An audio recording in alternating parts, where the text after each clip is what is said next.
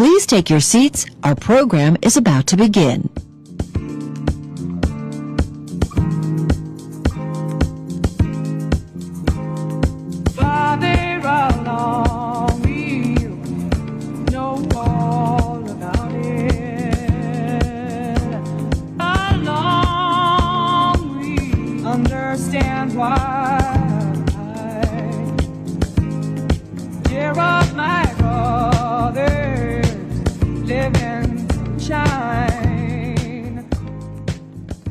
To open the Evident AI Symposium and present the 2025 Evident AI Index results, please welcome to the stage Alexandra Mousavizadeh, co-CEO and co-founder of Evident, and Annabelle Ayles, co-CEO and co-founder of Evident.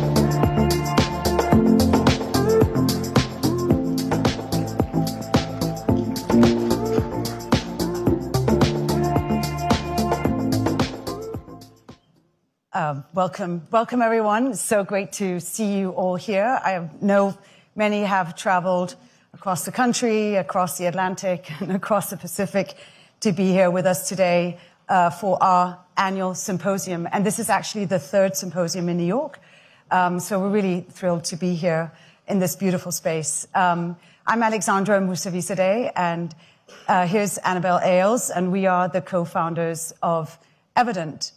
And we, just for those of you who don't know us, we are an intelligence platform, and we specialize in benchmarking and tracking AI adoption across the financial services. And we do so in a number of ways, in the three ways that you can see on the screen. So we do so by running our public ranking for banks and insurance companies now, also which we launched in June this year. We also do that through our benchmarking, private benchmark, where we're looking at AI spend, use cases, and return on investment. And then throughout the year, we produce insights and research reports and an enormous amount of trackers that look at everything to do with AI adoption in financial services. Maybe before going on to mention that we set up Evident about 4 years ago, after a handful of years focusing on the measurement of the strength of AI national ecosystems, so looking at how nations were performing on their AI capabilities. And with the growing innovations in that space back 4 years ago, and also meeting the demand of the growing questions from particularly the banks on looking to see if we could adapt that methodology to see how the banks were performing on their AI adoption vis-a-vis peers. So that was sort of really the starting point for setting up Evident. But we also try and create a platform that creates more transparency in AI adoption, to really be able to see what others are doing, what are the best practices, and at the end of the day, to help accelerate the AI adoption in the financial services. So maybe also just to mention that this is our coverage, as you can see. We have focused on ranking the 50 largest banks in North America and Europe, and the 30 largest insurers in North America and Europe. But we are expanding, and we are expanding our coverage next year to cover financial services in Asia, in the Middle East, in Latin America, and in Africa. But we're also going to be expanding some of our coverage across other verticals in financial services. We're going to do a payment platform index soon. We're also going to be ranking asset managers. We are also going to go deeper into the banks and look at mapping lines of business such as capital markets, investment banking, and so on. And so we're not only expanding, but we're also going deeper. That's our plan for next year.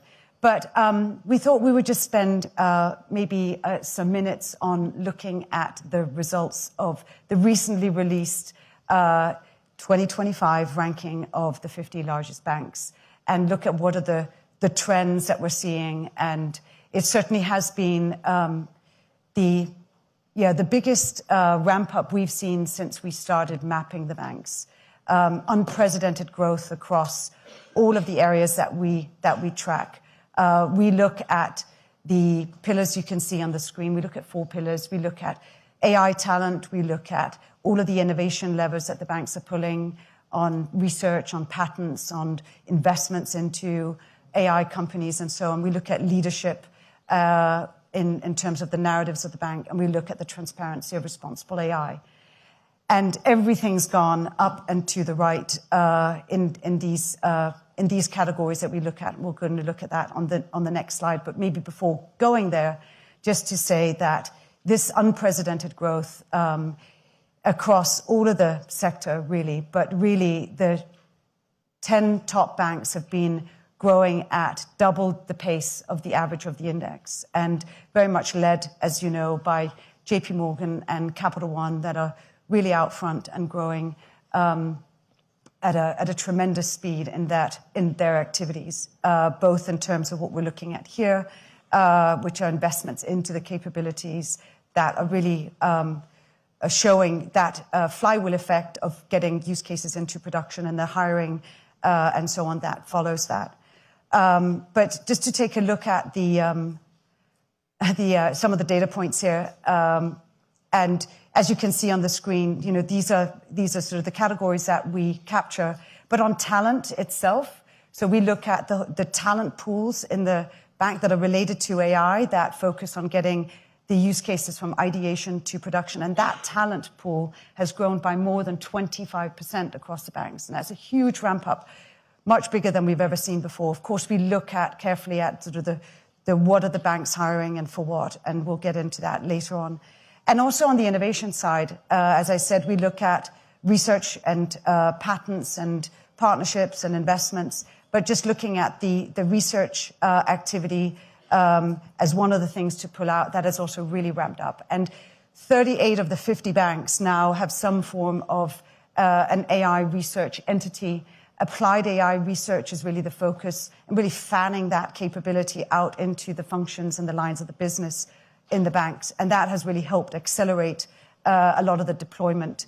But also on the leadership side, a huge increase in just the visibility of what the banks are doing in terms of rollout of use cases, associated outcomes and return on investment of those use cases. We've seen that ramping up again this year. And also on transparency of the responsible AI side, most banks now have some leadership that is responsible for the responsible AI rollout and the sort of what governs the bank on that front. We're going to get more into the details, and I'm going to hand over to Annabelle. Thank you. So as Alexandra said, we've seen an incredible ramp up in activity in all of those capability areas. So a real ramp up in investments. But in parallel, we've also started seeing those investments really translate into use cases and into business impact. So if you look at this slide, it just pulls out some of the metrics that we look at.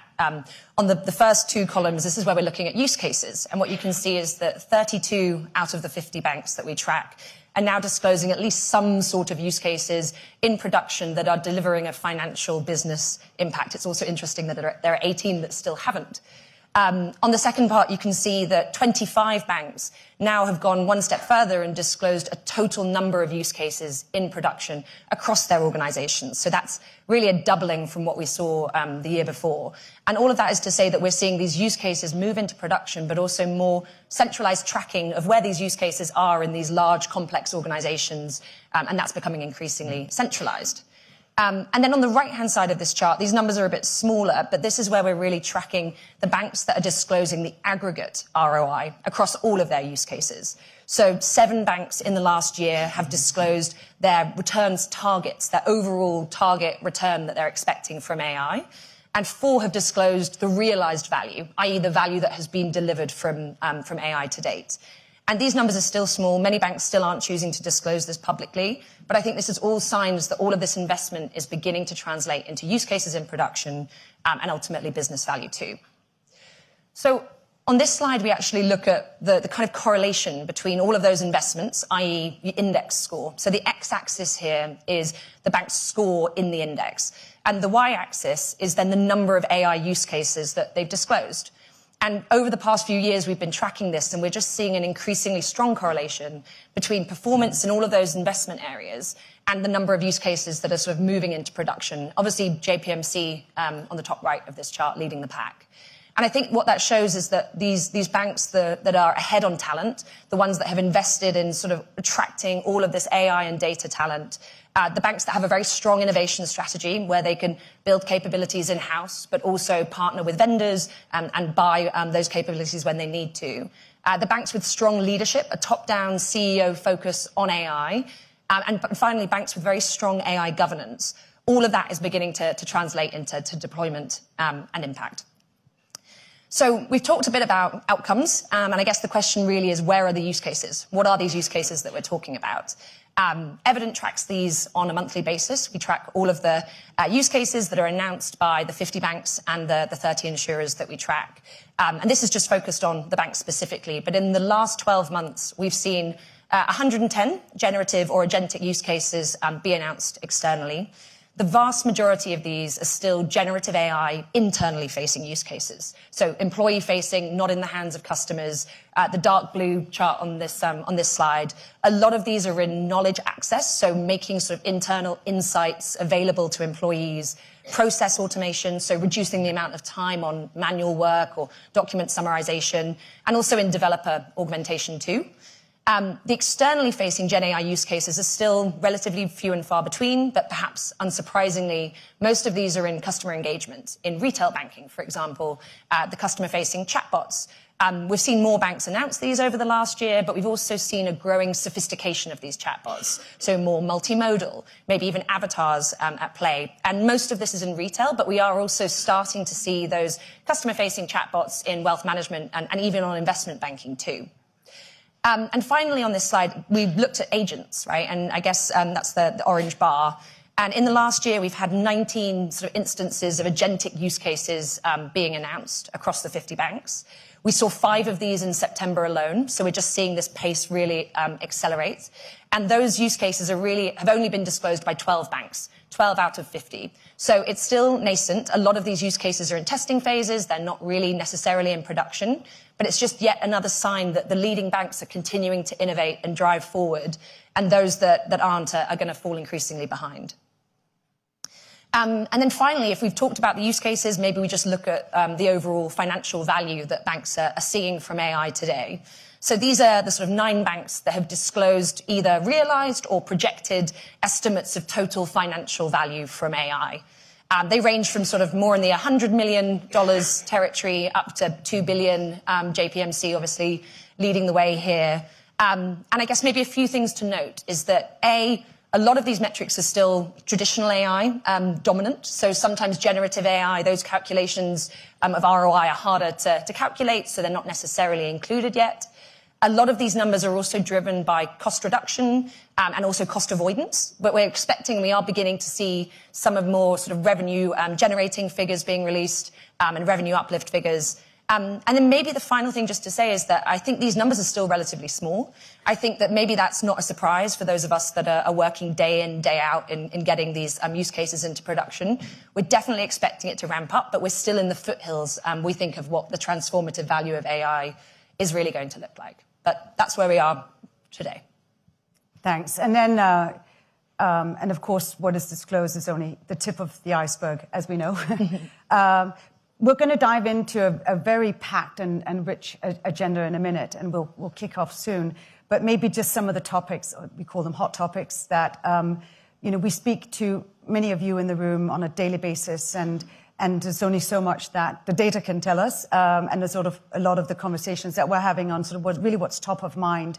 And some of the things that we're seeing, of course, is this, as we're shifting from a phase of testing and early deployment, there's been a sort of a focus on trying many things and sort of seeing where all of the areas in the bank that Gen AI could be tested and used, but sort of a real concentration on focusing on what's really generating that impact and sort of narrowing it down and try and not go into areas that are and can be distracting. So we're sort of really focusing, we're seeing that focus. And then in addition, of course, everyone's talking about the scale and how are we going to do, the the AI at scale and looking at sort of that complete transformation and looking at workflows and the full transformation of multi-step and longer workflows. And so driving that scalability through and ease with which we're seeing use cases moving into production is trying to deal with the fragmentation within the banks in terms of having many platforms for developers, but also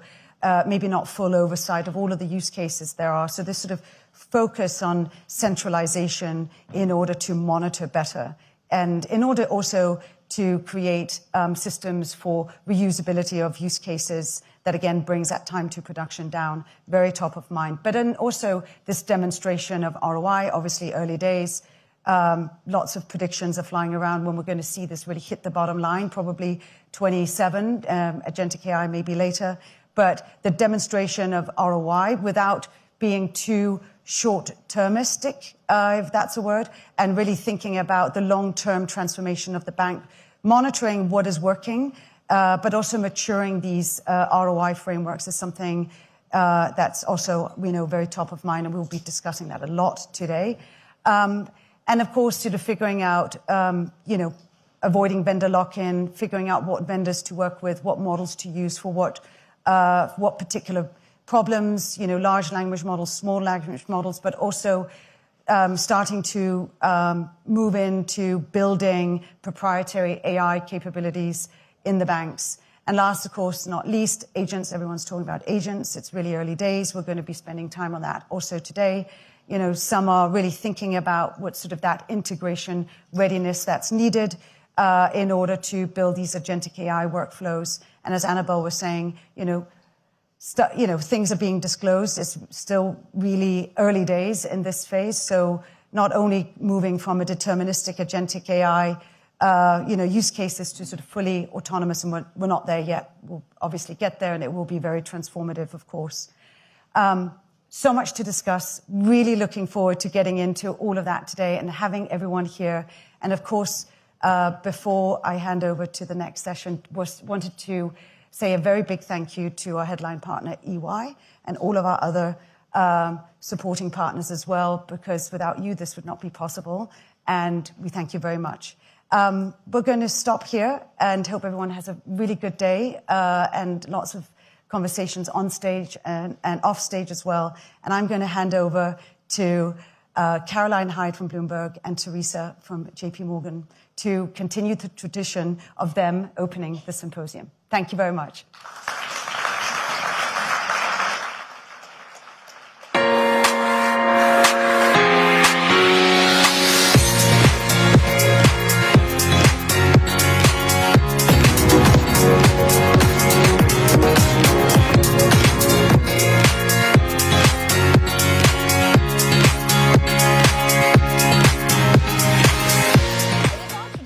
I feel so fortunate that this is my third time sitting down with you, Teresa, and thank you to Alexandra and to Annabelle for what is becoming like the go-to AI symposium. Look at this room, it's standing room only. And Teresa, I would love to start with you because there are too many awards to count for how you've won the 2025 Innovation of the Year, how you've come up top with JPMorgan once again. And I sort of want to go into the practicalities and then into the mindset and the culture almost. But remind us, LLM Suite. What is it? What can you do with it? Which are the underlying large language models that you're managing to give on a proprietary basis to your workers? Well, I think no matter how many times we sit down, we're not going to run out of things to say. So LLM Suite, last year, we talked a lot about the idea of just putting the technology in people's hands. So we created a platform internally that was meant to do that in a safe way and give people optionality around the models that they chose. So we have a number of different models that our employees can work with. But I think the real jumping off point this year versus just putting the technology out is creating the ecosystem that actually makes the technology much more relevant to the jobs that people do. So the big change this year is that we have connected LLM Suite to internal data. So think JPMorgan research and information about policies and our products. And we've taken external information as well, earnings and news and things like that, and put the tools together so that if you're a banker you can access company information and create a PowerPoint. If you're in our finance team, you can actually talk to our financial data. So it's taken this idea of not just using AI, but using AI that's very relevant to what you do. And let's just remind people of the statistics. How many people have access to this tool? How many are actually using it on a regular basis? So we rolled the tool out to about 250,000 people in the company, and Cool, $250,000. And others have it actually more embedded into other workflows, which is why they don't have access to the tool directly. And we created there was no mandate. We didn't force anybody to use the tool, and we have been absolutely astounded by the adoption. On an average basis, we see about 150,000 people, so more than half of the people who have access, using the tool every single day in their work to be more effective. And, it's very hard to have the statistics on this, but on average, people are reporting as much as 4 hours a week of productivity and rising. So we're seeing tremendous adoption. And are you seeing that adoption, that more than half, was that gradual? Was that a spike and then a plateau? How are the trends sort of looking as to people who are having to be more of a horse led to water and then maybe forcing it to drink a bit? Yeah, no, I think as we rolled it out, and it's literally only been a bit over a year, which is hard to believe, it kind of ramped up gradually at first and then quite a bit more steeply. And we're seeing now a little bit more of a plateau. But every time we add a new capability, the ability to make a PowerPoint deck or the ability to link into JPMorgan data sources, it becomes that much more relevant for people. And I think as that continues to increase, people are finding new ways to use the tool. So it keeps going up. Let's talk about ways to use the tool. You've talked about presentations. I can see that, junior bankers and the investment banking part really leaning into that side. Where have been the more interesting edge cases where you've been surprised by the need? I think that I can't come up with a place in the company that it's not being used, and people are just finding ways to, how is it relevant to what I do every day? So if you're a lawyer, having access to our contracts and helping that with either negotiations or fact-finding. If you're in our call centers, we're actually transcribing calls and creating real-time prompts for the folks on the calls to be able to help their customers more quickly. So it just goes on and on. In technology, of course, we're seeing some initial improvements from a productivity standpoint, not just in the development, but also in the way that our technology teams have access to information within JPMorgan. So the list goes on, and I think the more people use it, the more they find interesting things to do. Now, of course, as Chief Data and Analytics Officer, we can do the data, we can do the analytics. So I'm really interested as to LLM Suite, to me, conjures up the idea that there is a suite of offerings there from actually the underlying large language models. I understand OpenAI's offering is within that, Anthropic, but are you building, is the idea to have a plethora of ones that one can pick to, and do you see that certain ones will be better at certain action points than others? Yeah, I think it is absolutely a suite, and I would think of it that way as almost a full stack type of a solution. So when it comes to the models, I think that, again, we're seeing amazing innovation and advancements. So even in the course of a year, the accuracy of models, the ability to do retrieval, augmented generation, context windows, multimodality, it just continues to get better and better. And so we want people to be able to have a choice of what is the right model for the use case that you're working on, whether it's capability or cost or effectiveness. So there's that. But I think the bigger benefit that we're seeing above and beyond the models is how the models connect into JPMorgan knowledge and data and the tools that go along with it. So that's putting all of that together is really the unlock. How did you unlock that? How did you think about that in a safe and steady and regulatory approved manner to start unlocking that client data that's so integral to making the client services all the better? Absolutely. Obviously, the protection of data is the number one job, and we are very conscious of that, and that's why, and as you heard in the initial discussion here, this idea of having more centralized capabilities is an important one, because as part of the things that we're developing, governance is just integral from the beginning. So we have created this ecosystem for exactly that reason, to be able to give people access to the great tools, but also to do it in a way that has the right controls around it and protects our data as it needs to be protected. But then you think about, you went from AI, by the way, isn't just generative AI, even though we all got excited about it with the ChatGPT moment, but went from AI and still a lot of the cost savings and the ROAI coming from there. And then there's a generative AI, but with that generative AI adoption comes agentic. If I could have $1 for every time someone said agentic on our show of late, I'd be a multimillionaire. But talk to me about how you're thinking of actually offering the services directly to clients, and how is that being safe as well? Yeah, absolutely. So agentic is a word that gets used a lot, and I think there's different flavors of agentic, let's say that.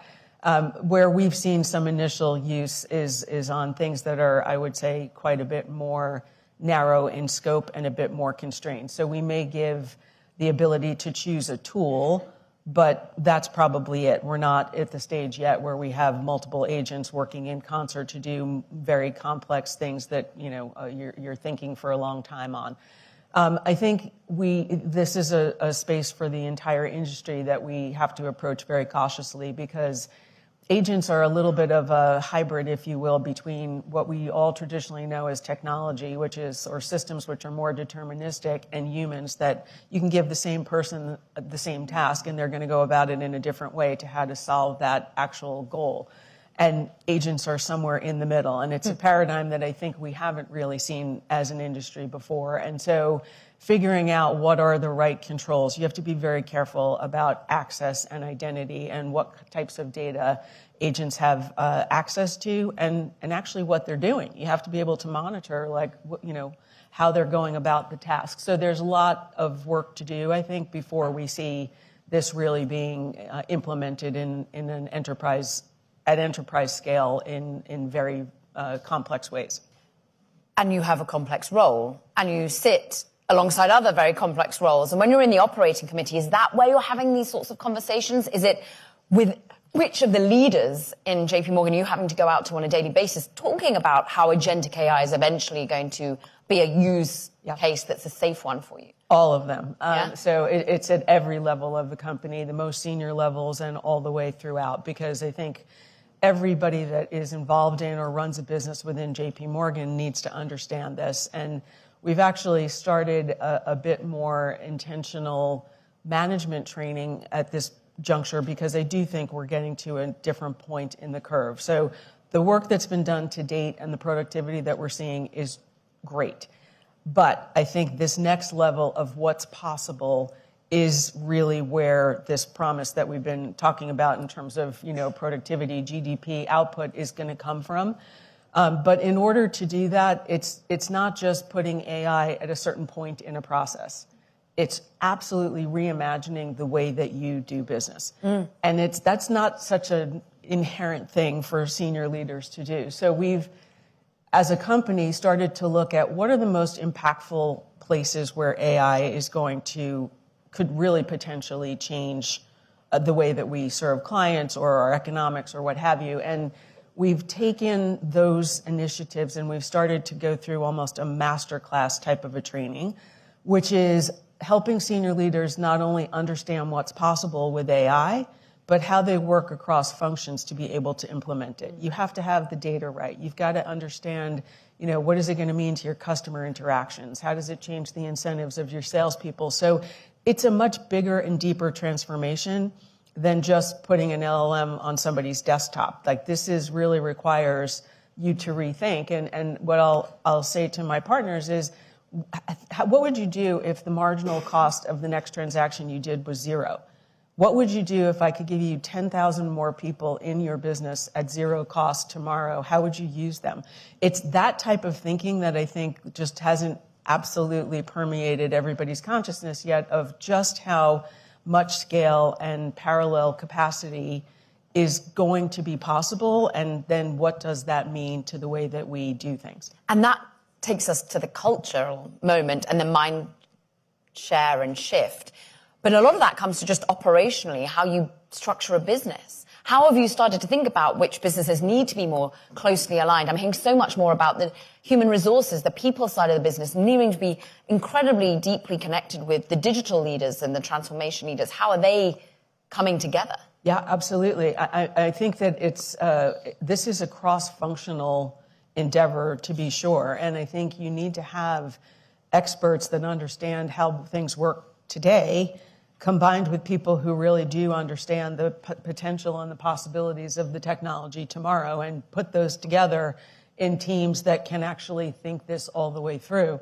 The people element is obviously a primary consideration, because as you change the way you work, it will, by definition, change the shape of your workforce.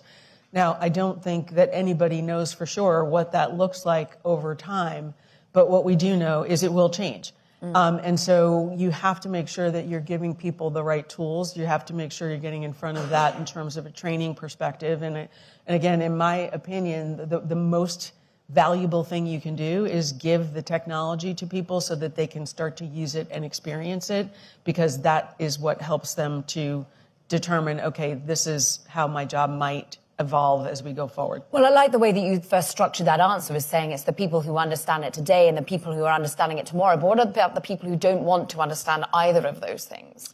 Has there been anyone left trying to push back? And how have you managed to cultivate a desire to play, to experiment?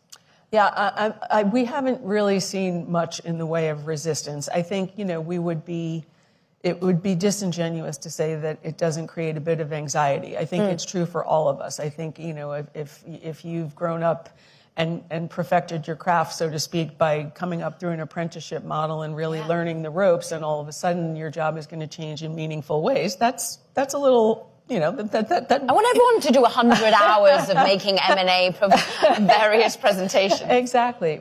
So I think, that's a real thing. And I think we have to be very cognizant of that. But I think once you can show somebody this is something that actually can make your day a lot more enjoyable, or this is something that can actually take away those things that we all have to do every day that we would prefer not to, and just give you a better experience. And, as people start to use it and see that, I think that the resistance comes down a bit. I mean, we talked about how it was a spike up when you first introduced LLM Suite, and then perhaps a bit of a plateauing. But still, about half of those that are offered the LLM Suite aren't using it every single day. How do you get them there? Is it about the training, or is it actually in certain circumstances it just hasn't been wildly useful? There's very niche pockets of the bank that it yet hasn't been able to show its wow factor. I think there's a bit of that. There are places where perhaps it's just the nature of what you do is such that it's a little bit harder to integrate in the short term.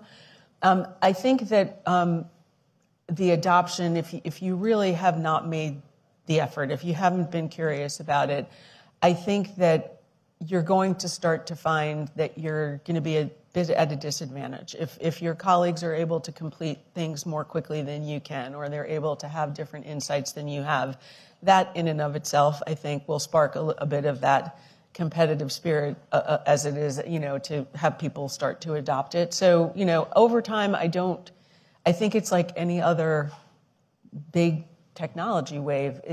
Imagine going to work and not using the internet, or imagine going to work and not using a PC. Like, it's just unheard of. Like, it will just be ubiquitous, and I do think it will evolve that way. How have you had the feedback loop happening for you and your team to see when particular areas of data that suddenly JPMorgan's been able to let loose within its LLM Suite has really helped, when other times it hasn't so much? Yeah, we are maniacal about tracking the feedback and keeping statistics, and we have a whole group of people. So Derek Waldron, who looks after AI in our team, has a whole dedicated group of people who do nothing but spend time with the businesses and getting their feedback constantly on what's helpful and what other things they would like to have and use. And that is what shapes our roadmap and agenda. What's been interesting is you saying how important it has been to see the productivity gains. But this whole ROAI has also, if I'd heard that as many times as I do on the show, I'd have a fair more amount of dollars in my bank as well. But how are you tracking, and how do you make sure it's not a distraction, that people are so focused on what's the immediate result and return that they don't give up on something that just takes a little bit longer? I think that there right now is a bit of a misconception out there. So I think you have to distinguish when you say AI returns, what exactly are you talking about? We have traditional machine learning use cases that 100% create tangible value that we can measure, that unequivocally continues to grow. We're on average 30 or 40% a year. So, can you give an example of that? In our consumer bank, when you think about the number of credit card transactions that we do as JPMorgan Chase, servicing 80 million customers in the United States, the ability to have fraud avoidance, fraud detection, the ability that when you go into a store and you tap your card, it doesn't get denied or you don't get hung up. These are all the things that AI does every single day that creates value not only for the company, but for our consumers and our customers. And has been for years. And has been for years and continues to evolve and get better with generative AI, with the models. I think when you look at the generative AI aspect of it and this like rollout of LLM suite, that's very hard to measure, and it doesn't lend itself particularly well to traditional metrics yet. But I do think as we continue to evolve these more foundational transformations of how you take every aspect of AI, like whether it's traditional machine learning or agentic or what have you, like all of it together, there are tools in the toolbox. And the tools, the more tools you have, the better. And that is just a way of helping us continue to transform and drive value. So do you think it has been up to the business leaders to come and say, this is where I've seen it work most clearly? Or has it come from a bottom-up perspective of junior bankers and people saying, I've got this use case, please channel this up the pipe? It's both, and we love that. And that was, so for the bottom-up innovation, which is incredible, and I think it's one of the most valuable things we have from a cultural change, if nothing else. We gave people this tool so that they could self-service. So you should innovate all day long because you are the one that knows what your day-to-day job is, and if I can give you tools to make your job easier, more effective, then we're going to do that as much as we possibly can. The top down is also a very concerted effort, and it's 100% owned by the businesses. They are the people that understand their space. They understand what differentiates their products and their offerings. And so we have aligned on a list of these are the most important things that we think across the company. And that was created by the business owners. And we have made sure that we are putting all the resources around those things.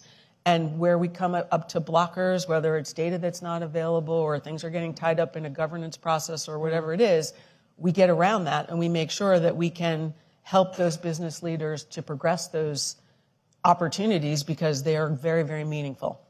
You talk about governance and more broadly regulation. How much has that been a headwind, or how at times has it been a tailwind, just knowing where you can lean in and where you can't? I would say that we have spent quite a lot of time with the regulators, and I think that's a great thing. I think the more engagement we have, because we're all learning and figuring our way here, I think you have to think about the starting point. And my message to the regulators is that if you look at financial services, it's one of the few places that have safely and responsibly deployed AI for more than a decade. Mm-hmm. So it's a great starting point. Like, we have very well established protocols around the deployment of AI, and I think that is quite informative for the way forward. I think we're very keen on making sure we see a bit of harmonization across the board. So it's hard for an institution like JPMorgan that operates in 100 countries to have to navigate rules that are quite different. So I think focusing on the principles, focusing on the frameworks is really important. To make sure that we get to a place that is both creating the right guardrails and controls, but also promoting growth and innovation as well.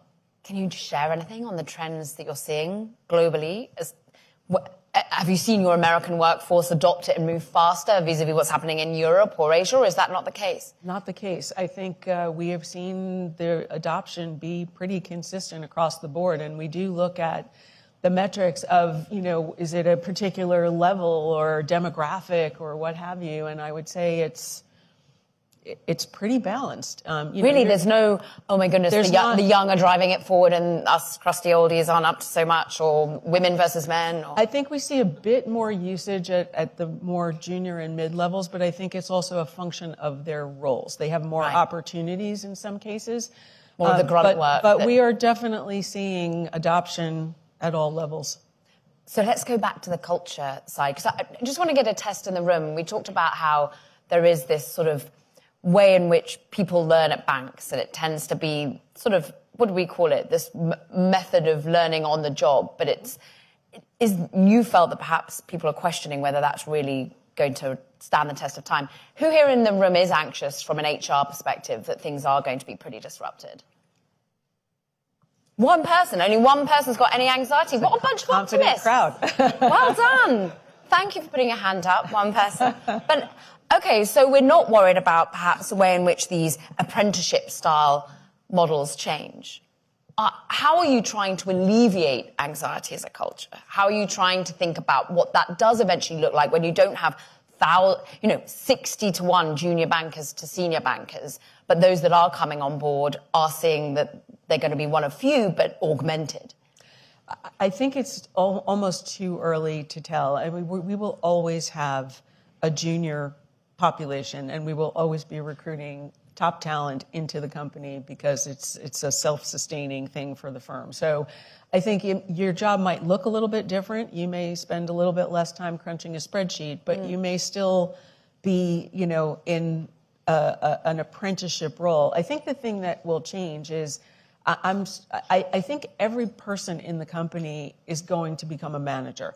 And I think everybody will be a manager a lot sooner than traditional career trajectories that certainly I grew up with would dictate. And you're going to be managing teams of digital colleagues.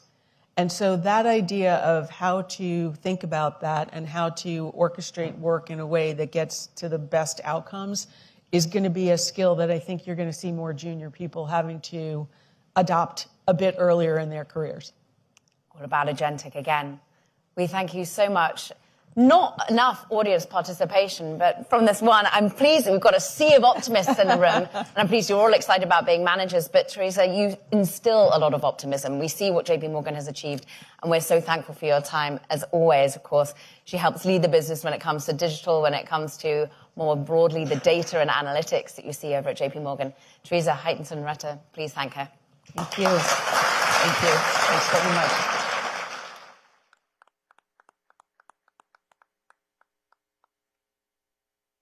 For pushing the limits, how can financial services firms develop specific proprietary innovations? Please welcome to the stage Martin Kahn, President and COO of Cohere, Bobby Grubert, Head of AI and Digital Innovation at RBC Capital Markets, Drew Kuker, President of TWGAI. This session is moderated by Alexandra Musavizadeh.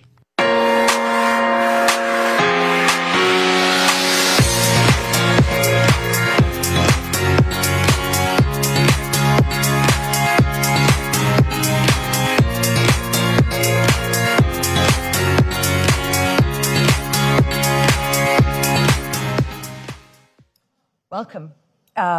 Really excited about this session, well, all of them, of course. But pushing the limits is a hot topic, and how we do that. But before we start on the conversation, I thought maybe just 30 seconds each, just introducing yourselves and talking a little bit about what you're doing. So, Martin, why don't we start with you? Sure, thank you. 30 seconds is a tough one. But so I'm Martin. Actually, recently, I have a title that caught up with my beard color. I'm now President Emeritus of Cohere and still on the board. So my focus is exclusively on our most important partners, customers, and clients like Evident, like RBC, of course. And of course, we know Drew very, very well from his previous role and his new role. So thrilled to be here. Cohere is all about secure AI for enterprise. So of these 6 companies in the world. I'll leave China out. Maybe Drew might talk a little bit about it in a second. But the 6 companies that make frontier AI tech from scratch, we are the only ones that are not controlled by U.S. big tech. And so that means we're fully independent, which has a lot of advantages, we believe, for enterprise. We deploy on any cloud. We get along very well with them, but 90%, 91 to be precise, of what we do is private deployment. So we ship our tech to your data. With RBC, that's fully on-prem. It's literally in their basement. For others, it might be on a sovereign cloud. We work with Fujitsu in Japan, or LG in Korea, or Bell recently announced in Canada, or deploying on Core 42 in UAE, wherever it is, because we believe for critical infrastructure, like banks, like insurance companies, our customers and our partners need to decide where their AI tech is deployed. And I think I might talk a little bit about it later. Also, not just have generic AI tech, but have something that gives them alpha, that enables them to do things that their competitors can't. And I think Bobby will talk a little bit about how RBC sees that as a strategic advantage, not just me too. Definitely. We'll get into that proprietary AI build in a minute. But Bobby, over to you. Thanks, Alexandra. Bobby Grubert, thrilled to be here. Privileged to be at RBC for 3 decades. Now lead our AI and digital innovation across capital markets, and that's developing AI strategies front to back for all businesses. And you're running a marathon. I'm cheering this year. Drew, over to you. Yeah, hi, everyone. So I spent 30 years in the Marines, and my number one goal was to stop fighting wars on PowerPoint. And my mantra was data goes to die in every Microsoft product you make. The tombstone of all things. And then after I retired, I had a chance to help out with the AI program at JPMorgan, which was just a stunning place to work and be part of. And then I've since moved on. I'm now living in California, and we have a large effort with TWG, the Walter Group. So think of the Dodgers, the Lakers. Think of an investment bank, all the Guggenheim properties, and then a ton of other businesses to include Western lifestyle. We're hoping to redesign how you go to a rodeo. How many have been to a rodeo recently? So we're going to reinvent rodeo with AI all over the place. So that's the stuff we're doing, and it's amazing, exciting, and I look forward to the discussion today. Yeah, thank you so much. I'm going to start with you, Martin, just to go back to your the point about proprietary AI build in the banks, and what options do banks have, and maybe you could sort of tell us a bit more about the importance of and why you build the way that you do, and what the advantages are for banks. Yeah, I see the AI world a bit simplistically as a bit like a hierarchy of needs, and the sort of foundational layer are the mass market features that billions of us will use dozens of times an hour. And these are going to be incredibly well served by Google and Microsoft. They'll just be built into your 365, built into your workspace. I'm assuming none of the bankers here have invested in a spell check startup lately, or autocomplete. No, because it's just built into Word and Excel. And a lot of these capabilities are already being built into those. So there's no need to replicate that. And a lot of the companies that have grown up and still surprisingly getting lots of funding as thin wrappers around other people's tech, I think are going to be challenged, because a lot of this stuff is just going to be built into the things we use every day. The next layer up, though, there are enterprise SaaS companies that are built into every workflow in the world, and I don't think they're going to go anywhere. Oracle, SAP, Salesforce, Experian, Bloomberg, et cetera. Again, they're building this tech into their products. Many are powered by Cohere and others. But the interesting one to get to your question is the top of that. And those are the things that are specific to a company. So RBC, I'm assuming, doesn't use some third-party website to do loan pricing or to provide portfolio advice to high net worth individuals. They have that as proprietary capabilities. And that will continue going forward. And that's where we believe that companies, banks, insurance, others, need proprietary capabilities that give them alpha, that give them a strategic advantage over their customers.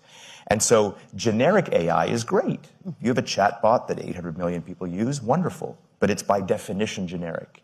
I used to be at Google search. It's amazing. 3.3 billion of us use it every day. It's generic. By definition, it has to be. 3.3 billion people use it every day. We think we do the opposite, which is make things that are specific and work with our partners closely, like RBC, to customize and configure already world-class tech. It's not like we're starting from scratch. You start the marathon on mile 25, and then run that last mile together to make something that is providing, for example, RBC with something that differentiates for capital markets, for wealth management, from what their competitors are doing now. And those can coexist. Like in many cases, I don't think we compete with the consumer chatbot companies.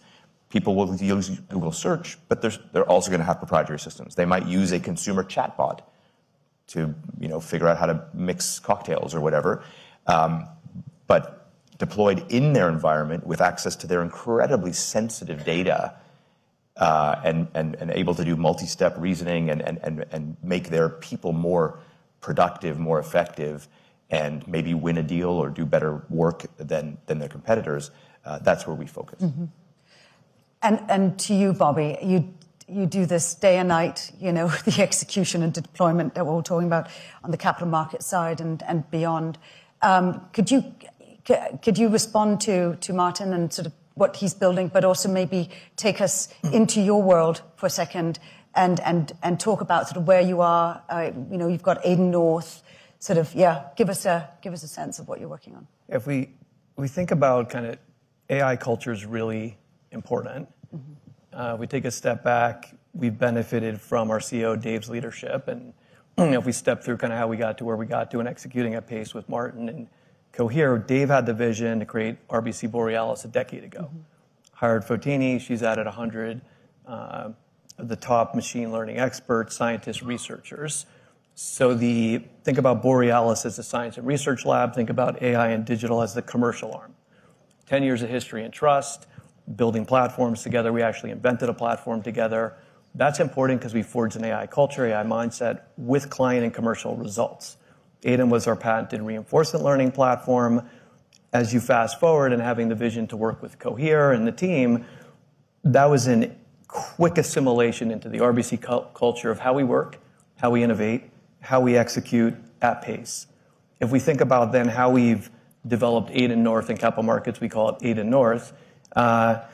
It's a step change in how we work. It's a cutting edge proprietary AI capability that's executed and rolled out to capital markets with an agent creation capability, which has been the game changer for us in terms of empowering our people to really deliver for clients and drive commercial outcomes. And I know we'll get into more specifics of how we work, but that's been really important to us. Yeah, and we get into more specifics on the outcomes and so where you are on that. But I wanted to bring you in, Drew, because I mean your perspective is so valuable because having dealt with that from JPMorgan, looking at building proprietary in-house, but also working with partners on how to do that. And I know we'll get there, but there is one question that sort of sits at the foundation of everything that is done, right? It's all about. I know we're not all shot callers in this room. Our CEOs are in their busy place right now. But there is a call here for the West, frankly, and the concern is that in China, in the PRC, in the East, they are advancing AI capabilities very quickly. And it might be the unfortunate case that if a CEO of a bank wanted to go see what the future looks like, I can't think of a Western city that you would land in and see the model. You would go to a city in China. And so this is, we saw the administration put the roadmap out. And if you read the roadmap, it's not long. Throw it in your summarizer. And, the words are adoption. Get moving. And so the question is, if this new transformation that's happening in AI is this revolutionary, and I think all of us in this room accept that, and it's civilizational. This is a matter of, competitiveness. This is a matter of like the new inventions that we're going to see, and many of us can touch those outlines. Just in the last month, we've got all the major AI providers going B2B, right? They're changing their model from B to C. They're coming for us, right? We're going to execute commerce through a dialog box. And we're going to do payments through dialog boxes. And they're going to disintermediate many of us in this room if we're not careful. And so that's what we're doing here in the West. But I want to offer that what's happening in China is something far different, where we're talking about literally full societal change. And the administration knows this, which is why the roadmap came out. And it's a call to get moving. And frankly, the sort of anemic pace that we see in a lot of institutions, and this is really a call out to the Evident team. And you know, we've been talking about this, Alexandra, for a while. This is a report card. This isn't just some silly document. We should be looking at this and asking ourselves, where should we be on this index? And notwithstanding the data collection issues, because you're looking at it as an intelligence firm from the outside in, but fundamentally, if you accept that premise that what this wave and what's coming is going to be that transformational, and we understand that we're, in many cases, still just opening the door on this and not moving quite like we should, even with an administration that is pushing us, go, move. The investments are still not there. So this idea of integration ready. So what does it take to be ready for when the door suddenly opens up and all these new products are released we haven't even thought of because we're still fumbling around in the back office trying to figure out how many use cases we're doing or whatever. Fundamentally, what will happen here is if you don't have your culture set, if you don't have your compliance team there, if you don't have the CEOs and the business leaders there, and you just suddenly want to turn this on because all of a sudden a superintelligence lands, level 5 AGI or whatever, and you are not prepared for this, you're gonna have to suffer, what's coming, which is essentially, you're gonna relook at your whole institution. And so this is what drove us in the military. I ran Project Maven for defense, and we were just watching these things move, and we knew we had to go fast, and we did. And the first place was, let's stop fighting wars on PowerPoint. For business, let's stop executing the main things we do in business on Excel. We need a data platform. Mm-hmm. We need AI throughout the organization. And we're going to execute our business more and more in very different ways. And unless we get moving and start adopting and we're integration ready, our CEOs are going to preside over the first workforce that's going to consist of agents and people. And right now it'll be a 90-10 or a 95-5, but eventually, probably within the next 3 to 5 years, it'll be 60-40. Mm-hmm. 60 human, 40% agents. And what's that like? And are we going fast enough to understand that? So I think the challenge is move, adopt. Now, I'm talking to this room. We're all people who are practicing. This is the wrong audience, but there is a call here to get moving before we're surprised. Thank you, Drew. I wonder if you wanted to comment on that, because I think, as we spoke about in our intro, this whole question about moving faster, right? And so, we also saw this gap between the leading and the lagging banks growing faster, right? And so what is the point in time where the window to, as I mentioned the other day, we've got the phrase too big to fail is a point in time where you're too late to compete.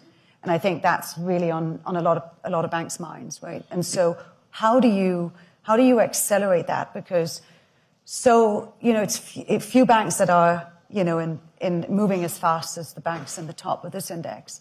And many are trying to work out, how do we leapfrog? How do we move faster and get all of the data, all of the compliance, and also the change management and remove the resistance for people who's like, this function is just A-okay, let's leave it where it is.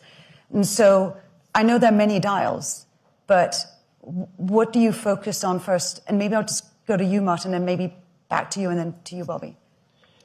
It's a good question. I couldn't agree more with Drew. I'm not a geopolitical expert, but I think the point about adoption is key. And to your question, Alexandra, I think what's common with both Drew and Bobby is that they have collectively, I think, sort of a direct line to the CEO. Like, this is not an AI group playing around with things. This is like the CEO saying, we will change this organization and build it around build it around AI, and that's essential. I don't think I've seen a single deep partnership we have that's really transformative that doesn't have the CEO and the CTO, CISO, GC, all those people, and the AI team. It's got to be all three of those personas, if you will. And a good example with RBC, with Fotani, who's fantastic, her team's fantastic. They didn't need, I'm a reform consultant, they didn't need to hire more consultants to say, let's think of some use cases and do some more PowerPoint. She had 192 things they wanted to build. The problem is there are 14 risk departments at RBC. I think that's literally the case, 14 risk departments and a federal regulator. The issue was, how do we make sure that all these risk departments will be okay with what we're doing? So some of the things like private deployment was sort of a must-have, but a bunch of other things as well. And then the other thing that, using a little analogy, when I was a kid, my dad and I would go to Radio Shack, I'm dating myself, buy some transistors, a circuit board, a soldering iron, and we'd make a radio, and it was super fun. But my dad didn't use that to play music for his guests at dinner that evening. But that's kind of what a lot of companies are doing with AI. They have a bunch of people who say, I'll take a bit of LangChain, a bit of open source, a bit of this, bit of that, and hey, look what I built. That's not enterprise grade. We talk about the 90% of the iceberg underwater, which is all the really yucky stuff that no one writes articles about. And that's why we developed our North Agentic AI platform workspace, which we then customize and configure with RBC and others. But getting rid of all the stuff, the yucky stuff, that a bank doesn't want to have to recreate that from scratch. It makes no sense. They want to figure out how to take this, customize it, configure it to and focus on the outcomes, focus on the applications, and so on. That's powered by our Command A series of models, but we can swap in other models if people say they want to use, Gemini or Anthropic for certain things, no problem. If they want to deploy that multi-cloud, hybrid cloud, no problem. It's got the best search and retrieval capabilities. You can create agents. It's an agent creation workspace. And so really the focus there was like, how do we take this and accelerate time to value to then think about how we're going to deploy it? And maybe a little bit, building on what Drew was saying, like stop doing more studies of prioritizing use cases. Just do one, then a second, then a third. And I think the why we developed North as this platform is because it has an agentic building capability, which means the end users, and I asked Bobby before, like, do you let your end users create agents? Like, yeah, we have hundreds of them now. So the next 5, 10, 100, 500,000 agents can be done almost like this because the hard work was done up front to create this capability in the environment and then focus on the business outcomes. But if it's not the CEO saying everything we do is going to be about this and every one of the organizations coming together, it's going to be a science project. Bobby, can you comment on that? And also just take us through, part of your point about, all of these things that you need, and you need to move at pace.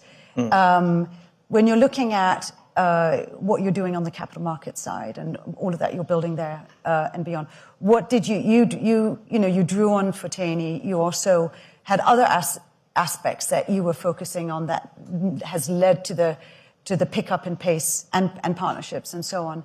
Just talk us through, what led to this acceleration for you, and then take us through, where is it now? Yeah. The harder part that Martin refers to would say two critical things we did. One is the Office of AI, and two is the AI Champions. So being informed by our experiences in reinforcement learning, safety, moving with speed and control, go fast, we're never going fast enough. But we created an Office of AI 2.5 years ago. That's one front door for all things AI and capital markets. You want to do anything in AI, you come through the front door, you come through the Office of AI.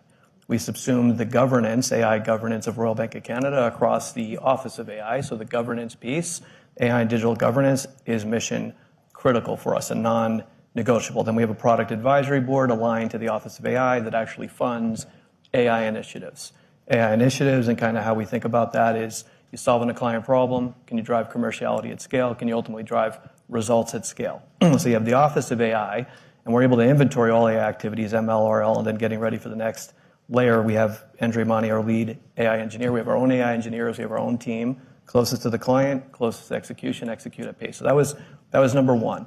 Two, we stood up our AI champion community nominated by the CMOC, Capital Markets Operating Committee, 5 months ago.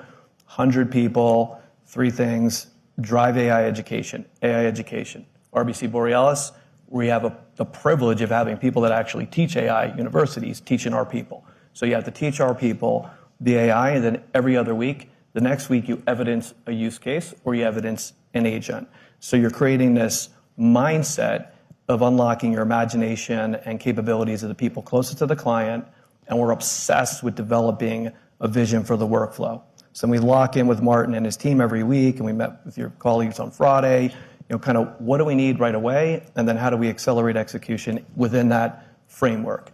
The agent creation, and then where we are now, if you think about democratizing that ability, and again, speed and control and the right continuous surveillance and observations around that, an example. So equity research sales, you have someone that creates an agent on their own through Aiden North, and it's a research content summarization agent, a basic agent, but that's a high throughput content every morning that take you maybe 40, 45 minutes that you can get down to 3 minutes. That allows you to be on the phone with clients, and as our top clients tell us, what do they want? They want original content. We used to call it differentiated insights, faster insights to clients. It's always about speed to the client, but original insights. So someone in Canada creates this agent through Aiden North. Someone in New York creates that agent. We go to the head of global market sales and we say, Sean, you have an opportunity to actually industrialize an agent. Step change overnight of industrializing an agent as a base case. You just changed a complete workflow overnight. And then you added back 40 minutes to the masses to lock in on clients and talk about how you're going to support the clients in execution of their strategy. And there's many, many, many examples of that going on now. Yeah. Interesting. And Drew, I was wondering if maybe just one quick question back to you, Bobby, on where you are on. I want to get to the ROI question. I know everyone talks about it, and there's this in this room, I know people will disagree on the measuring that on a quarterly or yearly basis, and we need to think about it really long term, because otherwise we're just counting using. But do you have you have an evolved framework to monitor the progress going on, and is that, what is your view on this sort of measurement of the short term, the progress here and now, versus how do you align that with thinking about what you're doing and what that might look like 3 to 4 years away? When we think about ROI framework, and Drew kind of mentioned, a singular metric right now would be adoption as a basic measurable of how people are adopting the AI capabilities. We measure everything. We measure it by every cohort, by every business. If you think about business-led use cases, and it has to be a business-led use case, then you can actually embed the business KPIs into your measurables. So, for example, if real numbers, if we want to go from 200 basis points in the investment bank to 275 basis points, we want to drive a specified amount of revenue, then you look at the component pieces by sector, and where you're augmenting your people capabilities with AI, are you accelerating the execution of driving that P&L, the productivity part of it? So we have ROI frameworks for each business, for the cohorts, but then there's also kind of a real focus on just the time to value. We quantify every hour saved. We have 11 categories. I won't go into all that right now, but it's very methodical of how we think about that. And then again, with Aiden North, that helps us accelerate on that strategy and accelerate those frameworks. And then we capture those 11 categories, the usage, the questions, the time saved. How do you evidence the time saved layer of summarization, content generation, new insights, new data? How do you evidence? That's basic that's adding a massive amount of time back. How do you evidence that you're reapplying that to client focus, client outcomes, strategic decision making?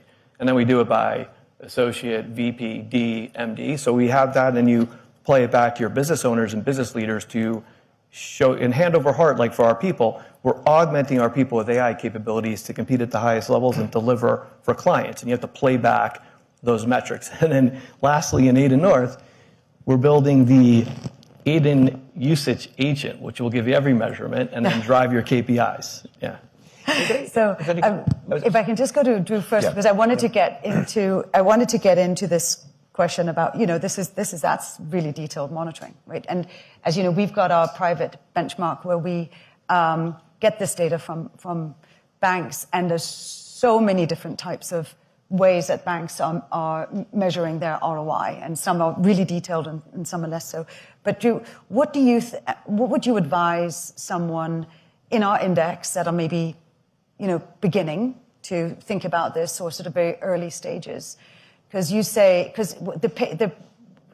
very much agree with your vision of, this is coming, it's going to be transformative. The competition from outside of the US is going to be big, and so on, so we better be ready. And so what would you advise the banks that are just starting to do? And also just maybe if you could touch on this short-term detailed ROI measurement versus long-term, or would you say just spend more and do more and do it quickly? Yeah, I mean, look, how do you compete with a country that is giving AI away for free? Right. Okay. And where they're intentionally saying, it's a state-owned enterprise, basically. These are entirely funded by the government. And they know that this is a competition that's existential. And then you come to the United States in the West, and you have to pay for this. And so when did AI people have the minds of accountants? This is a dangerous place. Like, we need to build, right? And we need to be assigned projects, but there is no globally accepted accounting principles for booking benefit from AI. These are our inventions to have to humbly go before leadership and say, see what we're doing? It matters. Gosh, guys, how did we get here? And use cases are a unit of measurement, let's be frank, for regulators. Because they want to come in and they want to see what are you doing, and you better be able to print that thing out and walk through every use case in detail. We are evolving out of this. We still have to do that accounting. Yes, we'll have a whole 100 people that are going to book everything, and we got to go humbly to the CFO and record it. Yes, I got it. But how do we compete with what's coming, where everything is essentially free? It's hands-off regulator, and they're literally blowing past use cases, and it's about total business transformation. Frankly, I think a lot of leadership are getting tired of the use case discussion. Yeah. They're probably growing tired of us just recording, and they're like, dude, just change my business. Yeah. Okay? Let's go. And look, I know it's hard to get there because you have to start with use cases and you got to show. But honestly, it is more than use cases. And I think our next index will probably start to indicate that it's all about what are your campaigns to literally change this entire field.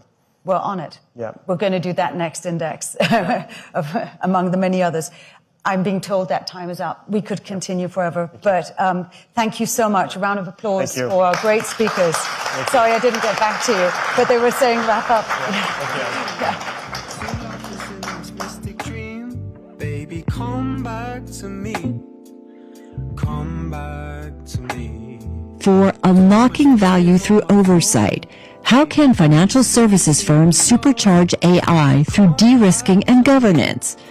Please welcome to the stage Al Slameka, Global Cloud and AI Infrastructure Executive at Cisco, Ian Glasner, Group Head of Emerging Technology, Innovation and Ventures at HSBC, Pinar Kip, Executive Vice President and CIO of International Risk, Governance and Transformation at State Street, Marcin Detanecki, Group Operations Head of R&D and Group Chief Data Scientist at AXA Group.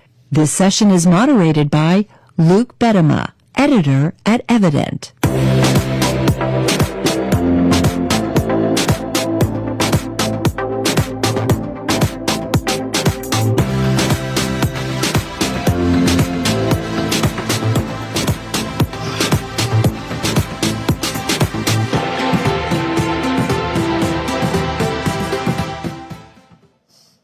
Welcome. Thank you so much for joining us. It was interesting to hear, I think, at least for me, that a big thread, a big theme of the conversations that we've already heard, in particular, listening to Teresa at JP talk about the need for caution, the need for constraint, the need for narrowness. And then listening to Martin from Cohere talk about risk teams being happy with what you're doing. It feels like this is an important conversation to have. And luckily, we've got not only sort of multiple perspectives from which to do that, but multi-sectoral, multidisciplinary perspectives to talk about. I think we will lean towards the newer agentic, of course, also Gen AI applications, and talk about that question of how do you keep risk teams happy whilst unlocking value. It's not as punchy a way of putting it, but moving fast and de-risking things seems like the aim here. So let's get into it without further ado. It would be good potentially to start, Martin, with you, and just get a sense of how you feel AI, the newer technologies that we're seeing available from the vendor ecosystem and being built throughout financial services. How is that changing the risk environment? Okay, so I think now everybody is now a little bit talking about agents. So what is an agent? Okay, and I think there are like three characteristics about agents which can allow us to understand a little bit the risk. I mean, the shifting, right? So first characteristic is a little bit autonomy. So sometimes these things are not very autonomous. It's just a workflow. So it's kind of waiting for a message and then doing something. And sometimes is autonomous. So it means it walks around and does stuff. Even maybe you could imagine collaborates with other agents, right? So that's one, autonomy. Second one, which is used also for agent, is reasoning. So it's kind of being autonomous on yourself, like kind of like making deductions and things. And I think these are two different things, but they're important in terms of risk. And the last one, which I think is very important to differentiate an agent from something, is that it makes an action. So there is something that happens. It's not just an advice. It's that, I don't sell something, buy something, does one action, right? And so if I ramp up now on the risk, I think if we go the other way around, like, okay, the first thing is that action, now this is risk. Because this is a thing that can, happen, right? It's not anymore an advice. I mean, of course, advice could be a bad advice, but still is a little bit more risky. Now, on the reasoning part, I think what is interesting with these models is that kind of they pretend they reason, and so they give you the false feeling of being explainable or giving you a justification. And actually, you don't really know if the justification is the way it arrives to the conclusion. This being said, I think this is not really a problem, because if the justifications allows you to counter or contest the decision, in that case, I think that's not that much of a problem. Of course, someone needs to check if this is making sense, right? If this reasoning is relevant. So I think the last one is this autonomy, okay? And on the autonomy here, we see a real problem, because now we are going to have this eventually, tons of autonomous things doing all sorts of things. So, of course, the reaction will be, let's log what these things are doing. And we have a technical problem now is, okay, how are we going to read and how we're going to trace and how we're going to figure out what's going on with all these, traces? And then on the human side is, okay, how are we going to give accountability to one person who is managing, let's say, 10,000 processes simultaneously, and then he's accountable for these 10,000 agents?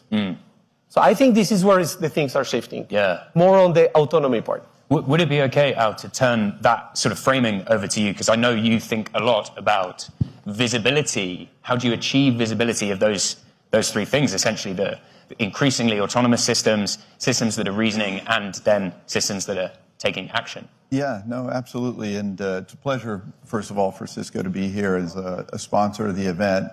And it might be odd, actually, to see Cisco's name up there for folks in a conversation that's about AI risk management. But a bit to your last point, Marcin, what we see as the evolution of agents from a risk perspective is one that's going to create risk around scale. It's a scale issue as we see it, because if you look today at sort of the general usage of an LLM, if you will, from a ChatGPT or something, and you're leveraging it in Copilot or other things, what we see from a traffic perspective is it's a very spiky kind of traffic thing that happens on your network. As these agents come into environments and they start moving from even just structured but to semi-autonomous, some level of autonomy, what we see is that the level of information that's going to occur across a network, and that's going to be what we call sort of north-south ingress and access from a data center, but also very heavily east and west, is going to raise up the amount of information that's flowing across your infrastructure significantly. And our focus, my focus at Cisco, is primarily similar to the gentleman from Cohere, to look at how we can help enterprise organizations prepare and be ready for that. And to your point about visibility, it becomes a situation where as much information as we collect today as institutions, we're going to have to collect a tremendous amount more and be able to assess that information. And so, if you talk to your CISOs, trying to find some security vulnerability today is already somewhat of a needle in a haystack. We're going to be moving to, needles in tens of thousands of haystacks. So, what's interesting, we feel, about this conversation is that while agentic arises for the use from a business perspective, we see something from what we would call agentic ops, sort of an evolution of AI ops that's actually using agents to be able to assess the information that's being collected and be able to provide some insights back around risk to that.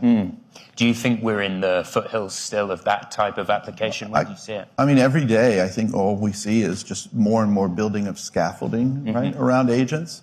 I thought the JPMC representation of where they are from an agent perspective is pretty accurate and probably ahead of many of us. But we know that there's a sizable amount of investment that's being made there. And again, I think we only see that things will always get better from here on out in terms of capabilities. So, Pino, you spend quite a bit of time thinking about needles in haystacks in that sense. So I wonder if maybe you have some reflections on the way kind of Marcin set out that thinking about autonomy, reasoning, action. And also, your remit includes quite a bit of cyber security, thinking about resilience from that point of view. So, what's your view? Absolutely. So as I think about AI in general and the risk it poses, I'll start with maybe the external risk it poses to us, because from a cybersecurity perspective, to me, that's where it starts.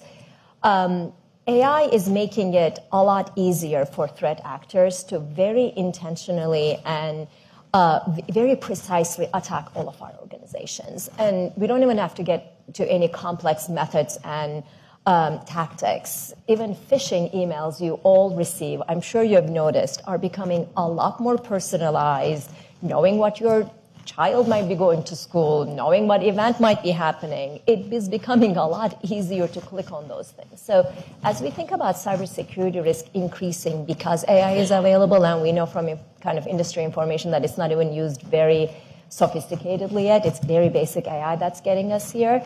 We need to, in our organizations, think about how we use AI in a similar way to defend back. So there is, while it does both generative AI and agentic AI potentially introduces risk, there's a big element of defense it's going to enable us to do, where before we couldn't hire that many data scientists or PhDs to actually use. So there is going to be a big element of defense.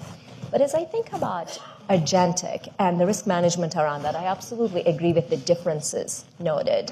To me, agentic AI, especially agentic AI implemented in a way that it creates workflows and work with other agents, exposes any imperfections, any vulnerabilities you might have in your basic risk management structures. Identity and access management is probably a great example. Most agents I've seen built take today's employees' access characteristics and build that into the agent. The problem with that is in most of our environments, the controls you have around that, the interaction people have with one another, have controls that are outside that technology infrastructure. So as we think about agents start to work with each other, create potentially toxic combinations, any area that you may not be perfect or you may have more than necessary access provisions, it is going to get amplified, not when you have 100 agents, not when you have 1,000 agents, but potentially when you have tens of thousands of agents that are managed by more junior people that might not fully understand the end-to-end risk management in the organization. So this is where building some of the foundations upfront, going a little slow to go faster in the future, we see is going to be a huge accelerator. Yeah, and it was so interesting hearing Caroline and Teresa discuss, what would your organization do with 10,000 more people instantly at zero cost? One of the answers there might be think about the risk of that introduction. But something we talked about a moment ago, sort of in preparation for this, Ian, was control environments and the value of thinking about implementing control environments. So I wonder, if you could tell us a bit about what you see at the moment with HSBC, and particularly, I think, just some disambiguation there, because we've got kind of two forces. We've got the external ambient threat risk introduced by AI in the world, and then we've also got the internal, as kind of March and Al were suggesting, the internal risks created for the organization of using new technologies, giving them access to information that's potentially, or in most cases, is sensitive. So, control environments. Yeah, sure. Thanks for having me, first off. I'd say first and foremost, the thing that jumps out to me is I do think as an industry we are very well prepared to manage risk.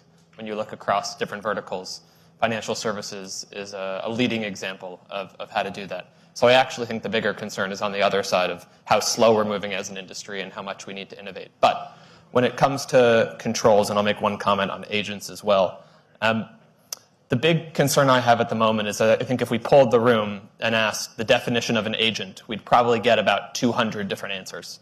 And the amount of time that I've heard someone say, here's what agentic AI is to me, is in the thousands. And I frankly think that we as an industry, an AI industry and a financial services industry, need to come together and agree a taxonomy on that, because we're not speaking the same language.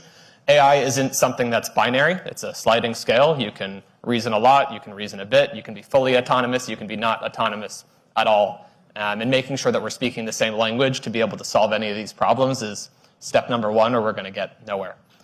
When it comes to controls, frankly, I say the devil's in the detail, right? It's all about the use case. It's not about agentic AI or non-agentic AI. It's about what are you doing with it? What's the business outcome? And making sure that we stay really focused on controlling and mitigating risk aligned to what we're achieving is exactly where we need to channel our energy.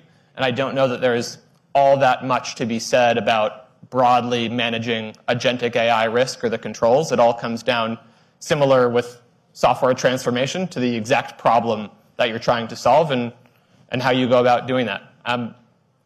Related to that, from a control standpoint, I think most banks have what we call a risk management framework.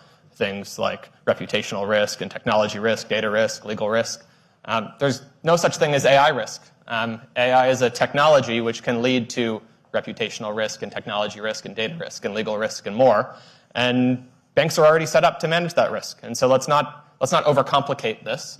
Banks are good at this. If there's one thing that there's probably room to improve on, it's the ambition and the speed of execution to deliver value. And to do that, we just need to be focused on the business use case and the value associated. Yeah. I'd love to turn to Al in a sec, but just to get your thoughts, Martin, not strictly speaking from the banking perspective, but financial services and insurance, obviously, your view on the idea that the banking sector and perhaps the insurance sector that you are well placed from the disciplinary history of mitigating risk, even though much of this stuff, these capabilities are new. Do you agree with that? Yes, but yes, I agree, because actually it's used to have a lot of models which are relatively, let's say, data-driven, relatively predictive. So kind of it's a first version of AI, let's say. So therefore there is this risk modeling, risk management of the models, which is there. Now, this being said, I think this technology brings new things, right, and new aspects of it, and which enhances risks. What you said is not the risk of AI itself, but is what it's doing. Okay, for example, you could argue that, for example, sustainability, your footprint, like your carbon footprint is much higher, right? Because if you think about agents being reflexive and talking to each other, and since it's zero cost, well, it's electricity cost actually. If you have this, well, this will produce, and you will have, maybe a problem here, right? For example, in terms of supply, or in terms of reputation, or in terms of something else. So I think the technology itself brings some characteristics which are, and I think one very fundamental one is that this AI which we're talking about here is stochastic, meaning it's not 100% you're going to get. It's not deterministic, let's put it this way, to put it simple. Therefore, there is going to sometimes happen something that is not expected, which was not the way things were happening before. Before, we kind of knew when you put this is what you're going to get out, right? So I think there's some differences there. Yeah. Al, the building of platforms that allow us to monitor within firms, allow us to monitor the things that Marcin's talking about. That's sort of your focus at the moment. How do you create visibility of those emergent risks? And I guess introducing Ian's point that it's not this sort of nebulous AI risk that's emerging. It can be very specific. How should platforms handle that? Yeah, I agree with both gentlemen, because I think that's the paradox of sort of risk management, right? One is we have to be careful. Things are different. There is a new infrastructure that's associated with this, but at the same time, the business is driving forward at a pace that is faster than anything we've seen. And I would say that we do have to leverage our IT organizations that are supporting these business initiatives, have to leverage what they're very good at. And therefore, the way that we approach this is from the perspective of, while you are changing your infrastructure, the principles at which you manage risk within your infrastructure, the way you approach cybersecurity, the tools that you use ideally should adapt to that. I think the tools are adapting, but there's also an opportunity here in this with the context of how integrated things need to be. And we view it from the perspective of, let's say very basically networking, compute, security, observability, that those four pillars need to be part of an integrated platform.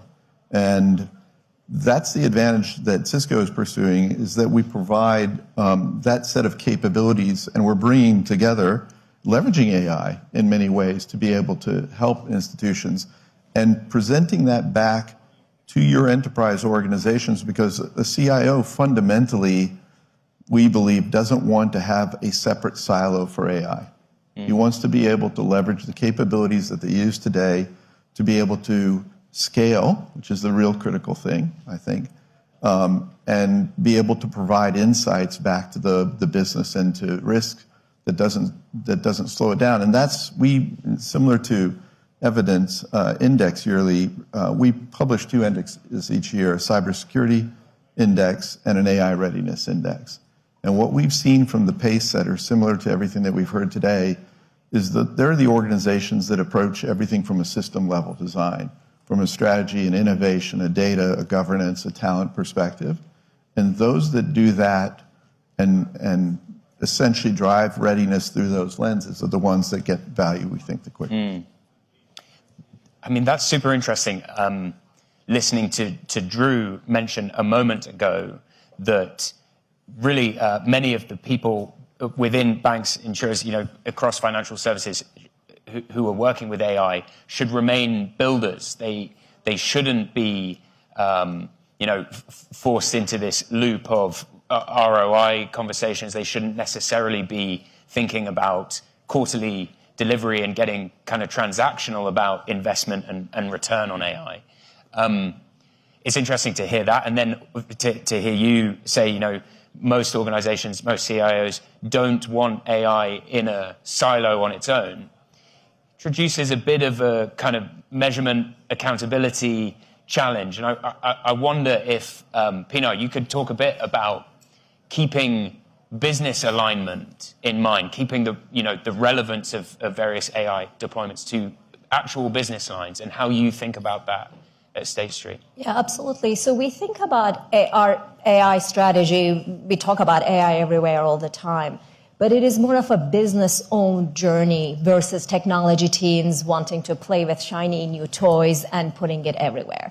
Now, I do think there is a space for the education and actually getting the tools in people's hands from a culture perspective and learning perspective that needs to happen, and we are doing it through our LLM and giving co-pilots to people, et cetera. So there is definitely a place for that. But we are more trying to think about the big business problems we have, where AI is the right solution.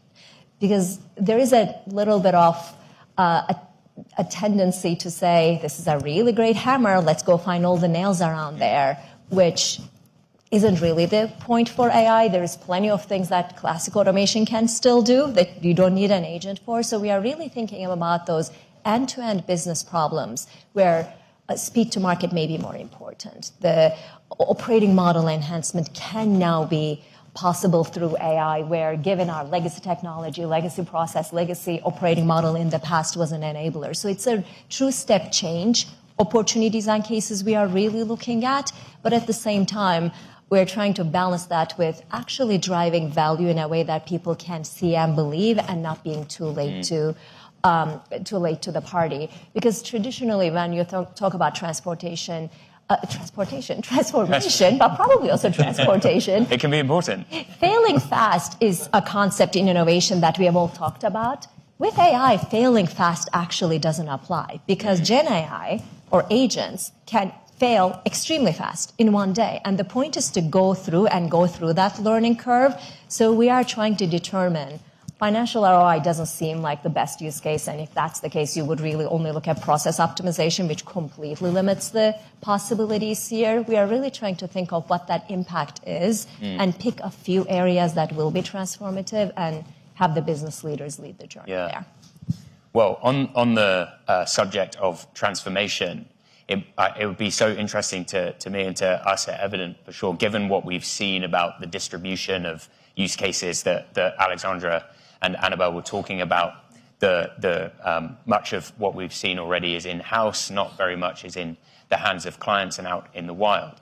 It would be great to hear you talk a little bit about what do you think we would be discussing if we are here again a year from now, as more of those use cases are out in the wild, perhaps more of them are out in the hands of clients. What do you think is coming down the road? Maybe we'll start with you, Martin, to keep you awake, if nothing else.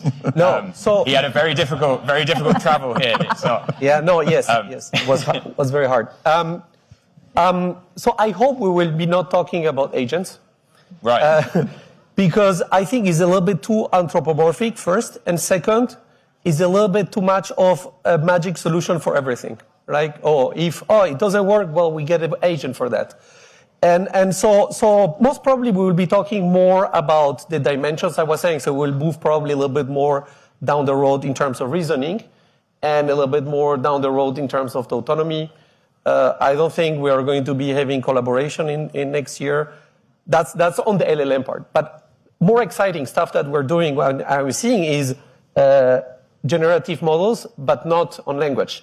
So, for example, high resolution. So you can increase the resolution of an image, satellite image. So if you're trying to analyze risk, we are Accenture. We try to analyze risk. We can increase the resolution of our satellite images. This is generative, right? You need to generate. You can do the same for weather. So you can have weather models, which are a resolution 100 by 100, and you can downscale or upscale, depending on how you want to see it, to 25 to 25, right? Or even 5 to 5. So these are very exciting things that are coming, even generating weather forecast. Also, this is also based on transformer technology, for example. It's fantastic thing. So I think we're going to be talking about generative AI, not just for language. I hope this will be the topic next year. Yeah. What's your view? I don't know if next year we'll get to true business model disruption yet, but I do think we are definitely going to product level disruption, because as much as in financial services industry, we have been doing this for a while, and a lot of our products are very automated, very fluid. If we look at one of our biggest growing areas in private markets and private credit and private assets, a lot of the how of that market is still very manual, still very dispersed, and very slow. So I think we are going to be able to use AI in a way that products that today are not profitable will become profitable. Markets that are not today accessible to some of the firms will become accessible. And I think that is going to really change the way some of our firms behave, which is, to me, what's truly exciting about the possibilities. Al, where do you think the observability platform approach will be? Well, I think what I would like to see maybe next year is I found Teresa's comment about the need for harmonization to be really accurate. I think the history sort of trying to harmonize risk across institutions has been very difficult.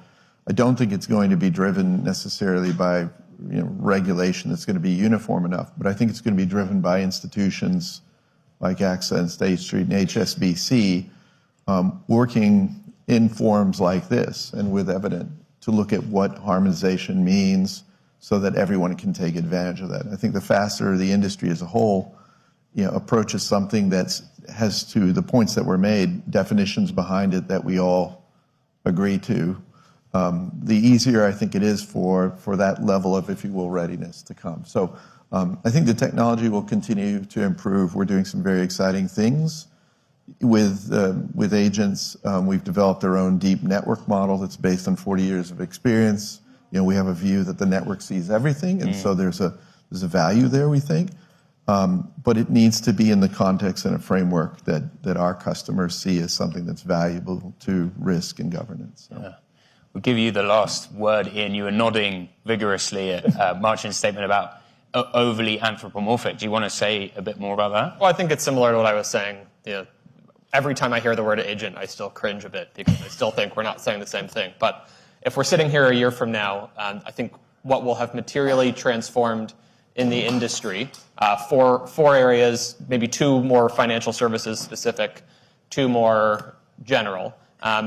On the financial services side, KYC and onboarding and credit and lending processes today involve lots of write-ups and lots of summarizations and analysis. I think those two areas will be reasonably transformed to be more efficient, deliver a better customer experience for a cheaper price, and get better accuracy. And then two maybe that are agnostic to financial services, one being contact centers, ripe for transformation with generative AI, no more call trees. I think if we really were honest with ourselves around the room, none of us today have phenomenal contact center experiences. And then finally, software engineering efficiencies. As a room of technologists, I think we can all agree generative AI is quite strong at writing code and testing code. And when you think about the software development lifecycle, and to go back to controls and risk and the embedded controls that already exist in software development lifecycles, it is a relatively safe place to deploy generative AI given the existing control environments. So that's what I see broadly happening in 365 days. Fascinating. Martin, Bina, Ian, Al, thank you so much. It's a wrap. Yes. Thank you.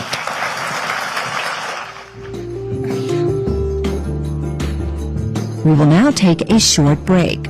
Our program will resume in about 20 minutes.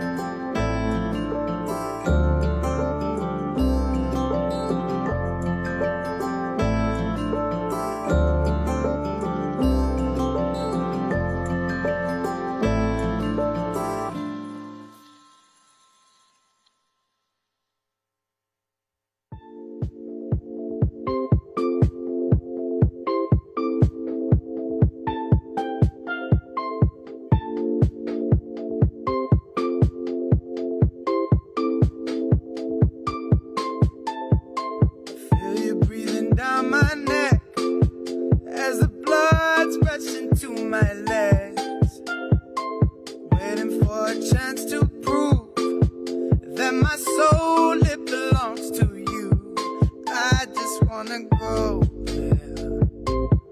I just wanna beautiful escape. I just wanna move, yeah. Show you that this love is yours to take.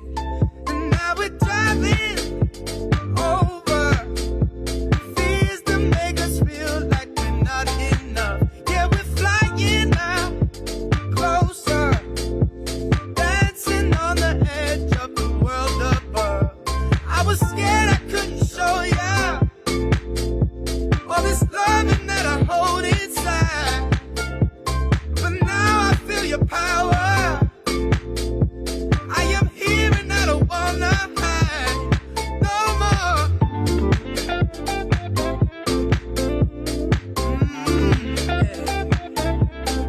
No more.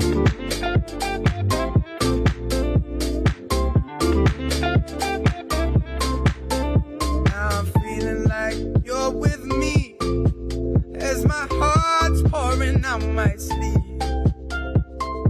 I don't want this rush to go. Oh, I'm trying to let you know.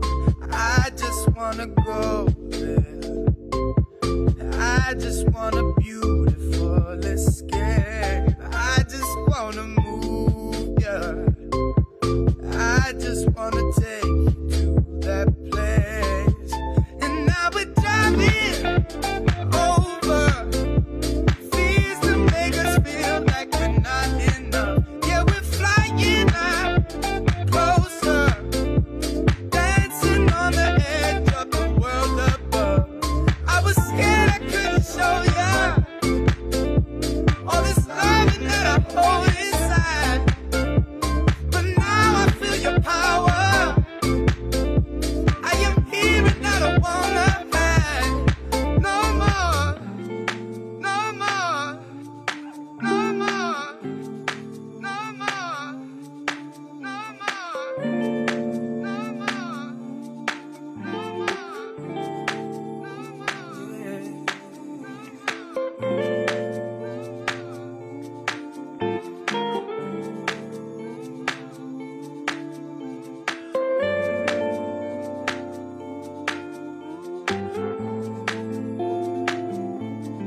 And now we're driving over fears that make us feel like we're not enough. Yeah, we're flying now, closer, dancing on the edge of the world above.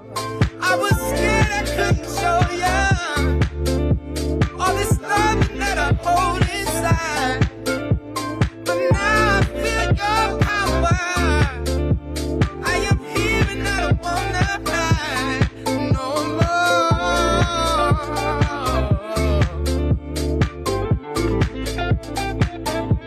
No more.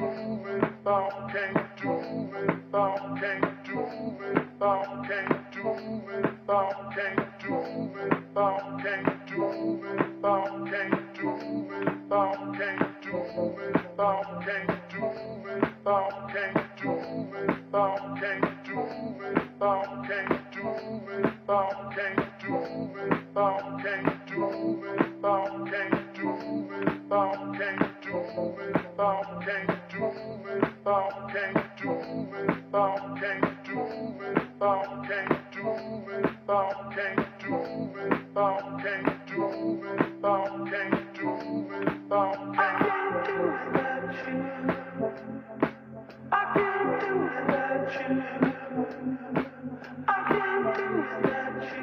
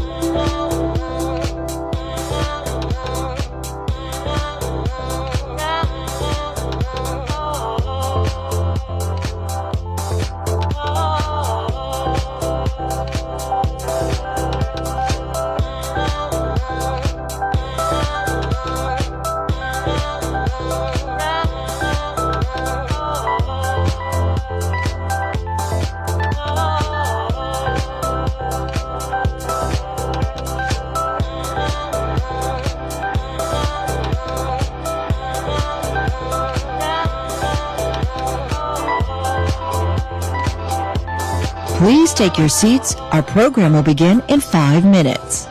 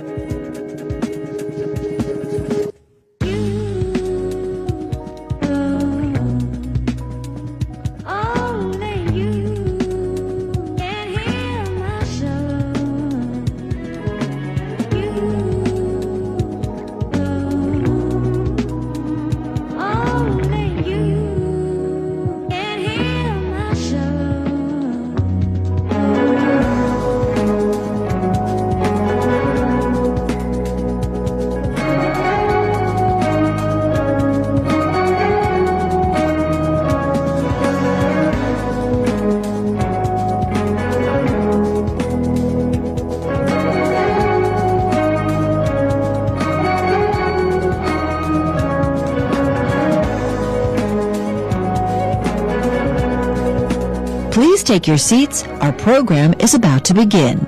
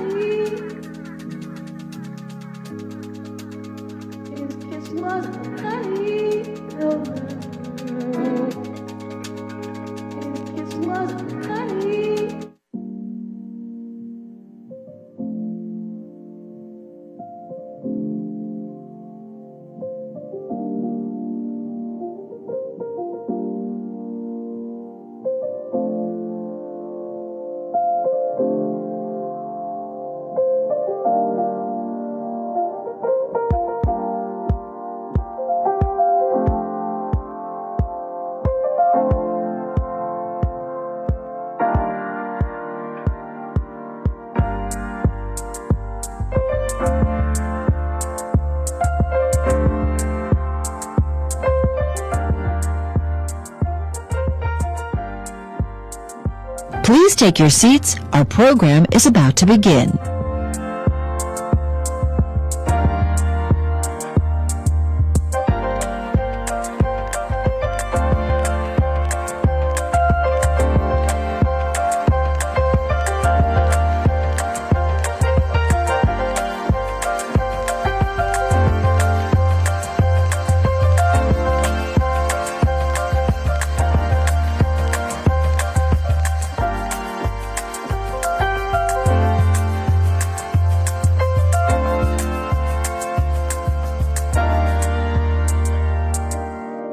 What do you change when nothing walks your way? When nothing walks your way? For a conversation with Eric Schatzker, Editorial Director, Bloomberg New Economy, please welcome to the stage Marco Agenti, Chief Information Officer at Goldman Sachs.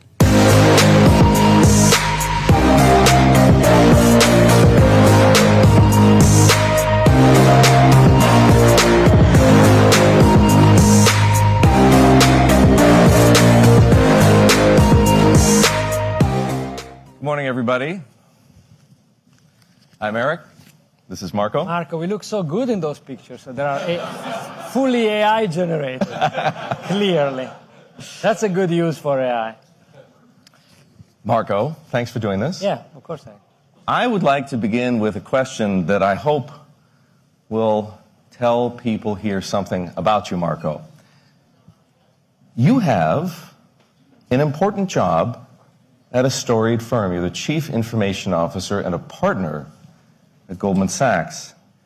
But if you look for Marco on LinkedIn, you won't find either of those titles under his profile. He's listed as engineer, which I like a lot, actually. I'm thinking of going into my LinkedIn profile and changing my title back to typist. But it made me wonder. Okay, thanks. God. Why just engineer? Well, I mean, first of all, you should change it to journalist.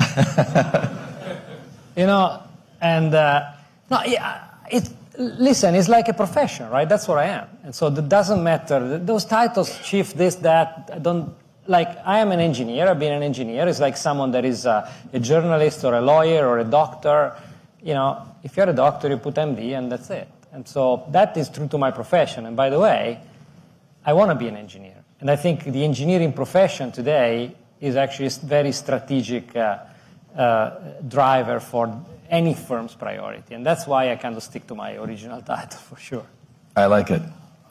So much in AI is changing so fast, Marco. We have it's tempting, and we tend to talk or to want to talk about all the newest advancements and all the newest challenges. But you've said it's easier and maybe more important to talk about what isn't changing in artificial intelligence. And I find this intriguing, and I'd like you to elaborate for everyone here. Yeah, so obviously we've been through a time of tremendous change. If you look at model performance, if you look at the league tables, if you look at the use cases, if you look at almost every dimension, things even like at the beginning of this year, they feel almost like ancient history. The rise of reasoning models that then gave birth to agents that then essentially turned into virtual employees. So we live in a time of tremendous change, but in order to navigate your ship to a certain direction, you need to keep your helm steady and look at really like the constellation of things that don't change. What are your fixed stars in this sea of change? And I think some of the fixed stars are the importance of data, which is absolutely fundamental, and I'll say more about that. And then, of course, the importance of how do you take people through this journey. And so the human factor, the human element, are more important than ever. Today, I say that what technology or what AI can do is ahead of what people accept that they can do with it. So there is a gap there. There is a cultural gap. Friction. I think there is friction, but it's also like sometimes fear, right? And this period of transformation for the first time, creates almost like a competitor to the human species, which we never had before, which could be in some cases smarter than us. And the way people face that threat is very different. And some people adopt it and embrace it, and some people are just resisting it. But back to the importance of the first topic that I talked about, why is data so important? Sometimes when we talk with other people in the business and other CIOs, etc., or people are asking me, what's the best advice? And today the best advice is really make sure that you have a great data quality story in your firm, because that will be the single most important determinant of the quality of your AI. Now, what does it mean? What does data quality mean? Data quality means that you not only have data that is correct and non-duplicative, but also that you have data that is easy to understand. And when I say easy to understand, now it's not just to understand for a human, but it's easy to understand for a machine or for an AI. So we found, especially with Goldman, we have created this technology which we call Legend, which is really like a sort of a data quality platform, that all the work that you do in order to establish the right relationships and the right descriptions of your data create this sort of a semantic layer on top of the data that helps AIs tremendously outperform those who don't have that layer and reduce the number of incorrectness and hallucinations really by a factor, by an order of magnitude. So the grounding is not only on the documents like RAG and all that, but is also really on the semantics, on the meaning, super important. Now, in the age of agents, the importance of data actually becomes even more central. And why do I say that?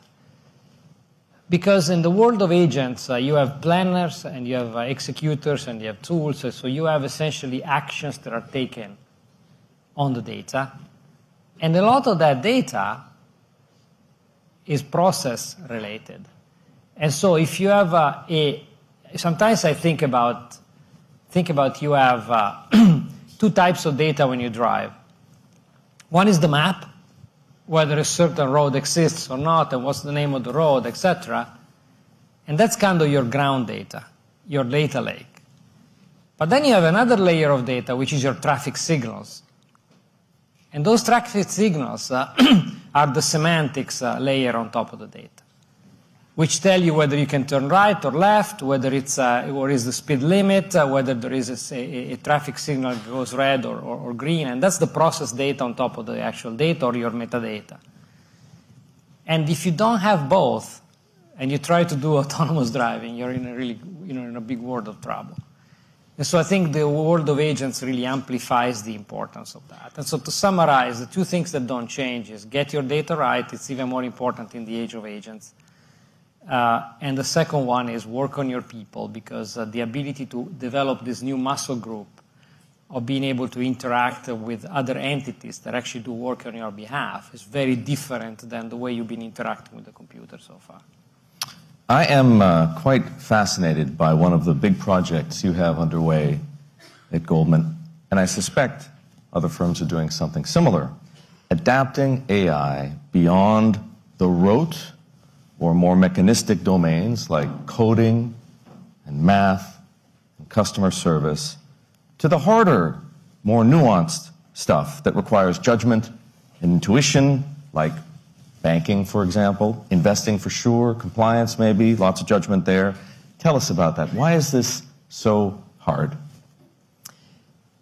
This is really kind of the holy grail of AI right now. If you talk to some of these, model providers, especially in the evolution of agents, they would say that the big unlock is whether they can figure out agents that perform just as well as coding agents, but for non-coding jobs, like a controller or an accountant or obviously customer support, but even like a client services person or potentially an investor or potentially an asset manager, like a doctor, obviously, or a statistician, et cetera, et cetera. Those are the new. If I actually have to imagine, like a future world where we used to talk about software as a service, right now the future is like more like almost like a profession as a service, where you're actually selling virtual employees that are doing really well on a specific context, outperforming humans. Now, how do you get there? And why, first of all, why is AI so good at replacing tasks and performing like complex activities in the developer domain or in the math domain? Why is the benchmark for developers in the 96th percentile or so of human activity, and then you have other things like the humanity last exam or things that are more fuzzy at maybe the 20th percentile? It's because one of the techniques that really this year made these models so intelligent is not just pre-training, but also to do reinforcement learning on the post-training side. Reinforcement learning to get them to really specialize on a specific task, to align to a specific set of instructions and really hill climb the accuracy very rapidly. And whereas it's very easy to give a clear signal to a reinforcement learning whether something is good or not, and you're giving them a direction, whether they're going in the right direction or not. With code, it doesn't compile. With math, it's a wrong number, or you cannot prove or disprove a theorem. What makes a good client pitch book for a pitch deck for a bank? And I mean, you can't really codify that knowledge precisely. Or, there are many domains, like what makes a good investment. Of course, ROI, but there is a lot of what makes a lot of that's ex post. But what makes a good investment thesis? And those are all domains. I remember in a meeting, one day I was in a meeting with a company that was in the kind of fluid dynamics. And there was a very old guy in the meeting, which, by the way, not that I'm young, but I'm saying he was even older. And this guy was like, why is he there? And this person was like, the CEO was saying, he's been here for about 45 years. And immediately looking at the diagram, he can tell if a turbine is going to cavitate. And then we say, the engineers say, absolutely not. On MATLAB simulations or whatever, it doesn't cavitate. Then we spend like $10 million later, it cavitates. And the guy's like, he says, I told you so. How does he know that? Because that is codified in his brain in a way that is not codified in practice. And so I think one of the big challenges that our companies are going through, including us, is how do you kind of create that code of the tribal knowledge in a way that you can give signals to an AI whether something is going in the right direction or not.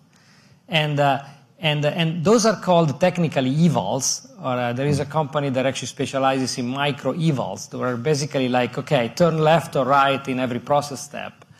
And I think that is really like the bleeding edge of what's happening right now. And it's going to be really like the bridge connecting strongly verifiable domain type of performance, which is fairly easy, like developers, to more nuanced domain, where unless you're able to codify this knowledge that is tribally in the heads of people, you're never going to be able to get equal or comparable to human performance.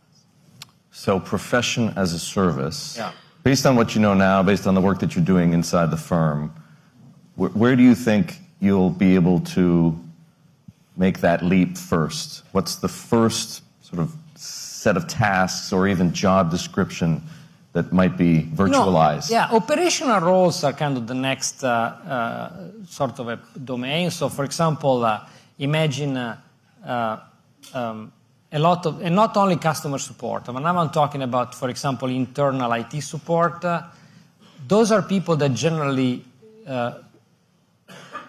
they apply some judgment, but then their actions they're runbook related. So, if you say, okay, I can't access my email, and then there is a runbook that says, okay, have you tried, like, is your Wi-Fi connected? Does your browser work? Try to reset, restart, et cetera, et cetera. Try to send an email to this address or to yourself, et cetera, et cetera. Those are runbook related. Those are micro decisions. And now on that, we have actually created AIs that are doing exactly that, and we see something like that they rank at the 85th percentile of humans. So the first domain is, maybe it's not exactly, 2 + 2 = 4, but it's hey, there is a runbook, so there is a limited set of actions, and that the sequence of those actions is going to solve your problem. So this is one of the domains. Another one that is obviously is, and this has been a long area of work for the whole industry, but KYC, like know your customer, onboarding of clients, where there is a lot of interactions back and forth and micro steps. Like, for example, I'm receiving a driver's license, okay? And it's a Utah driver's license, and and you reside in the state of Washington. How long have you been there? Is it still a valid document for identification?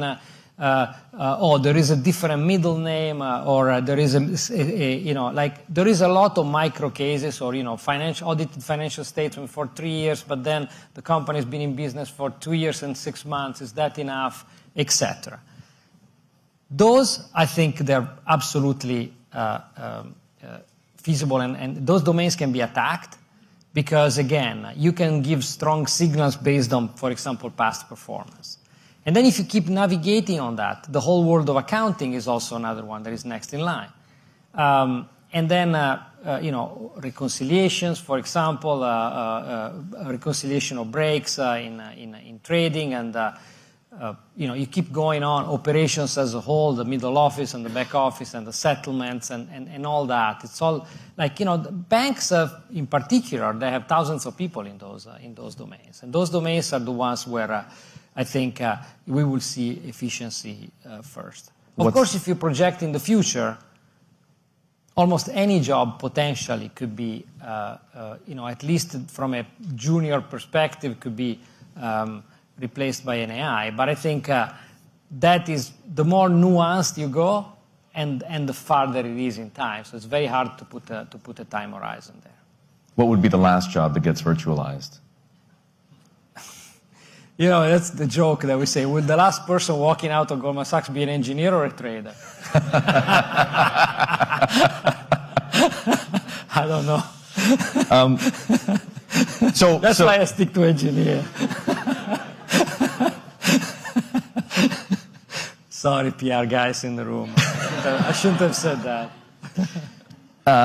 How do you measure? I mean, I'm sure you can measure it in dollars, but how do you quantify the sum total of resources that Goldman is throwing at these problems? In terms of spend, I think I don't think we're disclosing like the actual amount of money that we spend. That there's also some competitiveness there, but I think I think the way I quantify it is in terms of focus and in terms of attention, and so how much of the bandwidth of decision makers is actually put on the topic of AI. And I can tell you that the board, our CEO, our executive team, and our management team, of which I'm part of, right now, we're all asking ourselves the question: how can we rethink the way we do things today in a new lens, where A, client expectations are going to be reset to a level in which they want instant answers, like they get today from GPT and others, when they open up their phone, etc. Then, obviously, the bar for client experience and client service is going to be so high. The other one is how do you make decisions, and how you make smart decisions, and how long does it take to make a decision? That's another one. Is this going to compress the time to decision, the time to quality decision? So really, we are really being like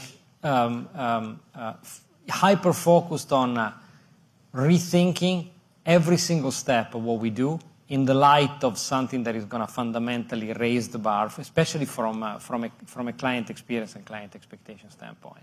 One thing that I sometimes say, also on the client experience side of things, is client was going to want to go from, let's say, I'm using a different metaphor, but T+2 or T+1 in terms of when they get their answer, for after 1 day or after 2 days, maybe in complex question, to have T-1 answers, which means that your, private wealth advisor or your, family office or whoever you're dealing with actually comes to you before you even ask the question.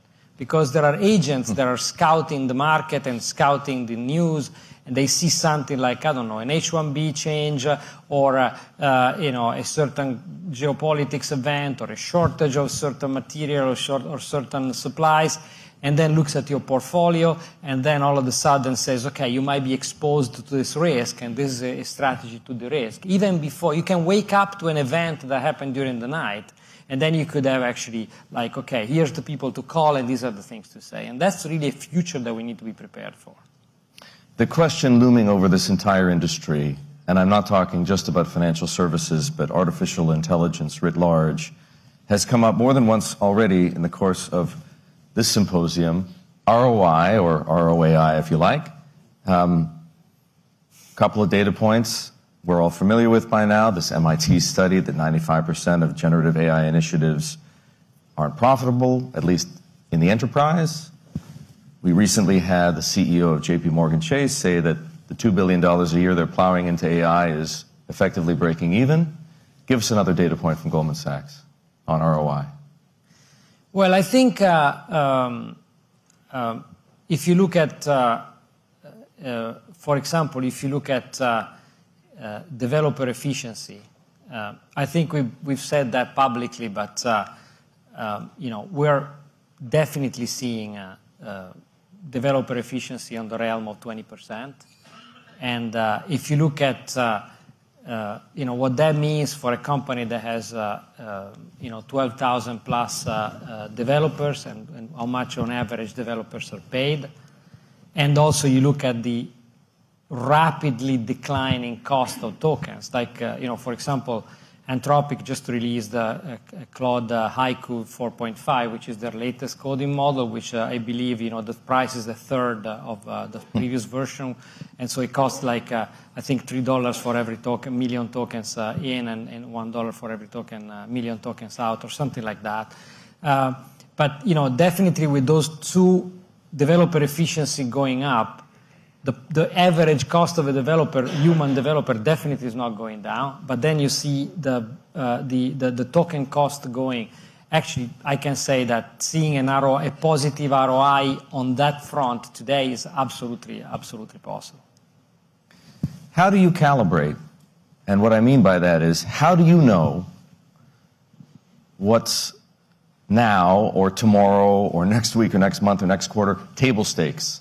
What you absolutely have to be doing in order to keep pace with the rest of your industry, and what is actually differentiating and what is worth additional investment that is creating something in the order of an AI alpha inside the firm? I think efficiencies are going to be a competitive differentiation for a relatively short time, maybe 3 to 5 years, as other companies catch up. But then eventually, the best companies are going to be more efficient than before, and that will become table stake.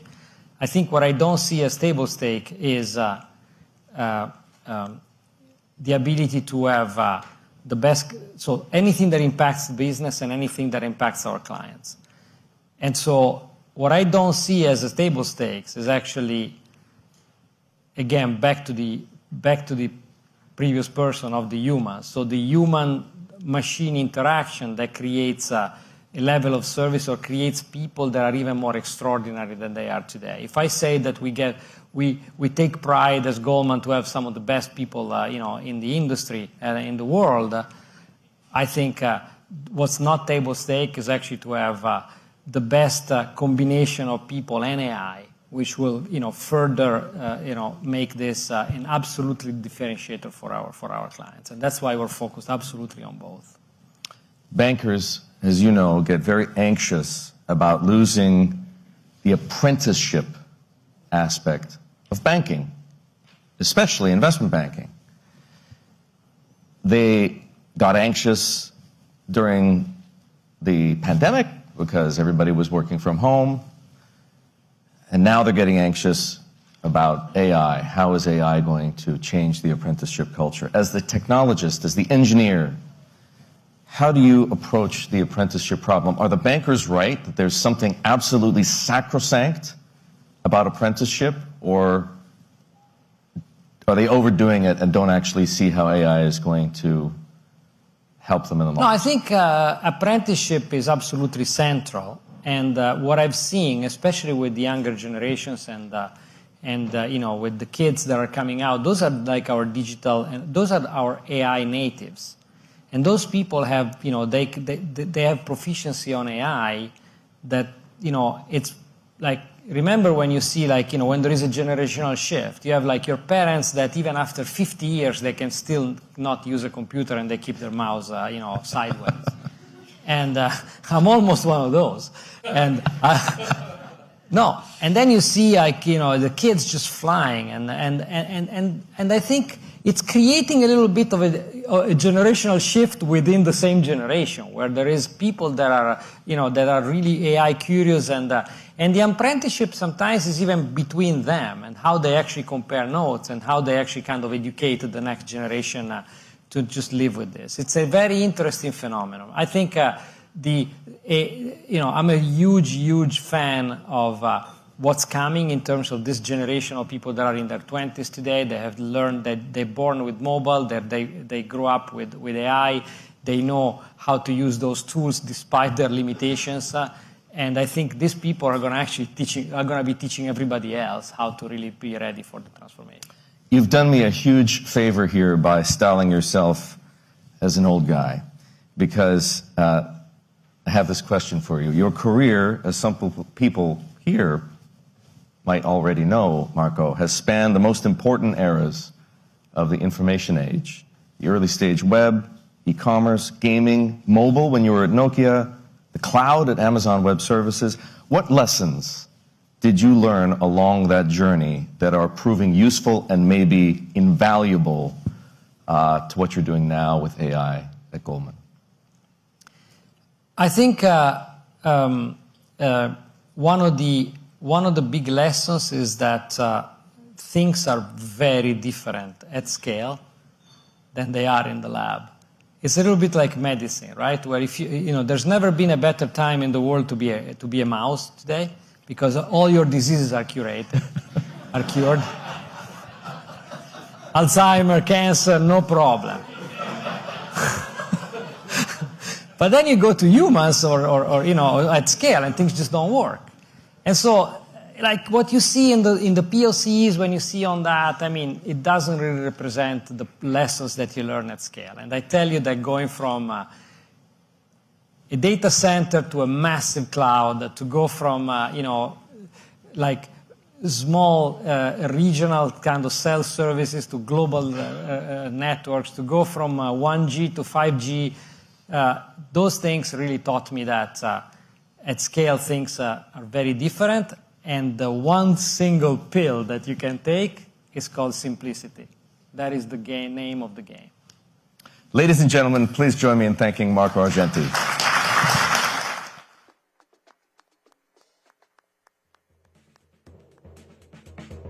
For a conversation with Jennifer St. John Foster, Senior Sales Manager, North America Financial Services at NVIDIA, please welcome to the stage Prem Natarajan, Executive Vice President, Chief Scientist, and Head of Enterprise Data and AI at Capital One.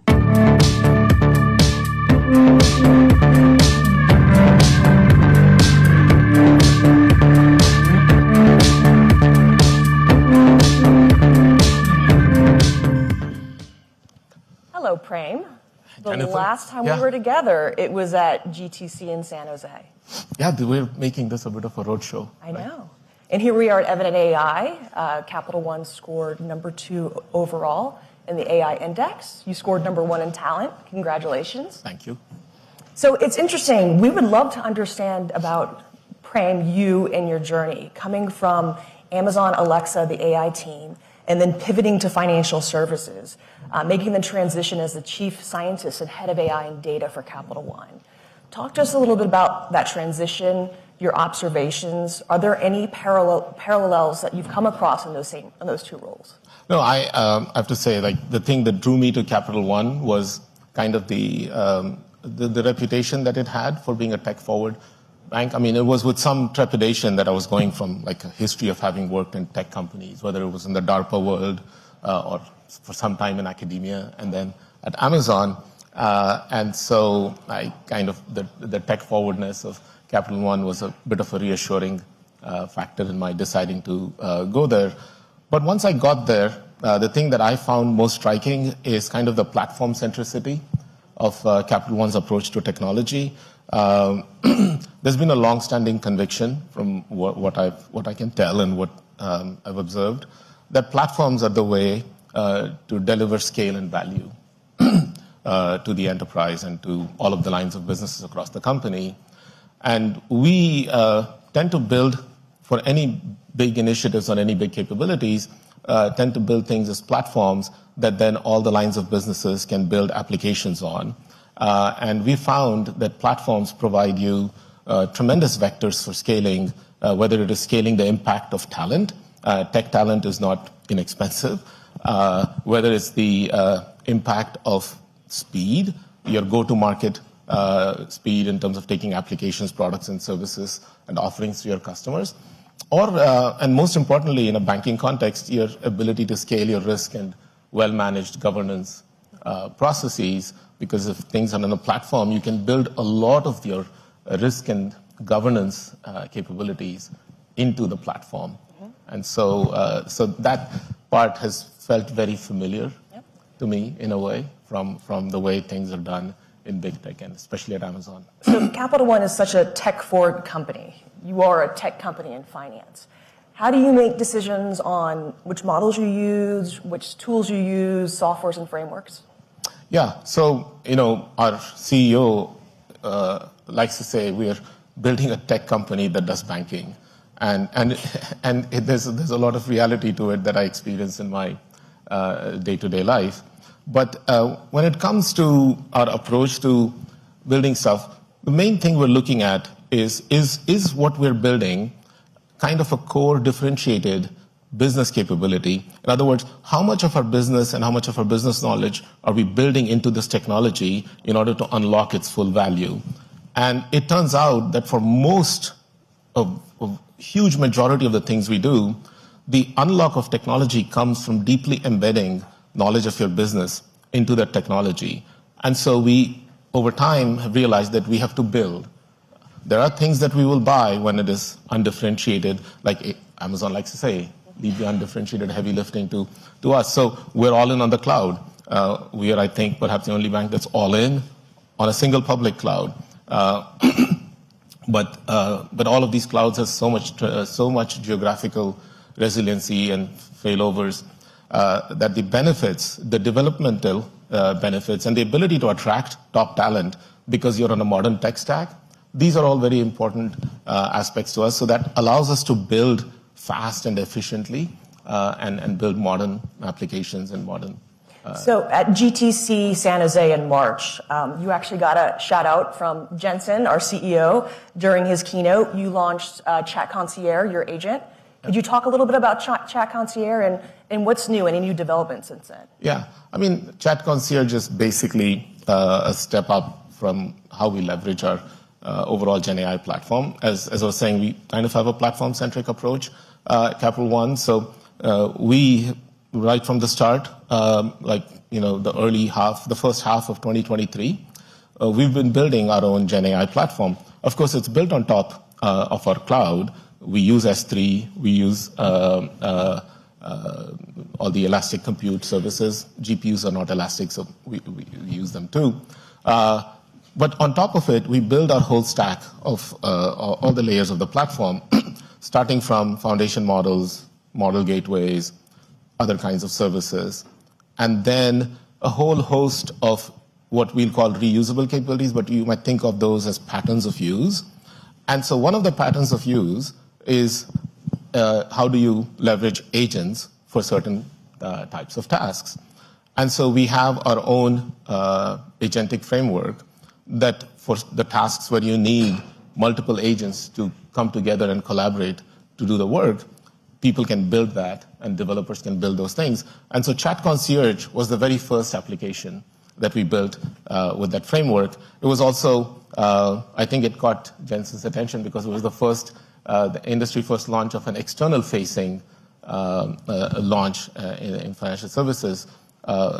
Chat Concierge is an application developed by our auto financial services organization on top of our platform.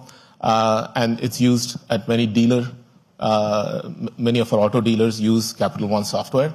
And so Chat Concierge is now helping them with the front end of their interactions with users who are coming in to explore what vehicles are available, things like that. And so we built it and put it out. If you're living in some geographies, in fact, you can go use it because many dealers across the country now have it, and that go-to-market team is taking it forward from there. So when you think about the opportunity of AI agents, you mentioned that your agent, it's critical to train it on its own data. You mentioned foundational models. What do you think are some of the possibilities within banking, right? So a lot of the past 2 years has been all around Gen AI and back office productivity gains. AI agents is unlocking the opportunity within banking to have agents make decisions on front office money-making decisions. What do you think is next within agents? I think, let me take a step back and maybe just say how we view agents. I mean, because there's been this thing, there's generative AI, there's a model, the model has a lot of capabilities. Many of those capabilities resemble human cognition, and that we found that exciting. And so our collective imagination was inspired by suddenly this thing, because you can interact with it, and it kind of interacts with you like a human. That was kind of the inflection point that unlocked imagination across the world, because you could relate to it. It was not somebody telling you, I've used a lot of data, I've trained a machine learning model, you don't know how it's doing, but it's helping you improve your life. And in fact, we've been seeing those effects in our lives without fully recognizing that it's AI. Like the fact that you go to your favorite streaming service and you get movies that are largely the ones that are interesting to you is really a fair bit of machine learning and exploration happened there. But it's not the AI that you're interacting with, it's the content or stuff you're interacting with. And so that was not quite as inspiring. But then when you went to this chatbot and you're interacting with it and it's responding to you, all of a sudden you're actually directly interacting with the AI, and that sparked kind of collective imagination. Starting from there, we then started applying these things to a lot of problems in the enterprise space or even in the consumer space. And over time, two capabilities have evolved over the last couple of years. One of them is this thing called reasoning.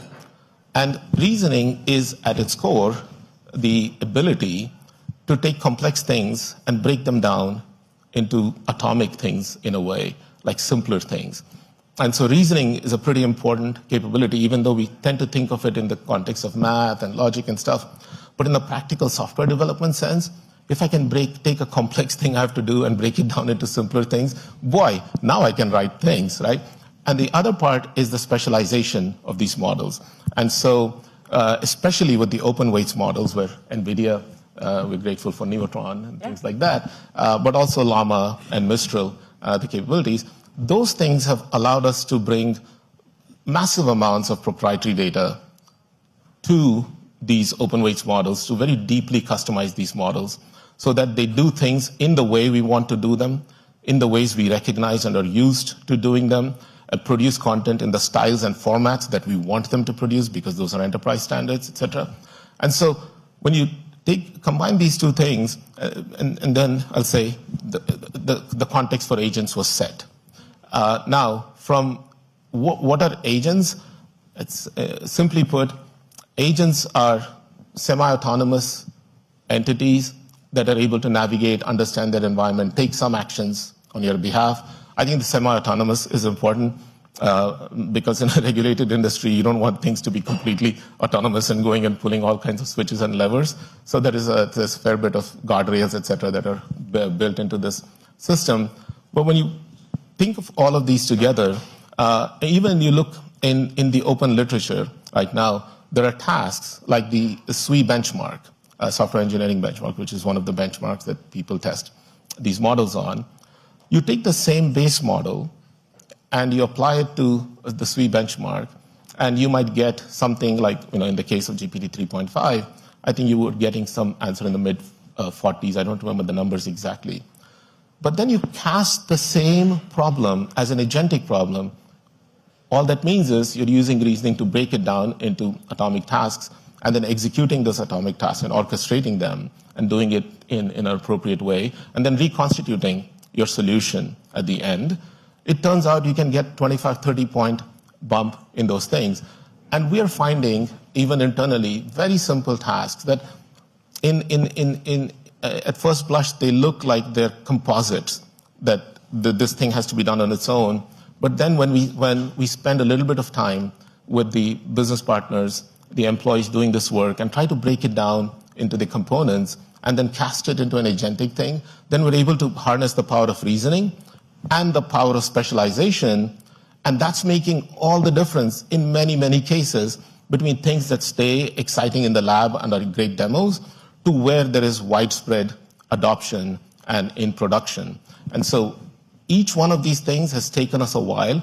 We've not had successes that are just overnight and like we put something into production in 3 months. There are times when we put things into production with very small numbers of users, get feedback, actually pause production, improve the application and the models, go it back, and then that scales beautifully into production. Everybody's contributed to the solution. It serves everybody. And in a world in which I think the noble aim of AI is to transfer the cognitive burden from the human to the system, at times when the human is feeling that cognitive burden most intensely, I think it's magical when they tell you exactly where the burdens are and you build the models and the applications, and then agentic just happens to be a very elegant way to deliver those capabilities and solutions. It's a really exciting time right now at NVIDIA working with financial services customers because finally our financial services customers are talking to us about training their own foundational models. We at NVIDIA have been talking about this for several years now, and we train our own foundational models at NVIDIA because we have got to create the software frameworks and the tools for our customers to do so. So it's really exciting to hear that a lot of our customers are starting to train their own foundational models specifically for agents. You have to train it on your data, like you had just mentioned, Prem, it's critical. So let's just say if Capital One were to train their own foundational model, how would you do that? So let me first make it clear. I think we have to retain the optionality to train our own foundation models because who knows how the world is going to change and what might be the availability of different models and how many different advances happening across the world might need to be synthesized into something that you want to build for yourself. Having said that, right now, our approach to it is foundation model training is not a one-shot thing. I think most people in the audience now know that. It's a sequence of things. And even when you think about something like pre-training, which we think of the first step in foundation model training, pre-training with the world's data in language or image, etc., is something that's a massively expensive endeavor. There's no reason for companies to repeat that. But then when you take those pre-trained models, if we have open weights models, like Nemotron, Llama, etc., then we can bring our own substantial troves of proprietary data to these foundation models and continue, kind of deeply customizing these things, and not just supervised fine-tuning, but going further deep into actual additional iterations of customization. We see these things lift performance.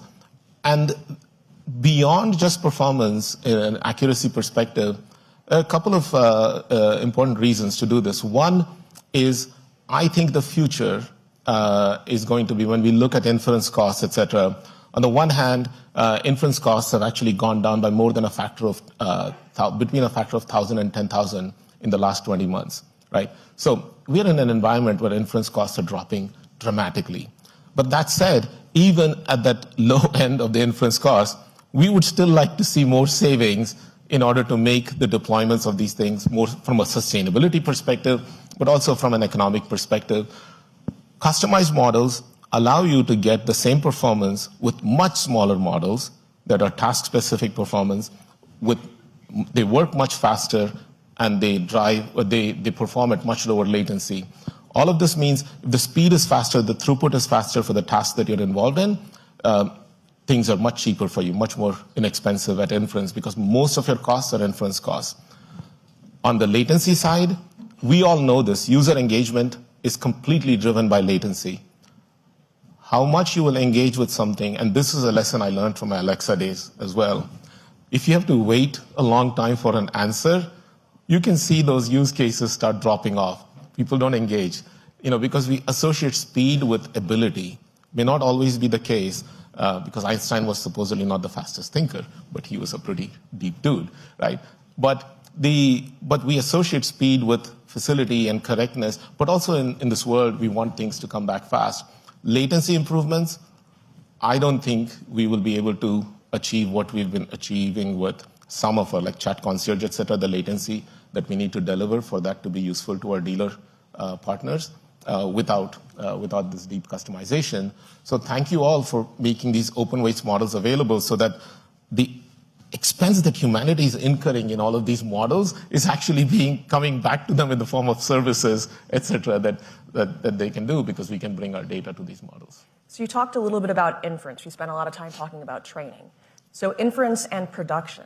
How do you ensure long-term success for your models in production? And then are there any other considerations now with these reasoning models? Yeah. So your question is really, once you've deployed things, how do we ensure post-production success in a way? And we've long thought about production as the deployment into production as really the first step in the AI stairway to heaven. It's an important step. It's the first step. You can't skip it. But then there are so many more steps before you reach that destination that you're headed towards. And a lot of those have to do, they're enabled by platformization. A lot of those have to do with whatever you do in the lab and how much ever time you spend in soaking things in beta use or in pilots, et cetera. Ultimately, it's really in production where you start seeing the realities of the world interacting with the applications and the models that you've done. So you need to bring all of that data back to keep improving it. In other words, you may if your job is to build like a really smooth sphere, you kind of get the rough thing there, and it's like the potter, they build it, and then they see the roughness, et cetera, and then you use a different potter's wheel to do something and smooth it out. In that sense, that data has to come back that tells you where are the gaps in what you've seen before. What are the ways in which there's also a Heisenberg here, in that once people start interacting with these things, their own anticipation or expectation of what it can do changes. So they start expecting more. And that manifests itself in the way they interact with the systems and the things they ask these systems to do. And so without constantly learning, there is going to be no AI that is successful that can't learn post-production. And not all of that learning has to be unsupervised. Some of it can be, some of the large gaps will have to be filled by bringing it back. This is where I was saying, in some cases in pilots, we actually pause. We bring it back, we make improvements, we do it. But then there's a lot of ongoing refinement. The last thing in this post-production world is that the world itself is changing. One of the big things that machine learning-driven advances, even before AI, did for us is that when you try to build systems without machine learning, with more rules and logic and stuff, you could, even if you could do it, you could only do it for the state the world was in at the time that you built the system. But the world is constantly changing. It's constantly evolving. And it's represented in the data that you can collect from that world. So if you have models that can learn from that data, then they're learning the changed state of the world, and their performance keeps up with it. Otherwise, with machine learning models, their maximum value, just like cars, when they roll out of the parking lot, into the road, into production. After that, with every mile, their value depreciates faster than you want them to. So they have to then be improved and tuned to keep up with the state of the world. And so that's important. So for that, we build into our platforms a fair bit of observability, a fair bit of logging and instrumentation, how to correlate these actions, the time, there's so much detail. AI is really a team sport. There's so many people across the organization, the risk people, the strategy. Everybody has to play their role, the product folks, TPMs, engineers, scientists.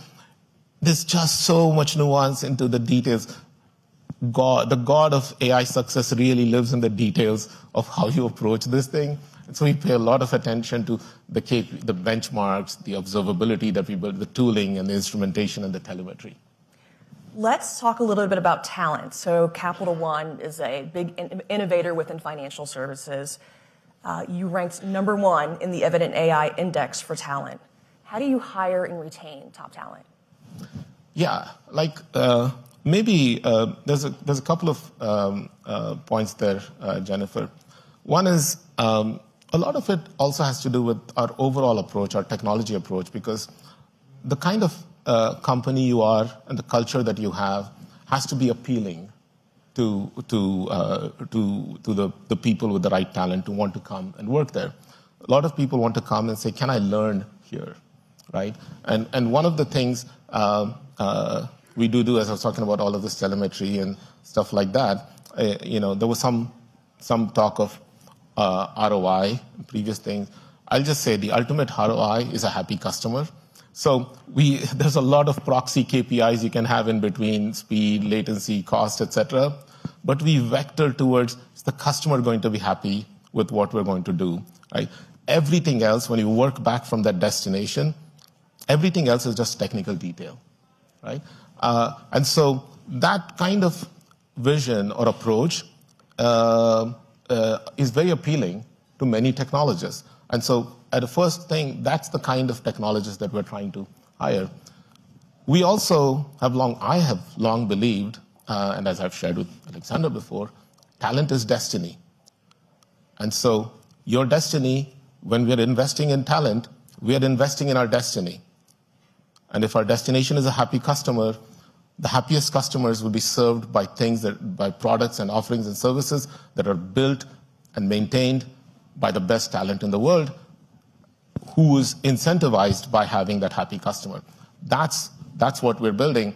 Beyond that, I'll say we also take kind of a little bit of a collaborative view with the rest of the world. In the last few years, if any of you have been following some of the things we're doing with universities, we've set up multiple multi-year strategic partnerships with top universities in the country and in the world, starting with Columbia University right here in New York. And then the next one was the other coast, USC, which I've long been part of. And then in between, UIUC is our most recent center. And then we'll set up, these are all like multi-year, 5-year centers with commitments of funding. We invest both in the research work, faculty members, and in PhD fellowships. The idea here is not so much to generate massive amounts of IP or anything. It's largely, we think by bringing the real world problems to these institutions, we're helping to create a national STEM talent pool, especially in AI. We will partly benefit from it. Many other folks will benefit from it too, which is fine. But that kind of investment also creates a channel for collaboration for our scientists. Scientists and AI researchers and all, they want to be part of a global community. And so we're giving them that gateway to that collaboration with the top minds in the world. It also allows us to bring perspectives. What might we be missing? What are some of the emerging ideas that we need to be paying attention to, et cetera? And so that brings in a fair bit of it. The last thing I'll tell you, a lot of talent is inspired by the fact that, and I certainly believe this, there's a lot of talk about AGI, right? And maybe one of the ways in which people talk about it is in the context of driving, cars that can truly autonomously self-drive in the world. What do they need? You need good maps. you need well-constructed roads. You need to have lots of exits on the road so you can get to your local destinations, etc. From that perspective, what we're really saying is it's not the natural world that we're trying to navigate in. It's a human-created world. In that sense, I think enterprises are the human-created worlds. And so if we write the right documentation, if we create the right APIs, etc., I think the first manifestation of AGI might actually be EGI.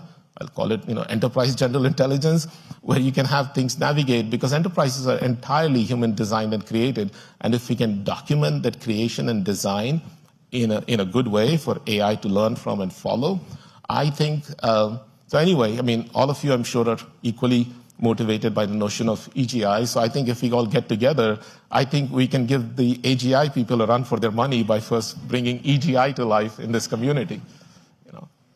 Thank you, Prem. It's always a pleasure. Same, Jennifer. Thank you.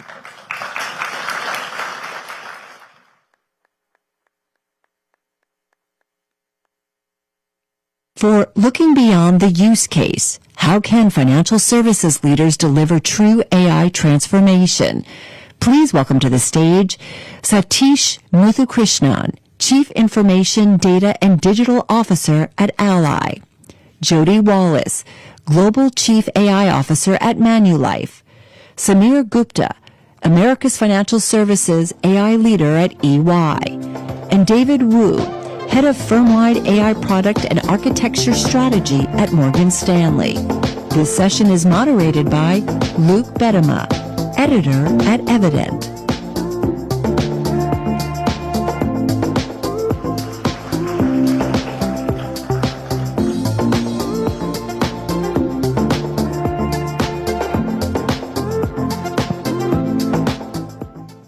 Thank you very much. It's good to be back.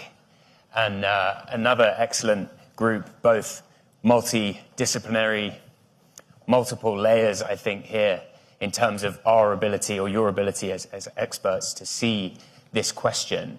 And we've been afforded, I think, quite an exciting opportunity with this one to think a bit further into the future, to think about leadership, vision, but also about strategy as it applies to, allocating spending, allocating scarce capital towards what your organization hopes to do with AI. And I think also just listening to Prem there raised the question, I think the way he put it, who knows how the world's going to change? The four of you, I don't think are claiming to know how the world is going to change, but it can be useful and exciting sometimes to talk about how it might change. So let's do that. I'd love to start potentially with you, Satish, on the question of leadership, the mentality that goes into leadership on AI, and how perhaps you might have felt that mentality's changed at all in recent months, if it has for you and for Ally. Look, excited to be here. Let me draw the extreme case first. For those of you who now go to an LLM to search, please raise your hand. Almost the entire room. Today, customers are seeking, not searching. They want answers. They're not going to Google, getting a bunch of answers and figuring out what needs to be done. They are saying, I need to know what has to happen. Customer mindset is shifting. The technology has evolved to a point where, and this is a bad analogy right before lunch, a pizza and 3 beers on a Friday evening with 3 dudes or dudettes can stand there and say, let me look at all the companies globally. What money are they making? Let me look at their financial metrics, whatever it is, right? What is their NIM? What is their return on investment? How much are their expenses? And literally, before Monday shows up, can create something that rivals what that company does that they are targeting. So customer mindset is changing. Technology is evolving fast. And for Ally Financial, we started in 2008 not because customers wanted another bank, because they wanted a better bank. So we have always been in the cutting edge of creating path for others to follow. So our mindset has not necessarily shifted, but accelerated. We understand mindset is changing. We understand technology is there to serve the customers at the speed of culture and the speed of customers. So that's where we're going.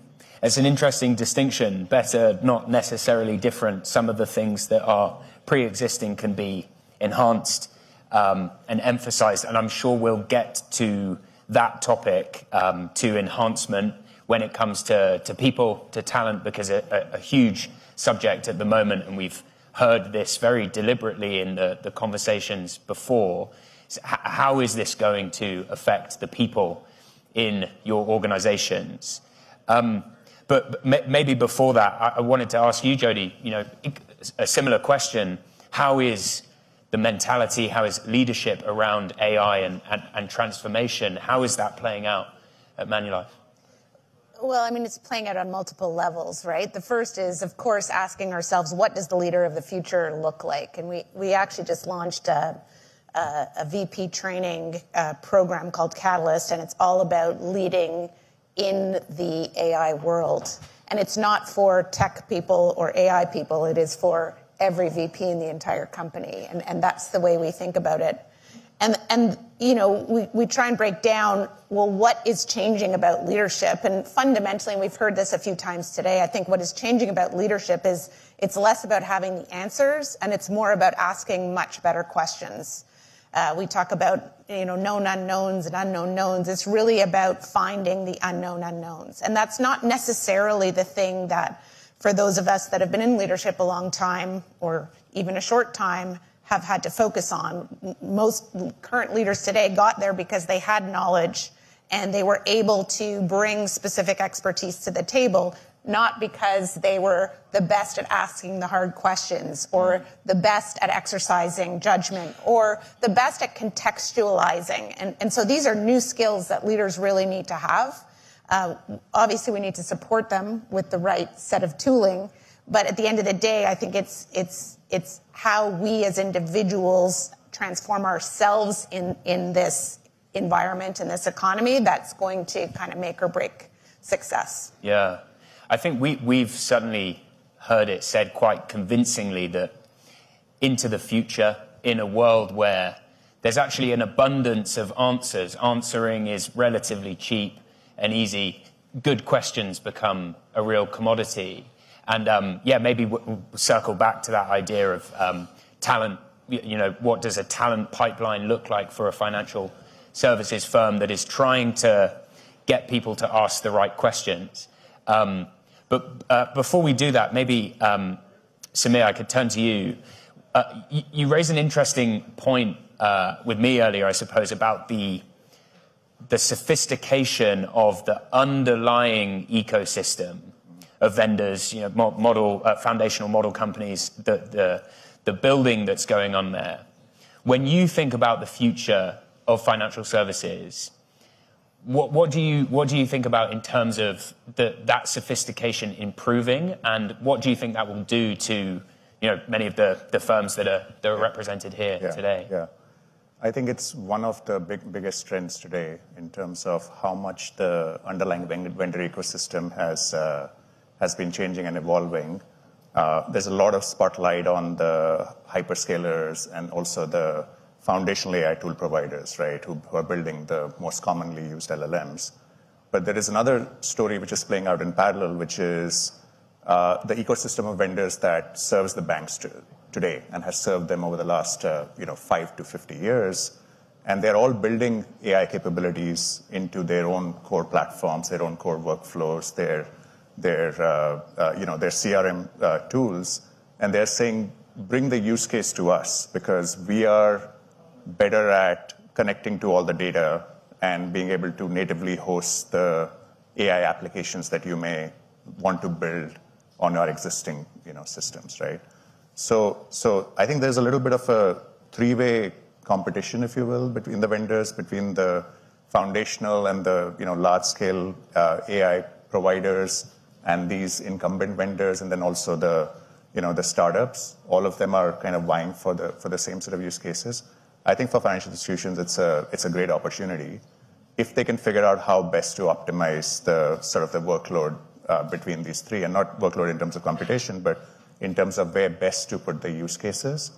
And certainly would see a faster acceleration or a faster go-to-market in terms of use cases, because some of these will be more plug and play, right, in terms of use cases.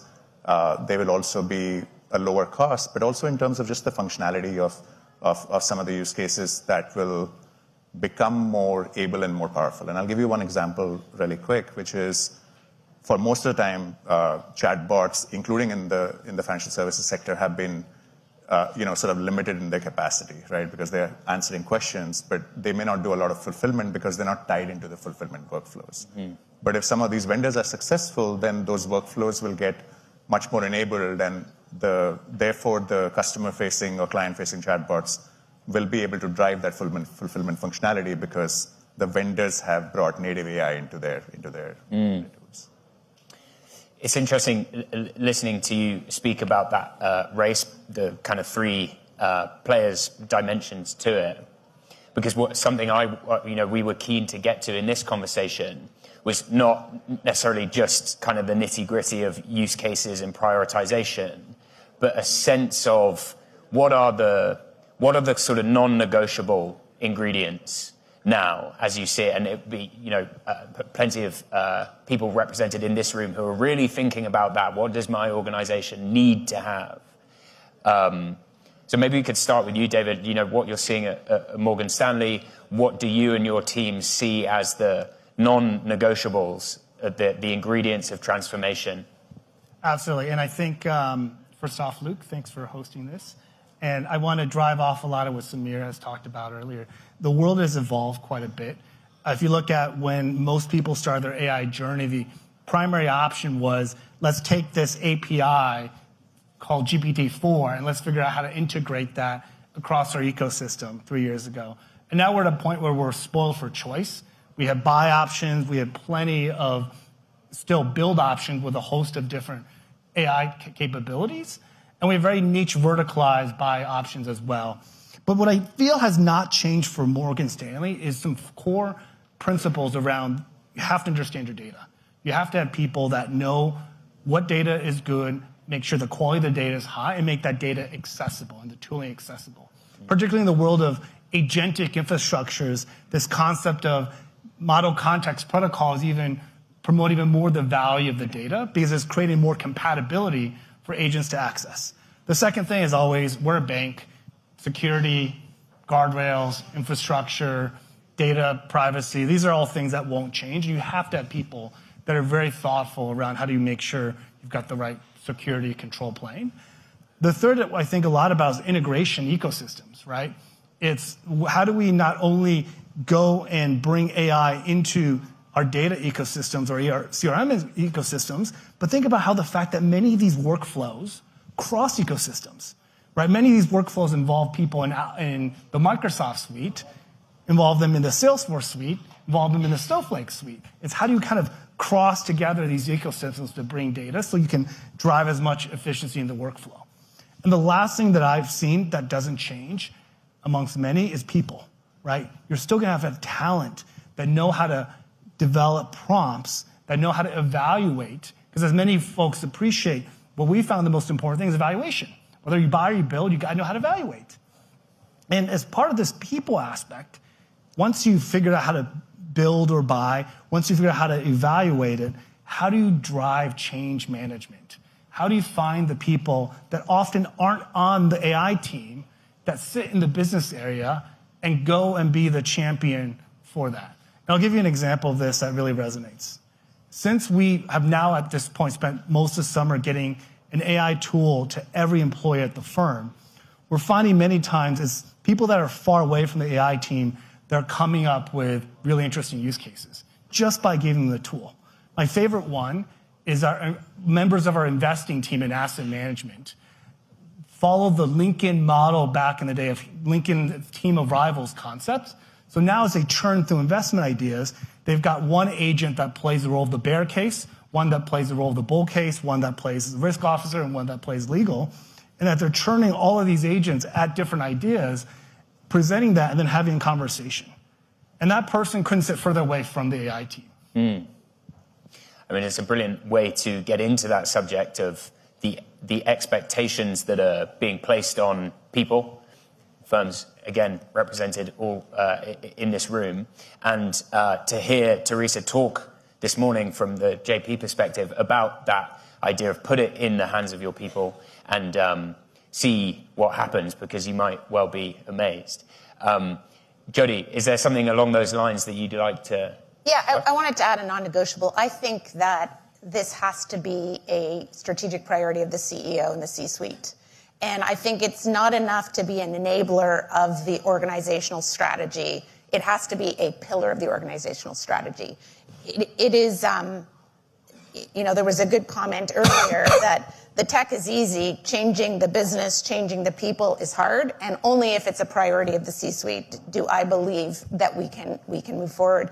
The other thing, and I just wanted to pick up on what both Samir and David said is, and you might get into this later, but the build versus buy thing is real, but there's a third one, which is build now and buy later. Because even buying 6 months of advantage or 9 months of advantage, I think is an important edge. And we are used to the word pivot being a negative thing. Okay, we're going to do something, and if it doesn't work, we're going to pivot. And I think we have to embrace the positive pivot that says we're going to do something, and it's going to work, and we're going to pivot anyways, because Workday comes out with something or ServiceNow comes out with something. I think we have to be super sharp in terms of where is the edge for our company. Is it in time to market? Is it in niche areas? Like, where's the alpha, to use the term from early this morning? And we got to think fast on that. And large financial services organizations are used to setting long-term strategies, picking a focus area, staying with that focus area. And I think this notion of positive pivot and quick pivots is something that we're going to have to get right as an industry. Satish, I'd love to know your thoughts on that, but build now, buy later. Are there other dynamics that you see? See, the adaptability and resiliency is key for us. What you're finding is there is a race to zero for all these models, and you're constantly in the midst of new information being thrown at you. And the biggest need of the hour, starting from the CEO down or even the board down, is not be tied to your preconceived notions. And if I have a team of 5,000, I get up and say, GPT 4.5 is the model of the future, we're going to use that. 2 weeks later, I find another model come in and do something that is game-changing. I should have the conviction in me and the courage in me to say, I now have new information. So I'm going to go tell you again that GPT 4.5 is not the model. We are going to shift. And if we are all tuned to saying, I have said something, I need to make sure that I'm true to my word. I'm true to my word. That is no longer true. So resiliency and adaptability and flexibility becomes key. And to do that, what we have done is built what we fondly call ally AI. So we are not anchored to one model. We are not going to one model to seek an answer and play around with it. We have the ability to shift our direction to multiple models that are available, and the new ones that are coming up, maybe pick the one that's best or go against all of those and combine the answers. So we are now customizing the answers for our customers as well as for our business. So adaptability is key. Context is even more important. And personalization is going to be the difference maker for us. Yeah. I'd love to get into that topic, particularly with you, David, of agnosticism and flexibility as a real enabler. But just quickly on that point about conviction and CEOs, could you raise your hand in here if you feel like the CEO of your organization, if you happen to have one, is not taking this subject and the ones we've heard of today so far seriously enough? There's one. No, it's interesting. It's interesting. So there might be another layer to that, which is, how seriously and with what level of expectation and over what time frame. But I think it's an inescapable. It is ambient and inescapable. So it's interesting to see that. So David. Dev Gen AI as sort of from a Morgan Stanley point of view, could you talk a little bit about how you see that utility for the firm and others like it that might emerge playing a part in the kind of broader transformation that you think Morgan Stanley is on? Yeah, DevGen AI is our attempt to solve a problem that created a lot of risk for the organization, a lot of legacy code, right? We found that a lot of our underlying code base was built in the time of COBOL, right? And when you're going through COBOL, the practical reality is as much as we wanted to rip through and solve that pre-Gen AI, there just literally lacked enough COBOL engineers that you could even hire to go and do that, right? And this was something that we had a lot of conviction we had to solve, because oftentimes we talk about the efficiency angle of AI, but we found this was a risk mitigant angle of AI. And as a result of building this tool, which is a collaboration across the entire technology organization, we've deployed this out and we've now modernized over 16 million lines of code, not only including COBOL, but also to include things like Perl that was built in the 80s as well, right? That's an example where we saw, even though there's different buy options and we want to stay flexible, we also realized there's certain areas where we want to deeply specialize, particularly because even though COBOL exists as a code base, the way Morgan Stanley had been writing COBOL and the way we had configured it for our use was a little bit different. And that became an example of solving not only a particular use case, but going through and thinking of solving at a pattern level. And we're continuing to go through beyond DevGen AI, what are other ways we can solve at the pattern level, right? Other examples include, can we do things with financial data, right? Being able to query through large sets of databases and solve that problem. Can we do better on public research? So I think, Luke, I absolutely agree with what Satish said. Flexibility, incredibly important. We're not at a point where we're really that comfortable thinking beyond 12 months at a time. Right. We also believe that we got to be ready to switch. But I think back to what I said earlier, if you're going to switch, you make sure the platform is ready to switch, but also you got to make sure you have really good evals. Yeah. As Satish mentioned as well. Yeah. Well, I'm sorry, Jody. I'm going to ask you to think more than 12 months in advance, just for fun. I'll be wrong, but go ahead. Well, that's okay. Let's get on to people and talent. At Manulife, how are you thinking about what you will expect of your people into the long term? How can you enable them? But also, what are you going to expect them to deliver in a world where AI is much more deeply integrated? Yeah, I mean, we're going through an exercise right now with our C-suite where we're setting ambitions for 2028 around what AI will do. And we're pushing really hard at this point to think beyond what we've been talking about the last 3 years, which is let's take the things we do today and make them better. And we're pushing them to say, what are the new things we will do? I mean, it's not a surprise, I'm sure, to anyone in this room. That's a hard exercise, right? We lack, as people, the imagination to change the context that we're in and think about the future. So we're really exercising that. How do we imagine a future and shift the context to that? And that is something that we're trying to instill at the very senior level and for everybody else. Like this imagination concept is quite new and quite different. So we're actually looking at how do we build AI tools to help in that imagination process? We think that's something that it's a little bit meta, but that's something that we're building into our kind of general purpose AI tool. The other thing that I believe, and we've been hard at work on this, is the level of penetration across our user base of 40,000 people on the general purpose AI tools is a great proxy for the degree to which we're changing the culture. And so we have a series of programs, 4 connected programs, to get people to use the general purpose AI tools. Right now, we have 75% of our people who use our AI tools at least once a month. And we want to get that even higher. And I'm talking about, kind of as David said, the people that are furthest from AI. And I would say that our investment research analysts are the furthest from AI. So we're trying to get them, they're quite engaged now, but getting them engaged. Like to me, we can argue, I don't even care what the use case is and whether or not it's a new use case. But that level of penetration, to me, is an indicator whether you are shifting the culture. And I used the term with our CEO this week. He didn't like it, but it's hopefully like a gateway drug. It's have a little taste of what you want to do so that you can demand more. So I think that's critical. Yeah.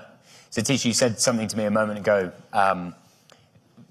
asking what AI and what people, i.e. where does AI land in your organization specifically and with which specific people? I wonder if I could turn the same kind of question to you. How do you see people at Ally changing, adapting, being enhanced into the future? Yeah, the good news is they already are. Like we have taken it upon ourselves to say we need to create AI fluency within the organization. And that is from our folks that are talking to our customers to the CEO, right? So we rolled out Ally AI to the entire employee base. And what we also do is what we call AI days. Every 6 weeks or so, we have 4 hours set aside for people to come and learn about AI, what's happening externally, what's happening internally, and the tools that we are developing. So it's exciting to see what they're doing with it. But more importantly, your operating model has to change. In a world of agents, will you still be associated to a particular role, particular team, or a particular domain? So our leadership team recently logged ourselves for 2 days and said, in an AI-first world, if we have to operate in an AI-first world with agents, would we rehire and re-underwrite this role? And would you rehire this person for that particular role? We went through the entire technology organization. You might ask, are you crazy? How can you do the entire technology organization? And my answer to my leadership team, and they appreciated that, was, what is more important than that? How do you prepare your talent for an AI-first future? And what came out of that was positioning people to go into that future, thinking about what our operating model would be, thinking about a world where we don't have to think about roles and responsibilities, but tasks that we have to do, and what AI will be used to do that. So that is the level of thinking across the organization driving AI fluency. But as technology, we are leading the way in thinking how we will operate in an AI-first world. I hope you're allowed to leave the room for breaks. Samir, I'll let you close us out, because you're such an interesting perspective looking across such a range of organizations in finance. What do you think the financial services firm of the future will really look like? What is at its core? Yeah, that's a very broad question. I have 55 seconds. So I think a few things are happening, right? So foundationally, we have talked a lot, not just in this conversation, but in the earlier panels, about change in technology and evolution of technology, right? So that has table stakes. But I think there are 2 types of evolution to watch. One is in terms of customer experience and client experience, right? Huge push for personalization, a lot of customization of product, of offers, of service, right? And what's considered cutting edge today will be considered commodity tomorrow, right? Second is this large-scale transformation in the roles, as Satish mentioned.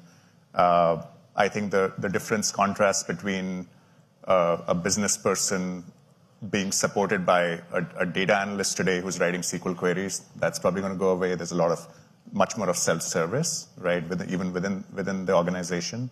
That's going to change, right? A lot of repeat tasks, search and retrieval tasks, data collation activity across the organizations, across the banks is going to change.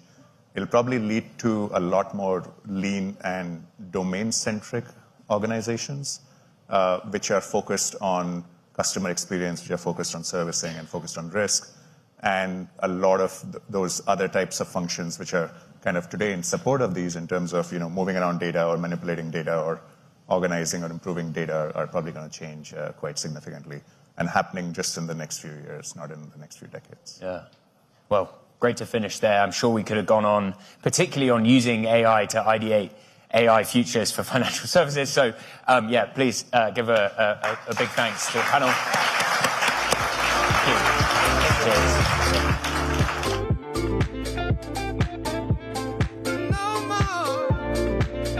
For a fireside chat with Alexandra Mousavazadeh, please welcome to the stage Jason Droege, CEO of Scale AI and Greg Ulrich, Chief AI and Data Officer at MasterCard.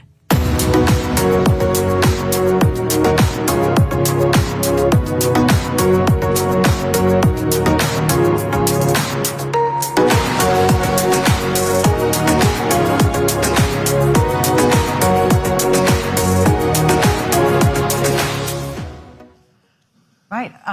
We're actually the only thing standing between everyone having lunch and tough spot. Oh, good. So Yeah. it's a tough spot. We're going to make We'll it answer really quickly. long. Yeah, we're going to fire lightning round.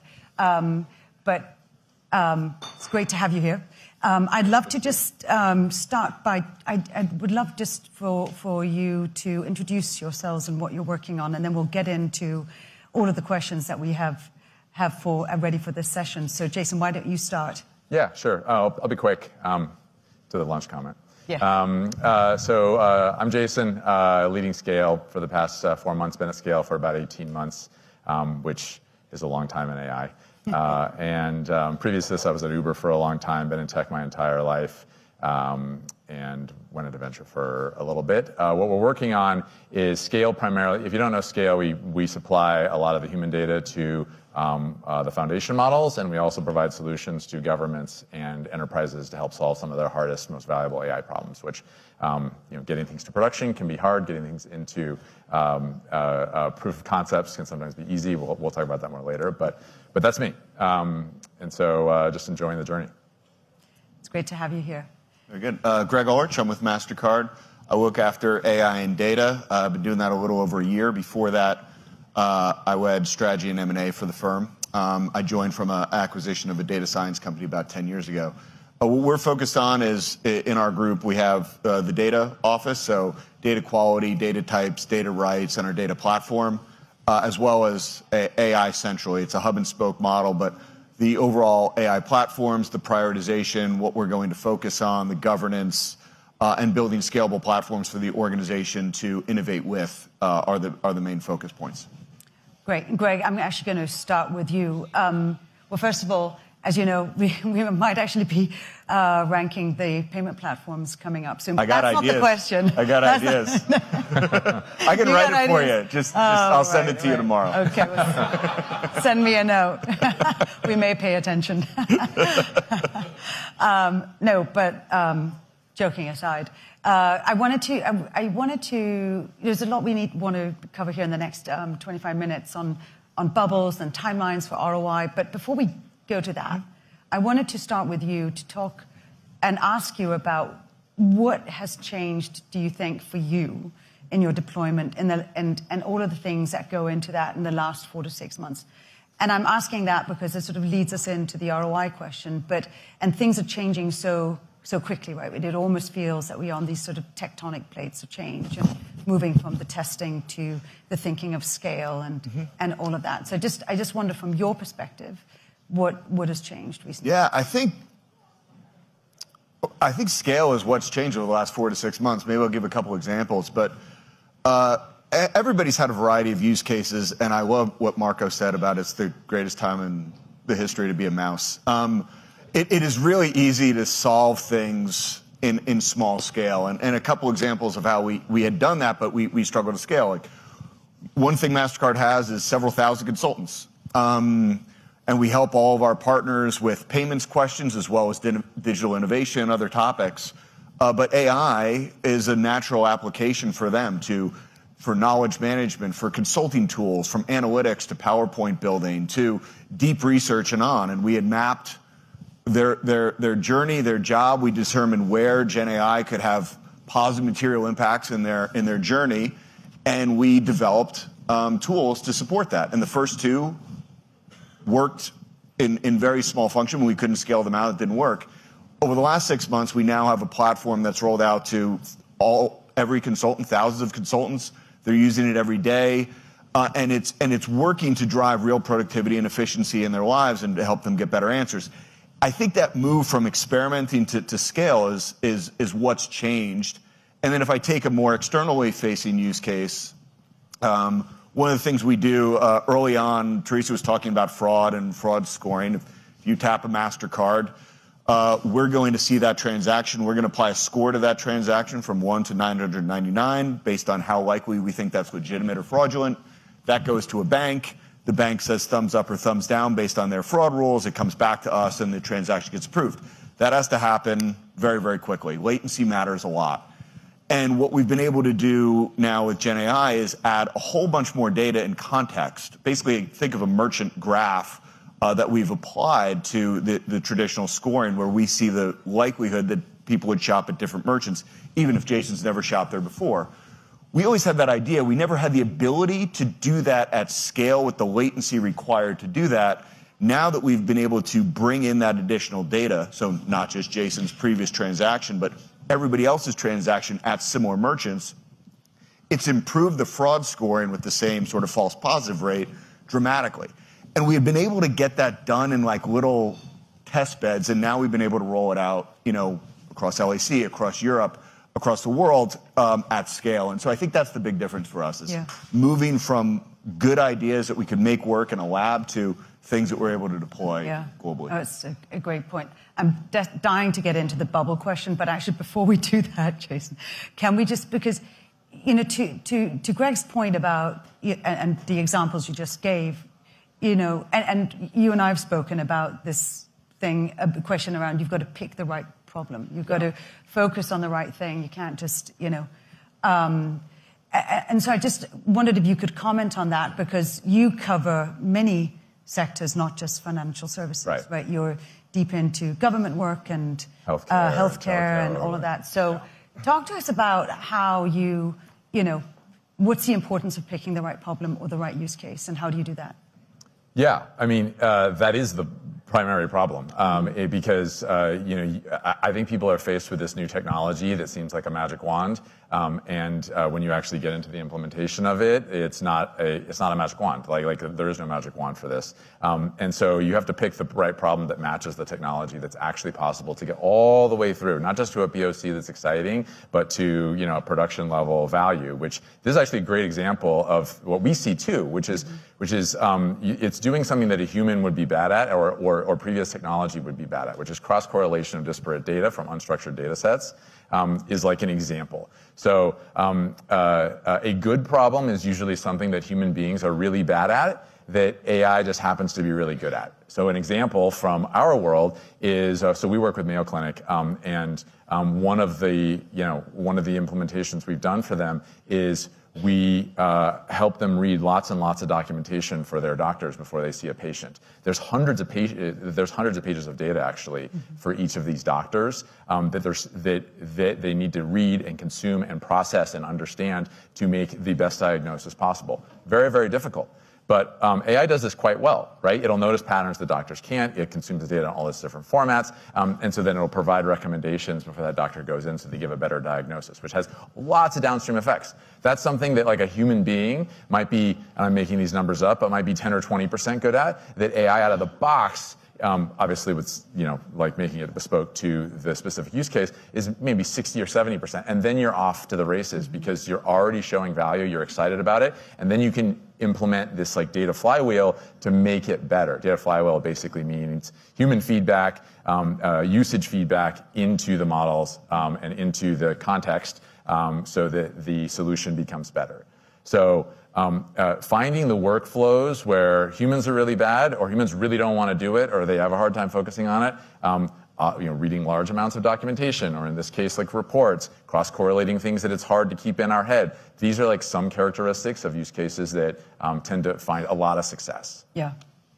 And if I can stick with you, Jason, just on that point around, picking the right problem, but also the timeline. And we've talked a lot about ROI, but I think, and we won't sort of go into sort of where are you seeing that, but more interesting, I think, is to look at that timeline from the perspective of, there's a lot of conversation around bubble appearing, and there's various types of bubbles. And the MIT report, would love to get your comments on that. What did you take away from that? And the timeline of the ROI leads into the question of the bubble. You talk about financial bubbles, you talk about bubbles of expectations and so on. So one of you could comment a bit on that. Yeah, of course. Look, I think the MIT report that came out said 95% of proof of POCs effectively don't add value or something to that effect, which was a bit of a relief for us, frankly, because we've been not only because it justifies some of the services we offer, but it also reflected our day-to-day. 95% of scales work. It also reflected what we were seeing on the ground that we couldn't put words to, right? So we would go into customers 6 months ago and say, hey, to change this multi-$100 million process that will save you hundreds of millions of dollars is going to take more than a month. And the response from many customers was, whoa, this competitor X was in here a day ago and they just vibe coded the solution in front of us. And we're like, no, you don't understand. That can't go to production. They're like, what do you mean it won't go to production? I'm listening to all the model builders telling me it's like magic in a box and AGI is coming. So like I have been relieved that like people are starting to come out and say, hey, like a year to get to hundreds of millions of dollars of savings is actually quite quick, which is more on the timelines we're seeing to go from like idea to iteration to working through the customer to all the change management that needs to happen to the approvals for legal, risk departments, all the things that you deal with. Those things, you can get it done in 9 to 12 months, which if you go back 6 years, that would have sounded like a magic wand. Yeah. So I think the bubble of expectations is definitely here. Hopefully as that deflates, but like what's happening under the hood is like the capabilities are getting better at a pretty steep rate. And if you go back a year or two and remember what our experience with this technology was, it was far less sophisticated than it is today.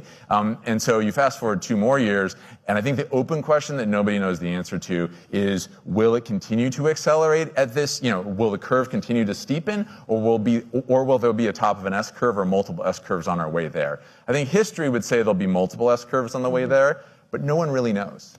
I think you make a really good point on this, on the sort of the time, the expectations of timing versus the reality of expectations, and where that also gets frustrating. You even saw it in your report and what you were talking about in the beginning of the day. Like, there's material change and there's material progress, and people are deploying this in more ways. But I think the narrative out there gets bucketed in one of 2 things: either this is amazing and it's going to be amazing within the next like 12 to 24 hours, or this is completely overblown. And just like a lot of things, I think we get this extremism in the communication. And I don't think it's very helpful for having good constructive debates about what's realistic and what's not. And the MIT report, I think, on one hand, I think there's a lot useful in it. It does take time for these things to happen. The reasons people aren't getting to scale, like they don't have their data in the right spot, or they've built things in an experimentation versus a production scale environment, and they're not, like, the lessons in there are very good, but that 95% I think is, it's wrong. What the report said, if you read it, is 2 things. One, organizations using enterprise level, like enterprise GPT, Copilot, 80% are investigating those, 40% are getting value. And then if you go to like role specific agents, like I'm trying to replace something in my legal process, or I'm taking my Ask HR bot and making that a Gen AI chatbot instead of having someone call a person or email a person. 60% of companies are investigating that, 20% have tried things, and 5% have found success. And then they took 100 minus 5 equals 95. 95% of organizations aren't getting value.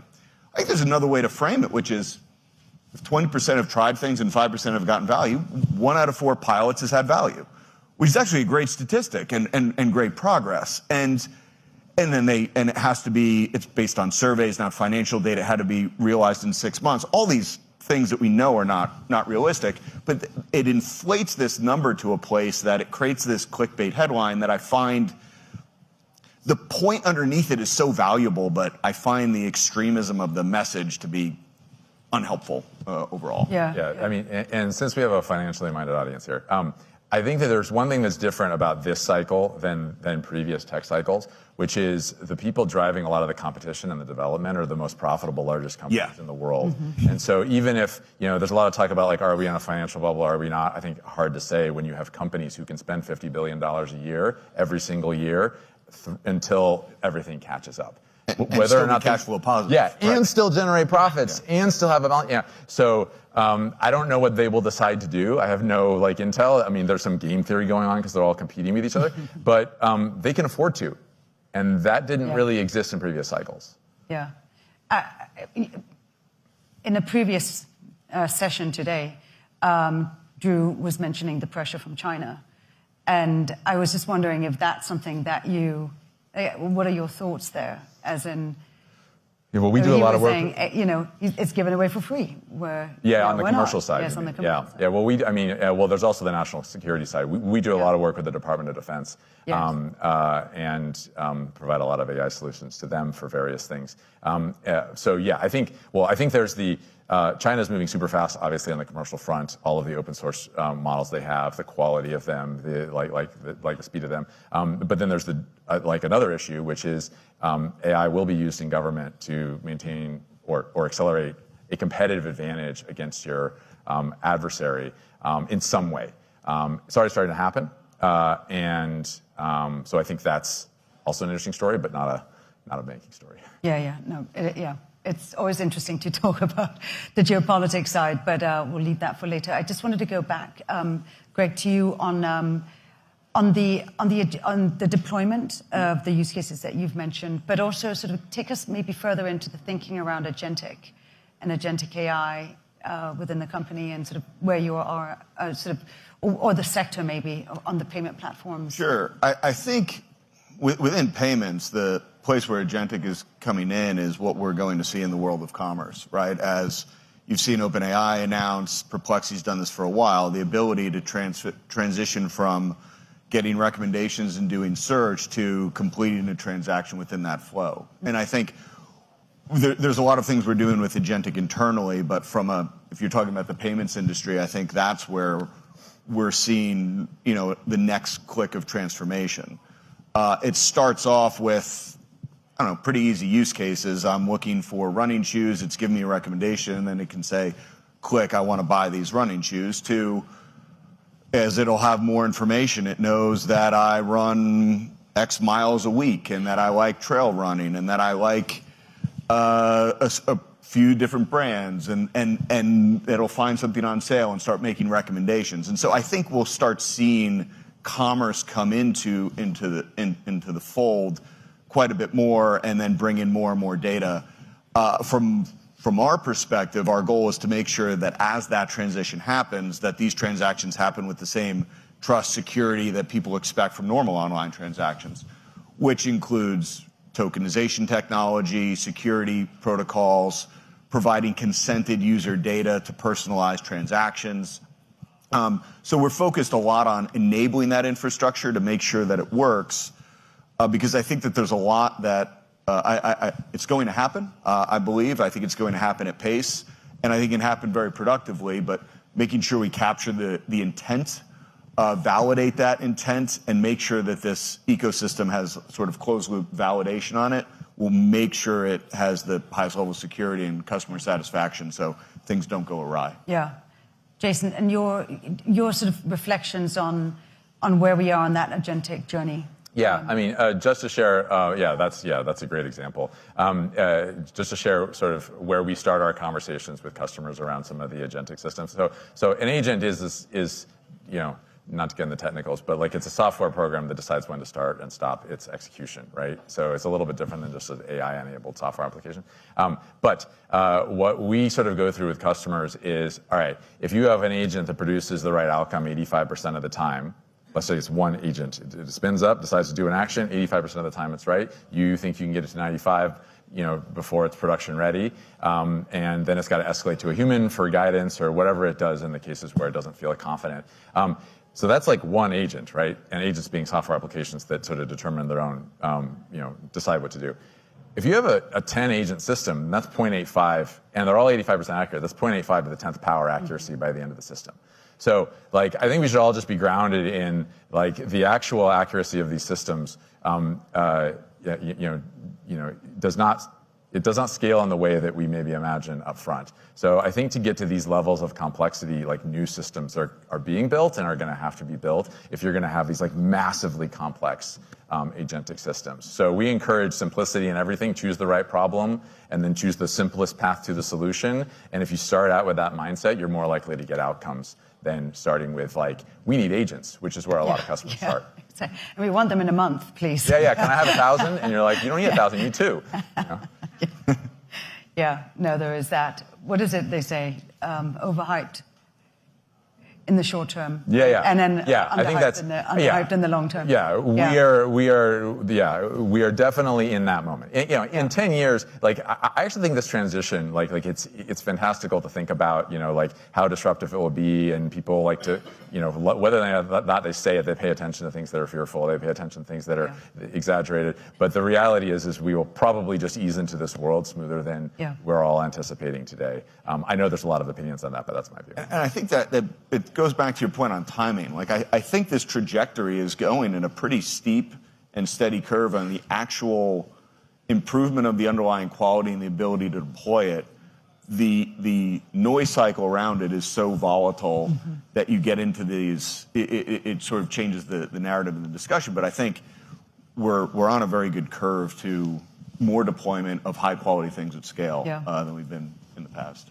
We have 2 minutes left, and then it is, I promise, there is lunch on the other side over there. But in those last 2 minutes, I just thought it would be great to just spend a little time on this question around how you, the human aspect of deployment, because what we hear a lot in, what slows down getting use cases into production, and we've talked at length about, there's the governance, the risks, there's getting the talent, there's figuring out what problems you're going to solve and all of that. But we also hear increasingly that it is the layer down, like, it's great to have a CEO and senior leadership that really bangs the drums on AI, and that's super important. But the burden of that transformation actually sits in very much on the shoulders of the heads of lines of business across the banks and insurance companies and so on. And with that is, there's a whole ability to see how can my function or area completely be transformed, because to your point, we will go up at some point, the curve, and this will fully transform the way that we operate as businesses, right? How do you do that? How do you in 30 seconds or less? You've got 32 seconds. Yeah. Okay, there's three sort of elements of that I think are interesting. One is how the human side comes into the governance process, which I'll sort of put to the side. We can talk about that. There's a second one, how the human comes into making each like actual products better and improve the efficacy of them. If I go back to what I said earlier about creating a series of agents for a consulting force, that took off when there were some technology issues we got wrong the first time, there's some data issues, but really co-developing that with the team and getting the feedback on a regular basis enabled that to take off at scale. And I think bringing the user base into that has been very, very useful. And the third piece is around, I think you're talking about almost like the organizational dynamic and how you get this across the organization. We've had sort of very top-down and very bottoms-up approaches to that, and now we're kind of, those have been helpful, but now we're kind of hitting in the middle, where like the sort of senior leadership, not the CEO direct and a level below, having true ownership about what their short-term and long-term roadmap is. And we've sort of formalized that a little bit more using a centralized team to say, here are the things where we have ready-made problems that can be addressed today, and here's short-term use cases that we're going to prioritize, and here's what we're going to do. And now separately, like how are we going to reimagine your function? So we think about not what we're going to deploy in the first half of 2026 to drive productivity or to drive new revenue, but like how do we want to rethink our HR department? How do we want to rethink our legal department? How do we want to rethink more fundamental business processes so we can build on those? And I think sort of forcing both conversations has been useful. So that's one of the other things we've done in 2025 relative to 2024. Jason, do you want to comment on that? I think I'm going to go back to my main point, which is problem selection, kind of drives success. And if you select the right problem and you think through all the dynamics, not just the technical ones we've talked about, but also your own organizational dynamics, who's going to get in the way? What data do you need access to make this work? Is that easily accessible? Are there misaligned incentives around getting that data, or the organization? Because we work with large organizations. Just think the problem all the way through to if it's successful from an org standpoint, from a people standpoint, and then you start building the relationships early, because all of this is about trust. And you have to be there in the office as a solutions provider. You have to be there in the office, building trust, building relationships, going to lunch. This ultimately comes down to, hey, what's in it for me? Does this help me accomplish my job? What are my incentives in the company? And then if you handle those issues in serial, then it takes a lot longer than if you start handling them up front in parallel, so you can get outcomes a lot faster. Great. And with that, a great transition to lunch. Jason, Greg, thank you so much for your time. Thank you. Thank you. And lunch is going to be served behind us right here and also out in the hallway. But thank you so much. Cool. Thanks. Thank you. Yeah, thanks.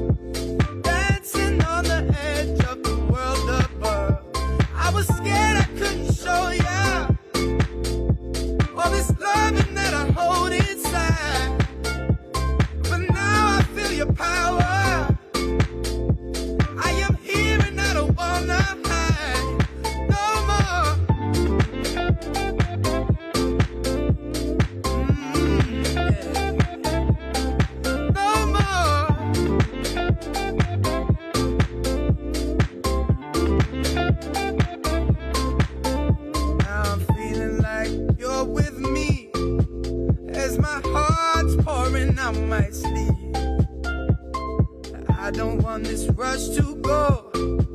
Oh, I'm trying to let you know. I just wanna go there. I just want a beautiful escape. I just wanna move, yeah. I just wanna take you to that place. And now we're driving over fears to make us feel like we're not enough. Yeah, we're flying out closer, dancing on the edge of the world above. I was scared I couldn't show ya all this loving that I hold inside. But now I feel your power. I am here and I don't wanna hide. No more, no more, no more, no more, no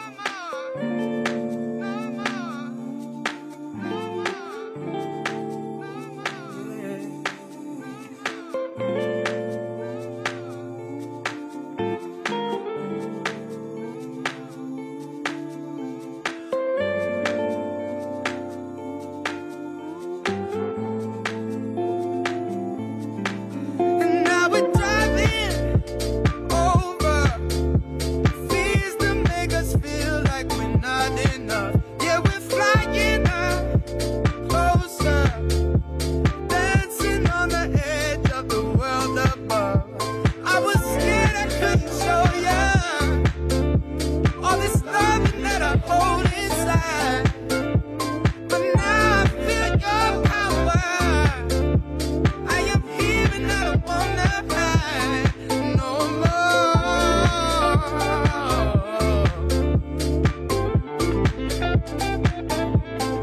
No more.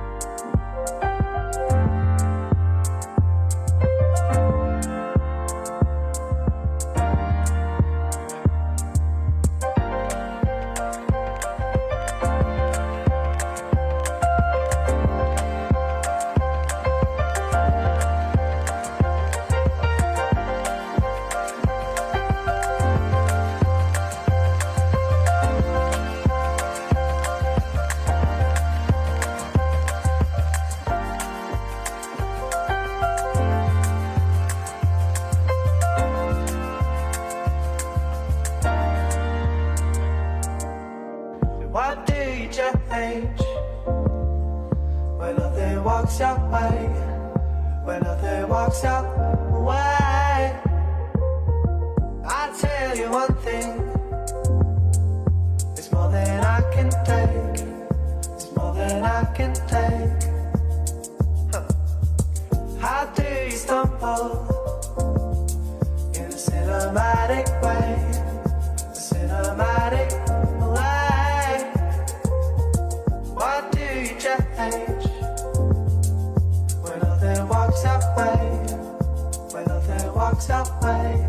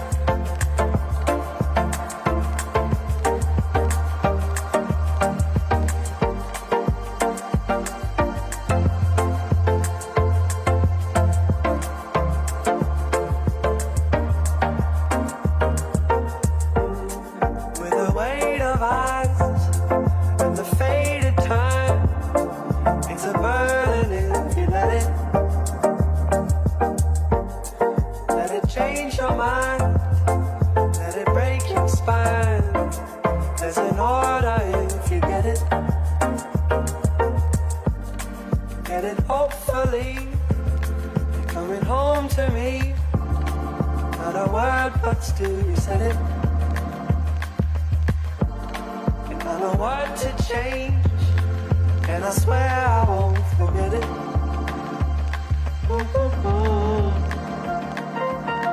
How do you stumble in a cinematic way? A cinematic way.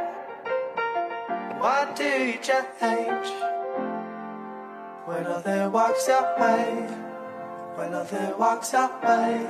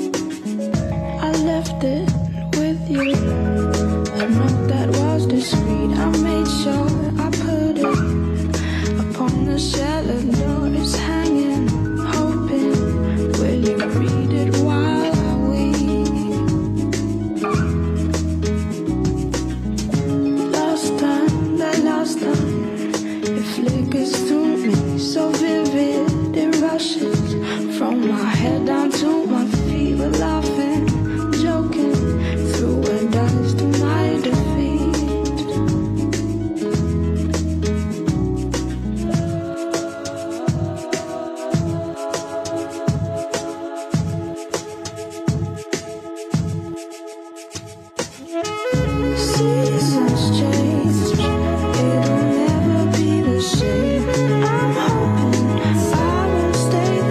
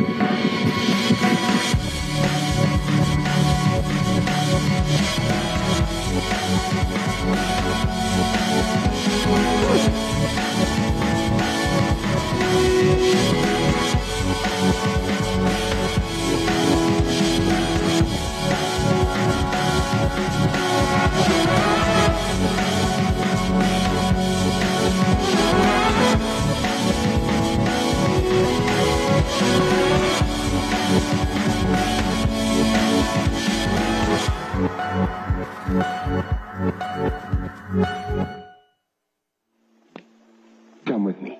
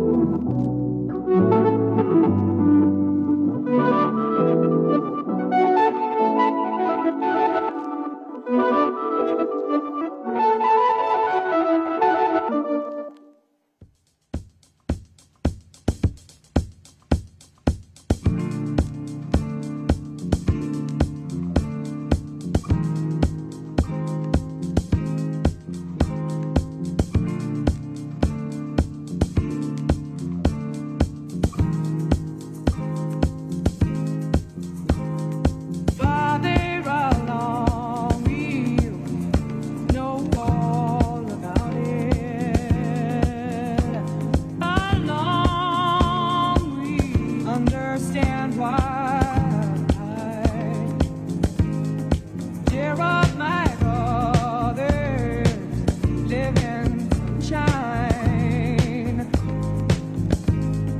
We'll understand it all by and by. Tempted and dry, we'll live in sunshine. We'll understand it all by and by. Cheer up, my brothers, all by and by.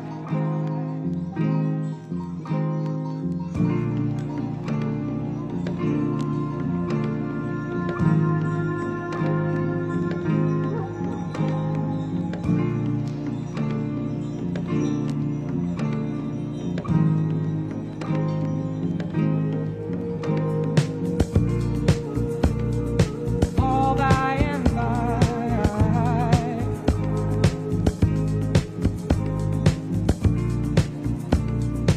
All by and by.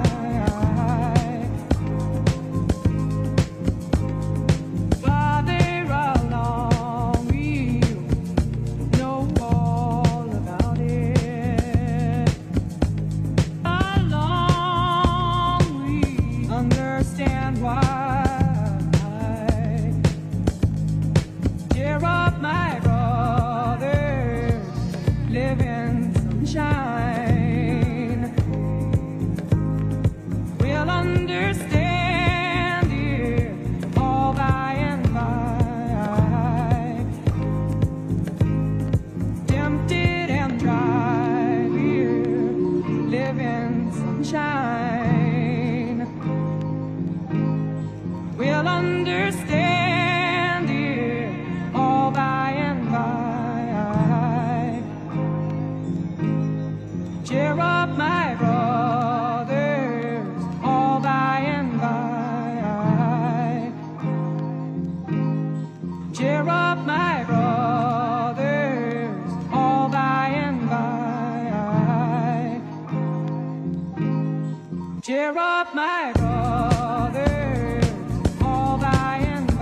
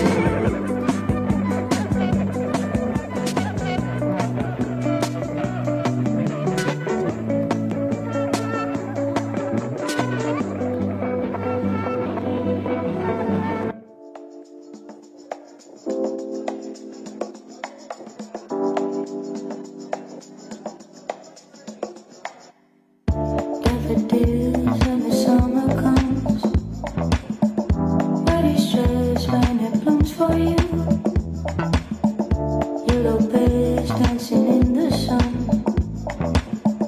Love is testing when it's true. Daffodils when the summer comes. What is just when it comes for you? Yellow birds dancing in the sun. Love is testing when it's true. I work so late, I need the sunshine on me. You called my name, I won't come right back, darling. I ran, escaped, and felt the deep sea save me. Don't search, don't chase, just let the sunshine on me. Let it be, let it stay. I wanna lay, wanna fade out.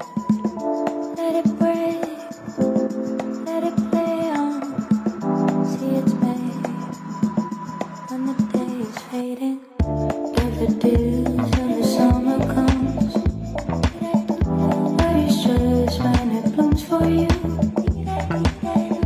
Yellow birds dancing in the sun. Love is testing when it's true. Daffodils when the summer comes. But it's just when it blooms for you. Yellow birds dancing in the sun. Love is testing when it's true.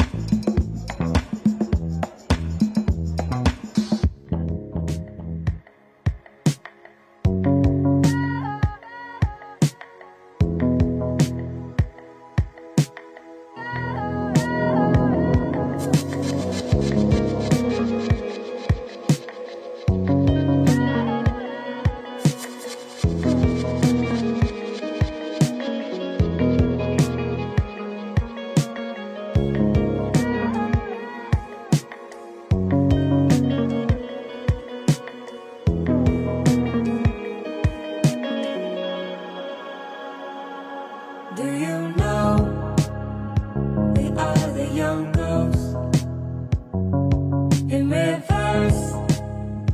Our stories unfold, moving slow.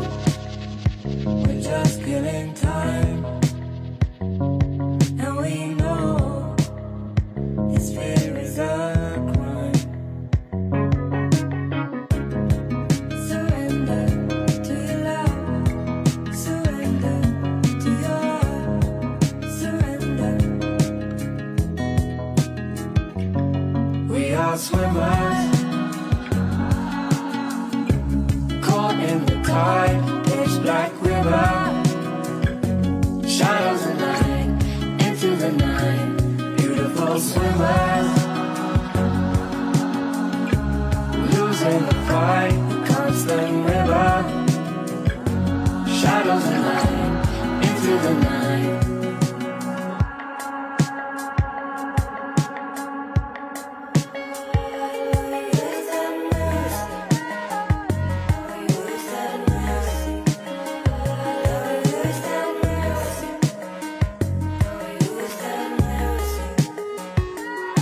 Coming home, we're shaking the grass.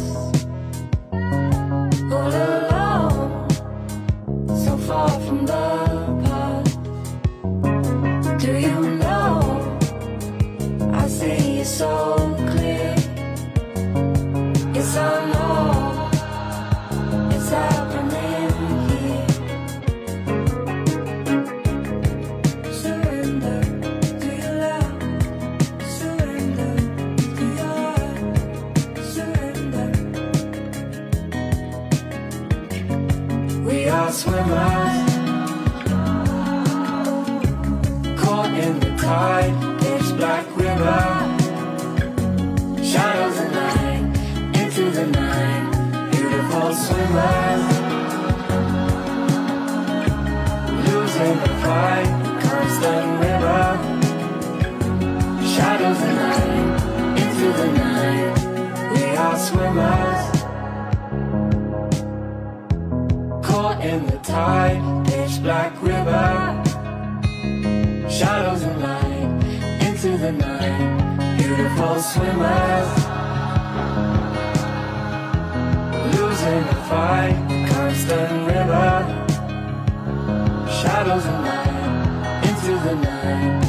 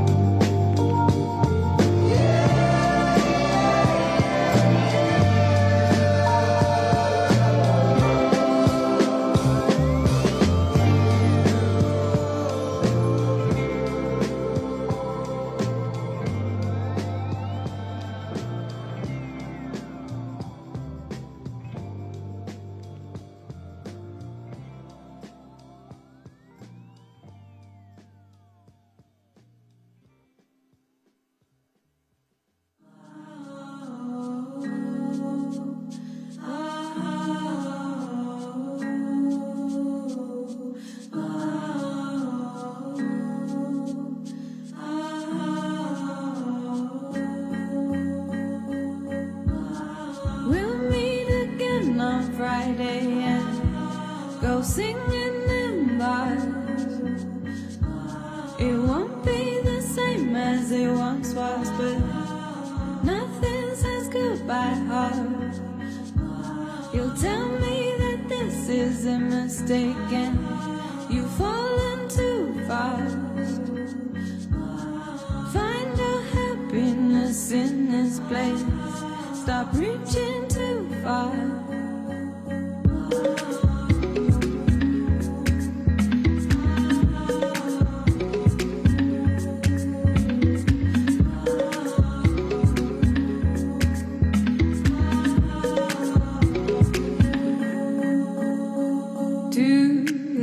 Of thought makes me wonder what I'm missing. Tones low in the back of your head.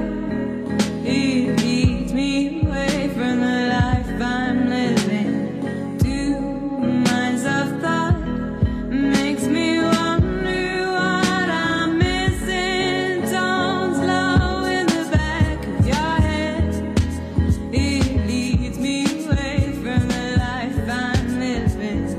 I wanna feel that thrill of the night. Feel the stillness stripped from the light. Oh, dreams are dust, crumble. I wanna feel that thrill of the night. Feel the stillness stripped from the light. Oh, dreams are dust, crumble. Two lines of thought makes me wonder what I'm missing. Tones low in the back of your head. It leads me away from the life I'm living. Lines of bamboo, see what you do to me. Lines of bamboo, see what you do to me. Lines of bamboo, see what you do to me. Lines of bamboo, see what you do to me. Lines of bamboo. Please take your seats. Our program will begin in 10 minutes.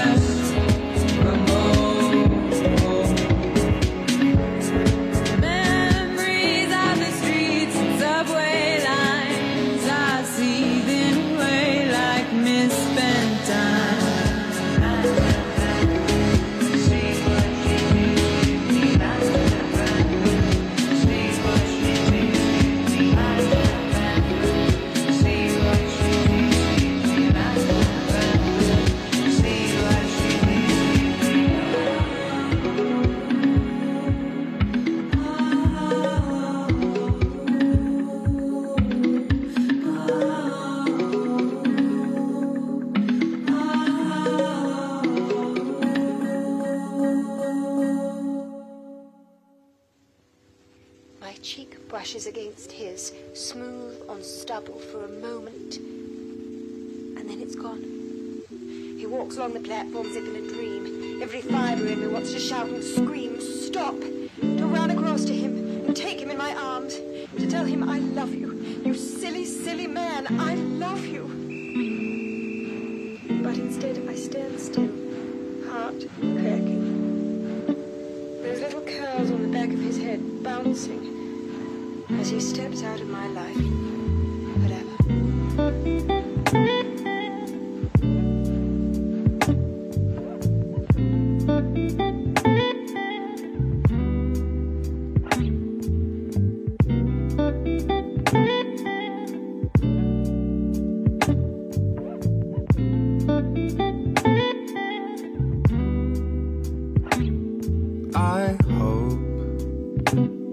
that the fire we both made still burns a little in you. I wrote to you every day. Did my letters find their way? Our memories on my screen, two lovers in this mystic dream. Baby, come back to me. Come back to me. Too much time on my phone. Baby, do you still sleep alone? Come back to me. Come back to me. Remember me. Fresh out of black and white. Movie. On every screen. Would you realize what you meant to me? Or was it mystery? Remember me, fresh out of black and white. Movie. On every screen. Would you realize what you meant to me? Or was it mystery? I heard that you moved somewhere far away. Is your number the same as before? I can't ignore the time may have changed your ways. Does my record still hang on your wall?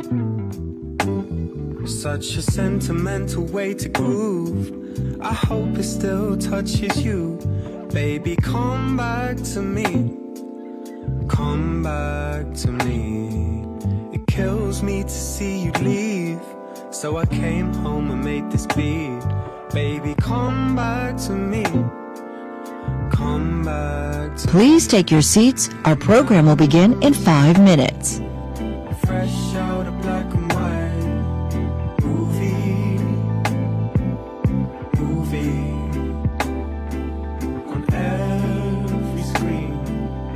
Would you realize what you meant to me? Or was it mystery? Remember me, fresh out of black and white. Movie. On every screen. Would you realize what you meant to me?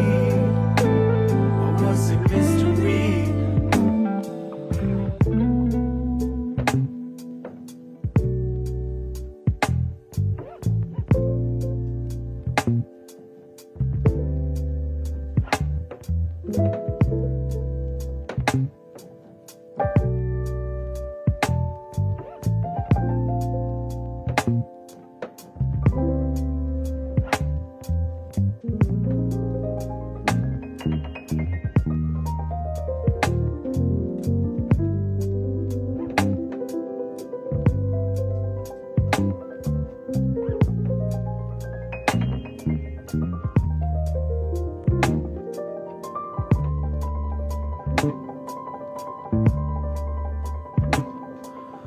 Remember me, let's set the scene.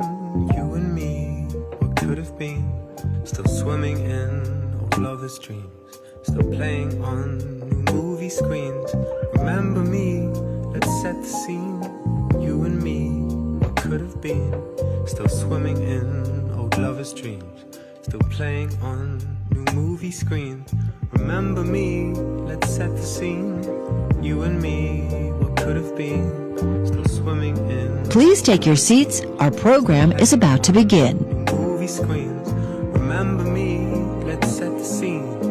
You and me, what could have been. Still swimming in old lovers' dreams. Still playing on new movie screens.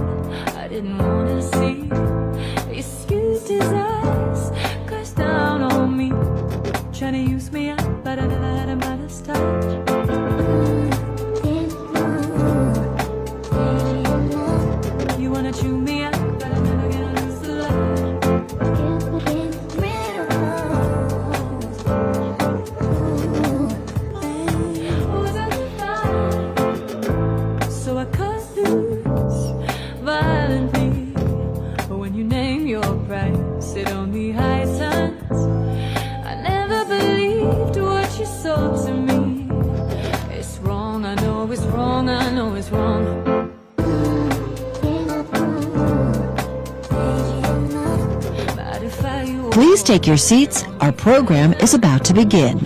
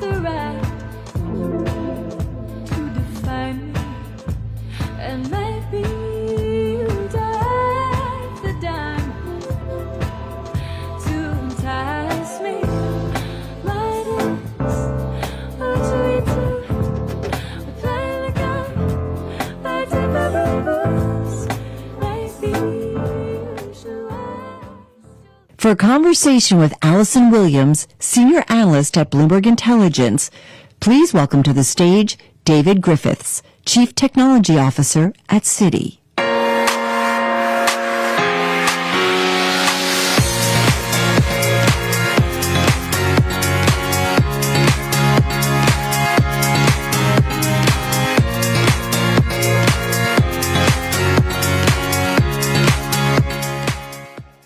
Great. So thanks, everyone, for being here today.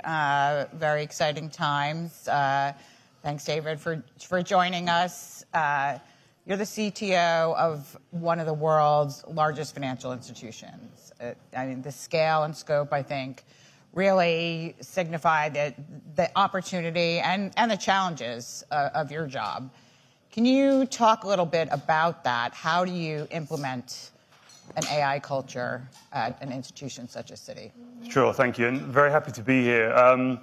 Citi's a big old place. So we are the world's global bank. We're in around 90 countries in the ground. We have customers in around over 160 countries.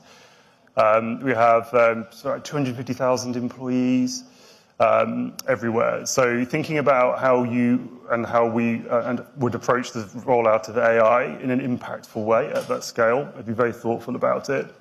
I think there are a few things. So one, and it is stating the obvious, but it's really worth stating, it is technology and its people. We know that just creating a great technology platform, putting it in front of people and saying, hey, do magical things with it is insufficient. So we've really had to invest in our people, our culture, our training, our awareness of the tools, but also more than that. I mean, naturally, AI, we're all in this room like super excited by the potential, but of course, for a lot of people, there's trepidation. It's like, how do I engage with AI? What is it going to mean for me? Can I use it? What's it going to mean for my job, for my teams? So what we've absolutely spent time on is creating that and igniting a demand for AI by getting people excited by it. So we have, within the overall organization, 4,200 AI accelerators, like super enthusiasts for AI all around the world. And you go to Singapore, you go to Budapest, you go to Pune, wherever it is, you get people stopping you and showing you what they've done. And they show us, which is amazing, but they show their colleagues. And we've created this, and there's a fantastic team in the AI accelerator cohort that create these short bite-sized videos. So we've got this compendium that's growing of just people doing cool stuff with the tools. And it's great. And it's really taking the fear away. And people do it and say, oh my goodness, that really boring thing that used to take me all of Friday morning is now done in 10 minutes with AI. It's excellent. So that leadership challenge, really, taking people through the change, is more than 50% of the battle. Of course, we've invested in a very deliberate AI platform. At our scale, if we left everyone to their own devices, we would honestly have 10,000 different AI solutions, AI platforms, vendors probably, which is really hard to control and reason about. Because the other thing we really, really wanted to do was to scale out AI, really democratize access to it. We didn't want it to be this elite group somewhere that was solving the AI problem on everyone else's behalf. Create a tool, get it out responsibly, safely, and then learn from it, from what people are doing with it. And our approach of having a very simple, single platform meant that we could have a very cross-functional governance function around it, with legal, with risk, with cybersecurity, data privacy, or there's other things we have to do, and move forward efficiently because we only had to have a conversation around one platform. So I think between those two things, a simple platform that was very powerful, and in this investment in our culture, our people, our training, we've achieved a lot. So we rolled out initially to 11 countries back in January. We're now at 83 countries. Over 180,000 people have access to the tools. And we're really proud to say that over 100,000 of those people are frequent users. Like, 60% recurrent users are coming into the tools. And what was a really great data point that we discovered, that when we've onboarded countries recently, they've reached the same level of adoption in 4 weeks that was taking 4 months with our first rollout, because there's so much enthusiasm and excitement for them now. So the ball's really, really rolling. And do you think that continues to shorten that 4 weeks? Oh, yeah. I mean, everybody, and it's a really high-class problem, as people say, in terms of the countries that don't have the tools really want them. I mean, there's so much demand. So, of course, when it's there, people are using them straight away. And we've built that muscle about how to get the value out of these tools. So much less blank canvas syndrome. People can now go in, look at these videos, look at people living in other countries, and immediately get the benefit of the tools as we roll them out. And so to your point, talent is such a huge part of the organization. And we in financial services know there's always a war for talent. It certainly is pretty intense at the moment. Talent and innovation are two of the areas where Citigroup ranked very high on the Evident AI Index. So maybe you can share a little bit about what your talent strategy is and how you are getting the best talent. Yeah, actually, this is kind of a great situation for us, because we are where the rubber hits the road. We have these amazing AI models that have been created by these incredible research labs over the world. But it's really companies like ours that are putting them to work. So the people that come to work with Citi on AI implementations really get to do the fun stuff. You're getting these incredible models, which are very, very effective, very fast to use and implement solutions, and they're putting them to work in real business problems. So the insight that people get when they come to work at Citi on AI is just unparalleled. That your view into this incredible bank we have, all of the businesses we operate within, all the countries, nobody else can see that. It's just us. So people come to our place, and they're so proud of what they build. And I would say what's really great about all of the AI models today, and I've mentioned it already, but it's worth emphasizing, but within 1 week, you can produce something pretty amazing. They're so quick to develop.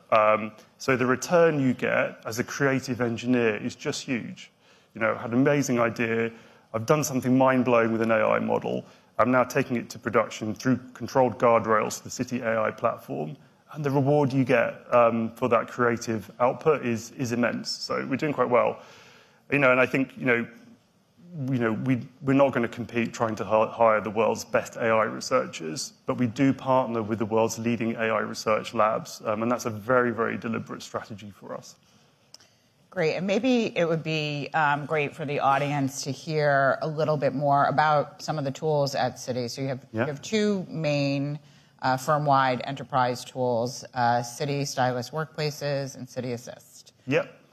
So perhaps talk a little bit about those and where you're really creating some of the value.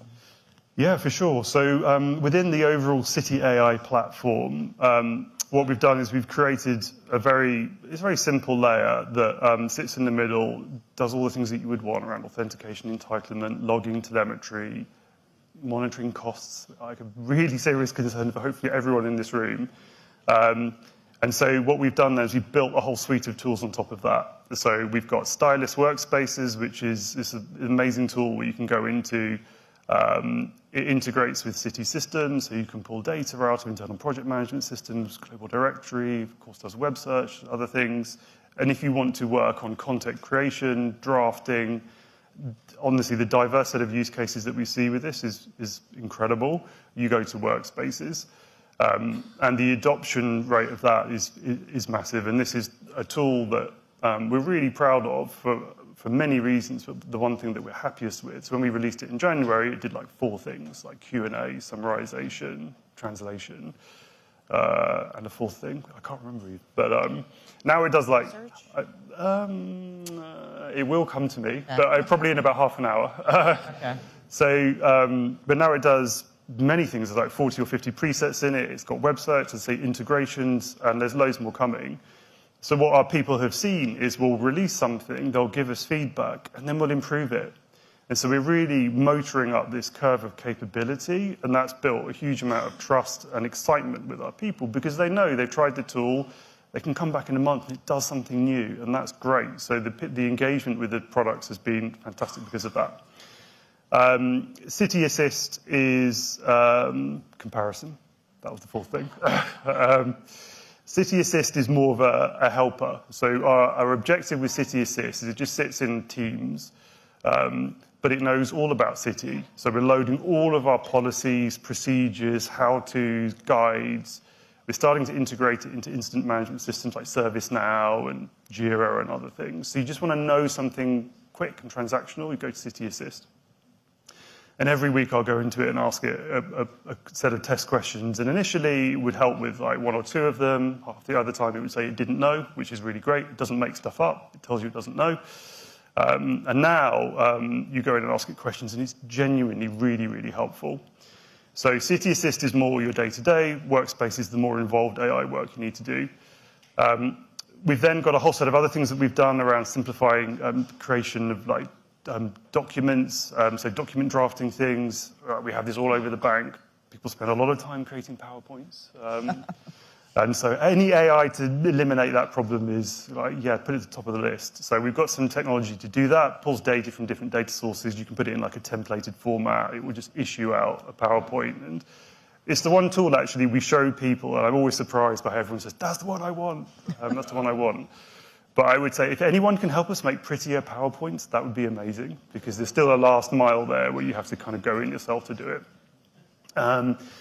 So that's that. And then, of course, as part of our overall organization, we've got around 30,000 developers, and they've been a really priority sort of group to give AI capability to. So we've built a bunch of things there, code review, documentation, significant capacity. We've done over 1 million code reviews in our AI platform.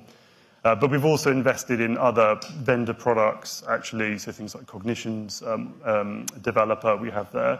And we're yielding a huge return there. So we've seen, things that would take 28 days before can be done in a day. We've seen real multiples of productivity for a certain class of problem, and it isn't everything, but with AI for developers. So seeing a huge return on the investment there. And you recently did a pilot across like 4,000 or 5,000 users. I think it was 4 to 6 weeks. Yeah. So I'm assuming PowerPoints were a highlight there, but can you talk about other highlights in terms of use cases, any issues that were uncovered? What were the learnings from that? So in Stylus Workspaces, we deployed something called agent mode, where you can click a button, and Stylus is now able to, it's worth quickly defining what an agent is, as per our conversation earlier. For us, an agent is very simple. You give it a goal, you get a plan to complete that goal. It's a complex, non-trivial, multi-step goal. You say OK to the plan, and then the agent will go off and it will take the actions necessary in that plan to complete the task. Doesn't matter whether they're read or write or whatever else, but that's kind of our definition. So we enabled that feature in Workspaces, and it's been really interesting. So on average, I think there's 17.7 agentic runs a month. That's what people are doing. The costs are really interesting. The average is less than $1 per agentic run, but some of them are up to $30 where they're doing really complex things. So we're learning a lot. In terms of the feedback that we're seeing and what people are using it for. And maybe it's a bit of a tech term, but it's kind of like map-reduce problems, where you've got a set of documents that you want to work on. Say you've got some research documents you want to go through, you want to extract some specific information, you want to overlay something from the internet, you want to craft a memo. If you were to do that without AI, you're going to be spending a couple of days doing it. You want to do it just with stylus, step by step, pre-agent mode. Probably going to take you half a day. Now it will be done in 20 minutes. You'll have to go in and maybe edit and review the output. But it's really great. It's this move from more of a synchronous way of working to a little bit more asynchronous. But it's all very safe and controlled, and that's what we really like about this implementation, because the output of the agent is only issued back to you in stylus. It's not sent anywhere. It's, so the risk is always very low. There's a lot of citations back to the sources and how it actually happened. We're getting what we want from this pilot. We're learning what people need to get even more value from it, and it's unsurprising, really. They want more city context, more city systems available, and we want the ability to run our agents, in a more sort of scheduled way, more virtual way. And so we're working on both of those things at the moment, and the next couple of weeks, more to come. So, yeah, it's going pretty well. And were there any differences just in terms of, was it more popular among any different demographic, geographic, business line? Any insights there? It's a good question. We probably haven't rolled it out broadly enough to make sort of regional sort of differentiations yet. It's pretty popular in tech, where like project managers style roles. People who might, have, for example, spend their time getting information from Jira, compiling a status update. It's actually pretty helpful at taking care of some of that for you. So that adoption's been pretty good. We also think there's amazing opportunities in the front office too, in research, sales and trading workflows, and other things also. So yeah. And how are you thinking about quantifying some of these learnings? Yeah. Like in terms of where is the best ROI for your incremental dollars of investment? We still believe the highest ROI investment is with developers, simply because I've said this before, but the AI models are so incredible at coding. They really, really are. Whether they're the models from Google or OpenAI or Anthropic, highly optimized for coding output. And they're getting better all the time. The latest releases from the providers continue to really excel. So you're getting a great capability, and our ability to orchestrate them in an agentic way, in a very controlled workflow. And that's the lovely thing about a developer environment. You've got a build system, you've got malware scanning, you've got source control, you've got this amazing framework that means that when you deploy AI and even agentic AI, you've got a whole bunch of guardrails and controls out of the box. So you've got an amazing capability and a ready-made set of guardrails. That's where we're seeing the return. So I would say that's number one. And then it all becomes a bit more diffuse, because then you start to think about AI in more operational scenarios. And of course, you've got some large populations there, so in call centers and things like this. But then if you look at our institutional operations teams, it's much more variable. What you're doing in our services business may be different to our markets business. So there it's less sort of one killer implementation. It's how you solve for a more heterogeneous operational set of use cases. So we feel that investing in that platform and things like stylus, agent mode, and other things will give us that leverage. Okay, and you've talked about the fact that completing several tasks at once in a very complex environment has been a real game changer for AI. Can you dig into that a little bit more and talk about some of the use cases there?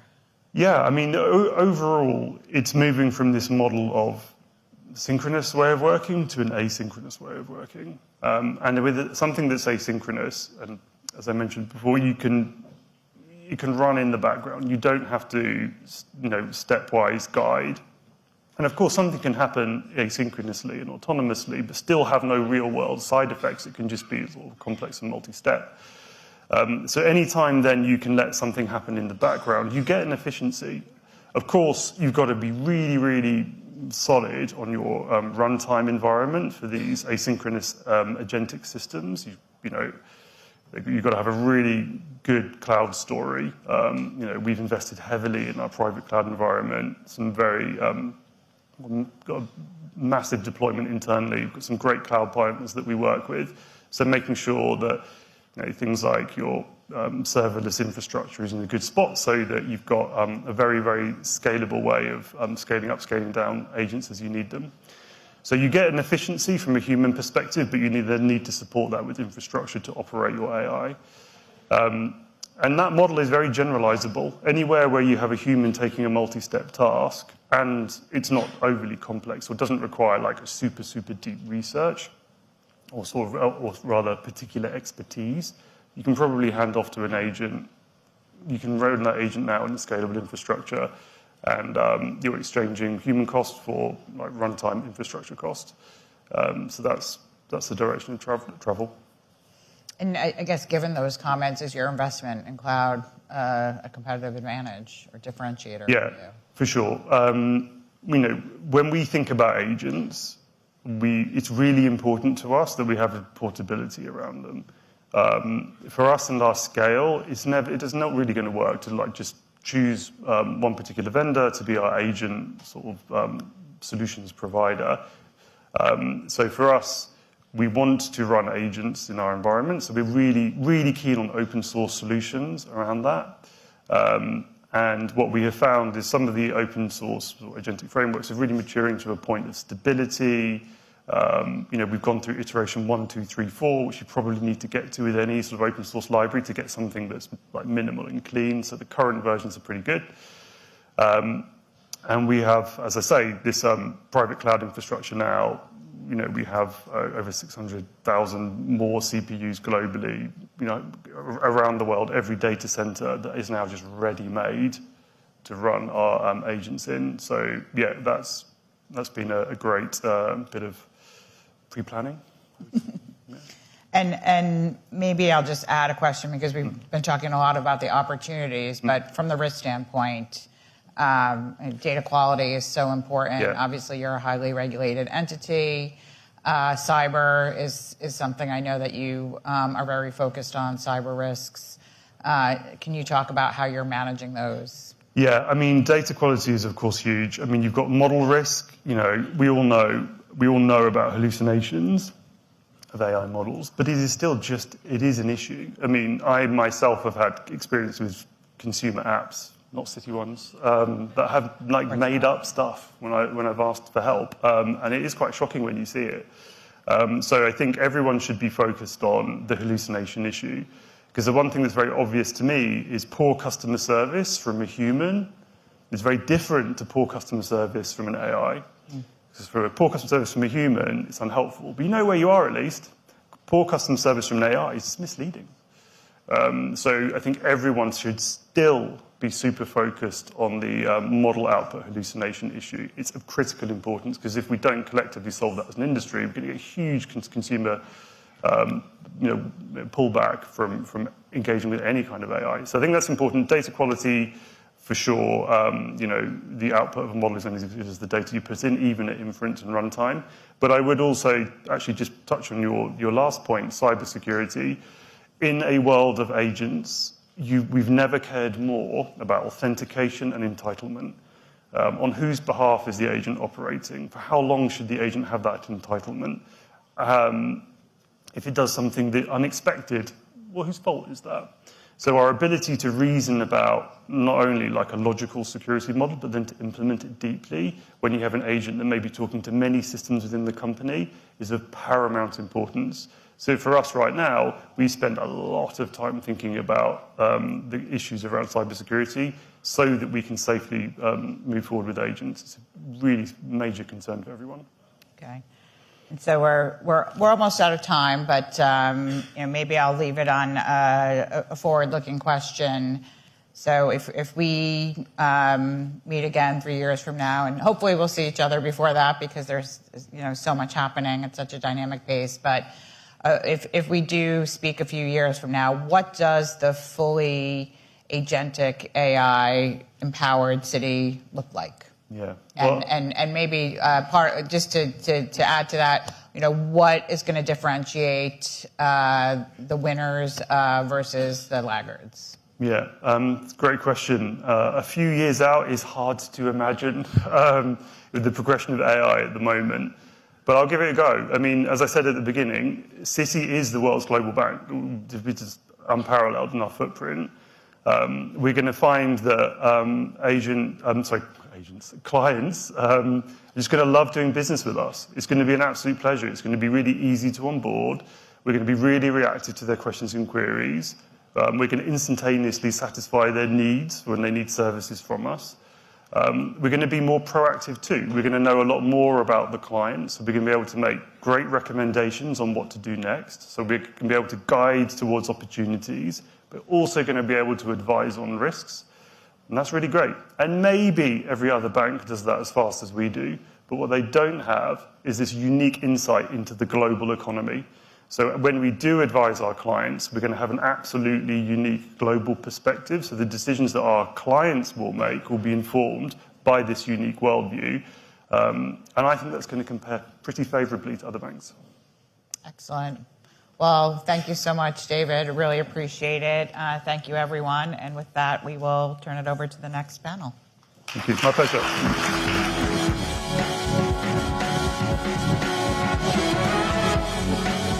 For delivering an agentic potential, how can financial services firms develop agents to add real value? Please welcome to the stage Michael DeMessi, Head of Applied AI and Practice at BNY, Gabriel Stengel, CEO and co-founder of Rogo, Matt Glickman, CEO and co-founder of Genesis Computing, and Manuela Veloso, Head of AI Research at JPMorgan Chase.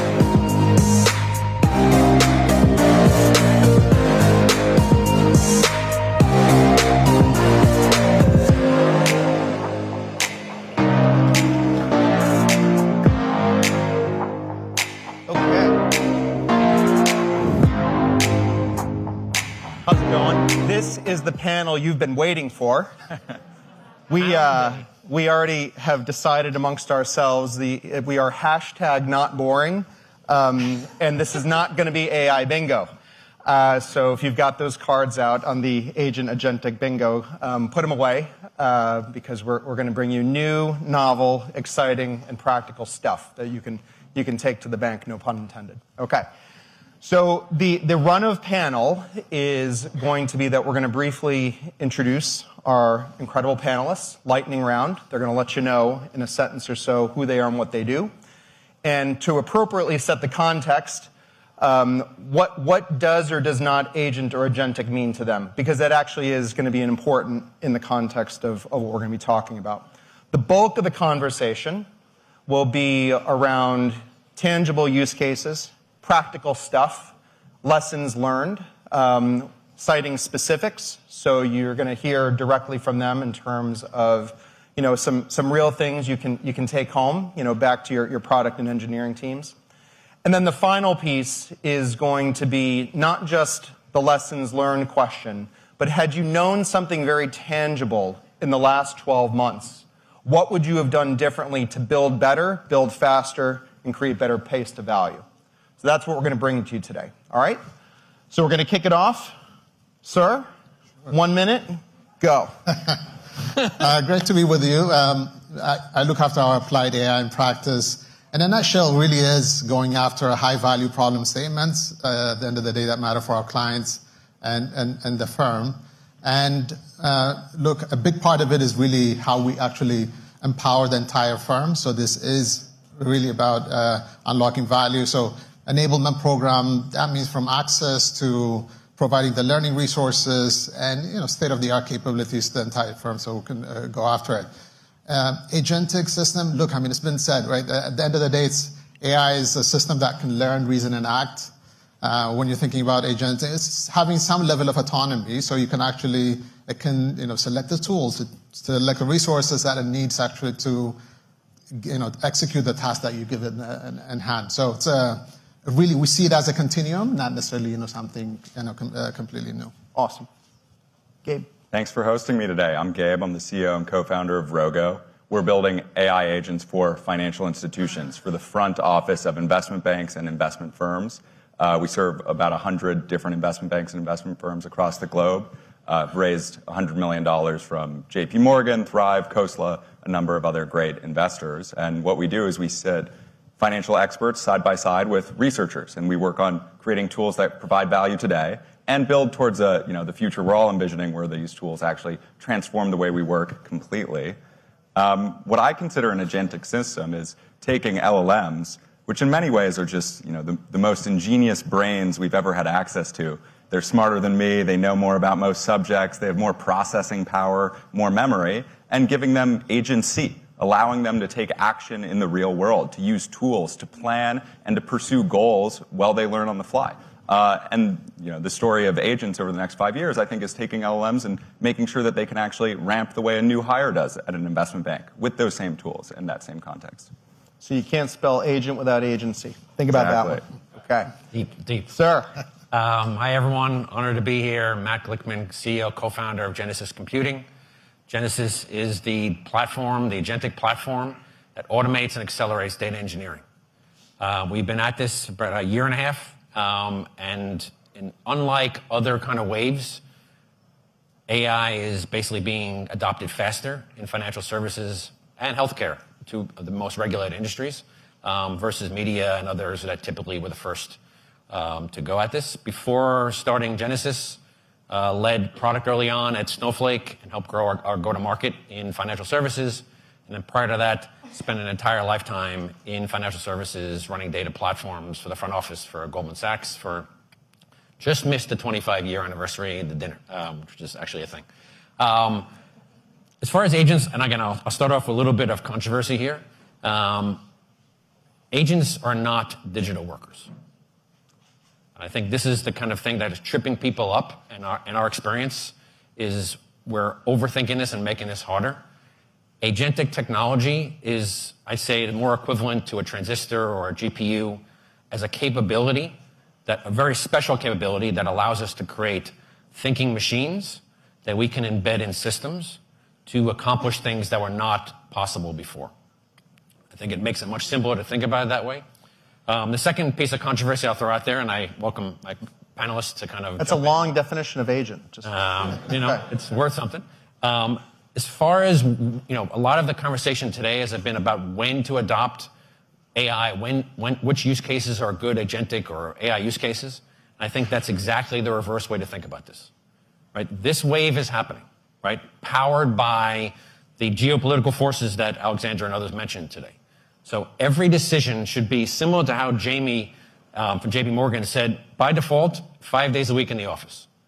Similarly, by default, the answer should be, can this be done with AI? Not, is this an AI-capable use case? Why shouldn't it be done with AI? So we can take advantage of the wave when it happens. Okay.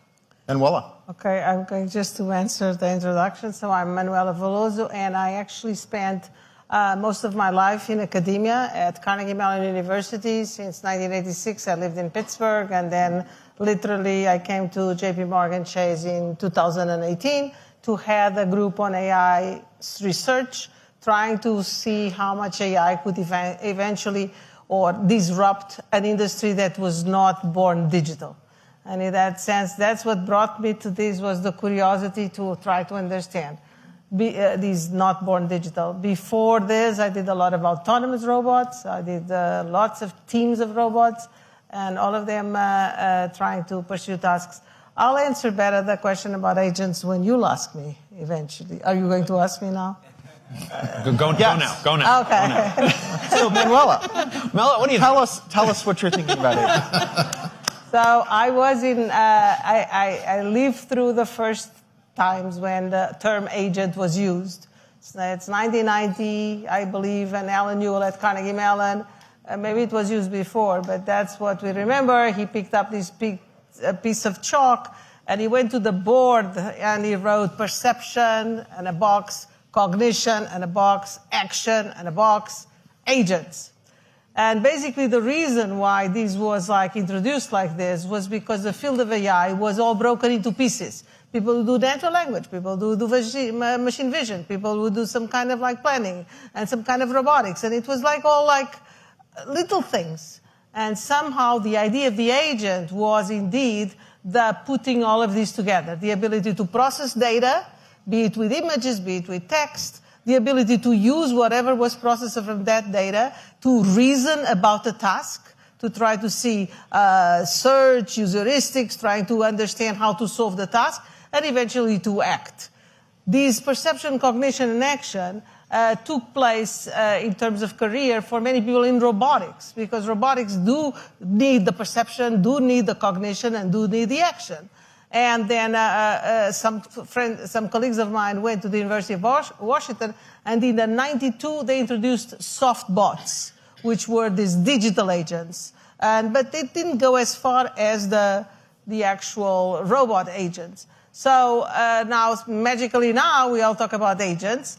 But I think that just to come back to now, I think that what I view that it could be a contribution for all of us, for all to think, is that agents in one way need to be able to perform more than one task.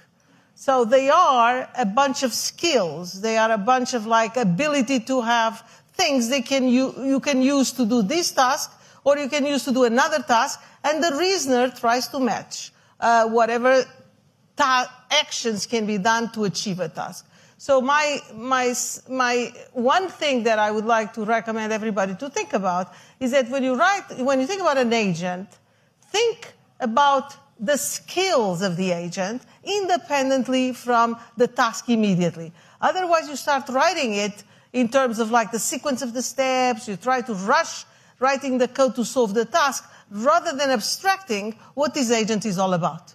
And it could be, it reads a file, it writes into a file, it can look at this, it can look at that. So it's a discipline of thought. You should try to identify all these little pieces. And then, indeed, comes a task, and you put these little pieces together. You optimize which ones are better, how much does it cost to ask this agent for the value of this number, and then you produce a plan. And eventually that thing gets executed. But try to embrace that an agent is not only that task.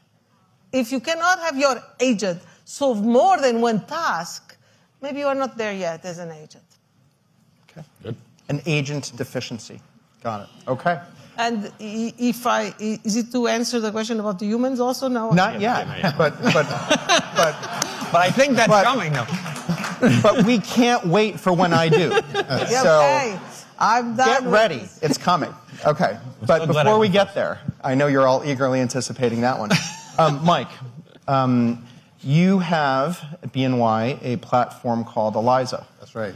And to stoke a little bit of I guess, friendly banter between you and Matt, Eliza is in the business per se of building and/or manufacturing digital employees.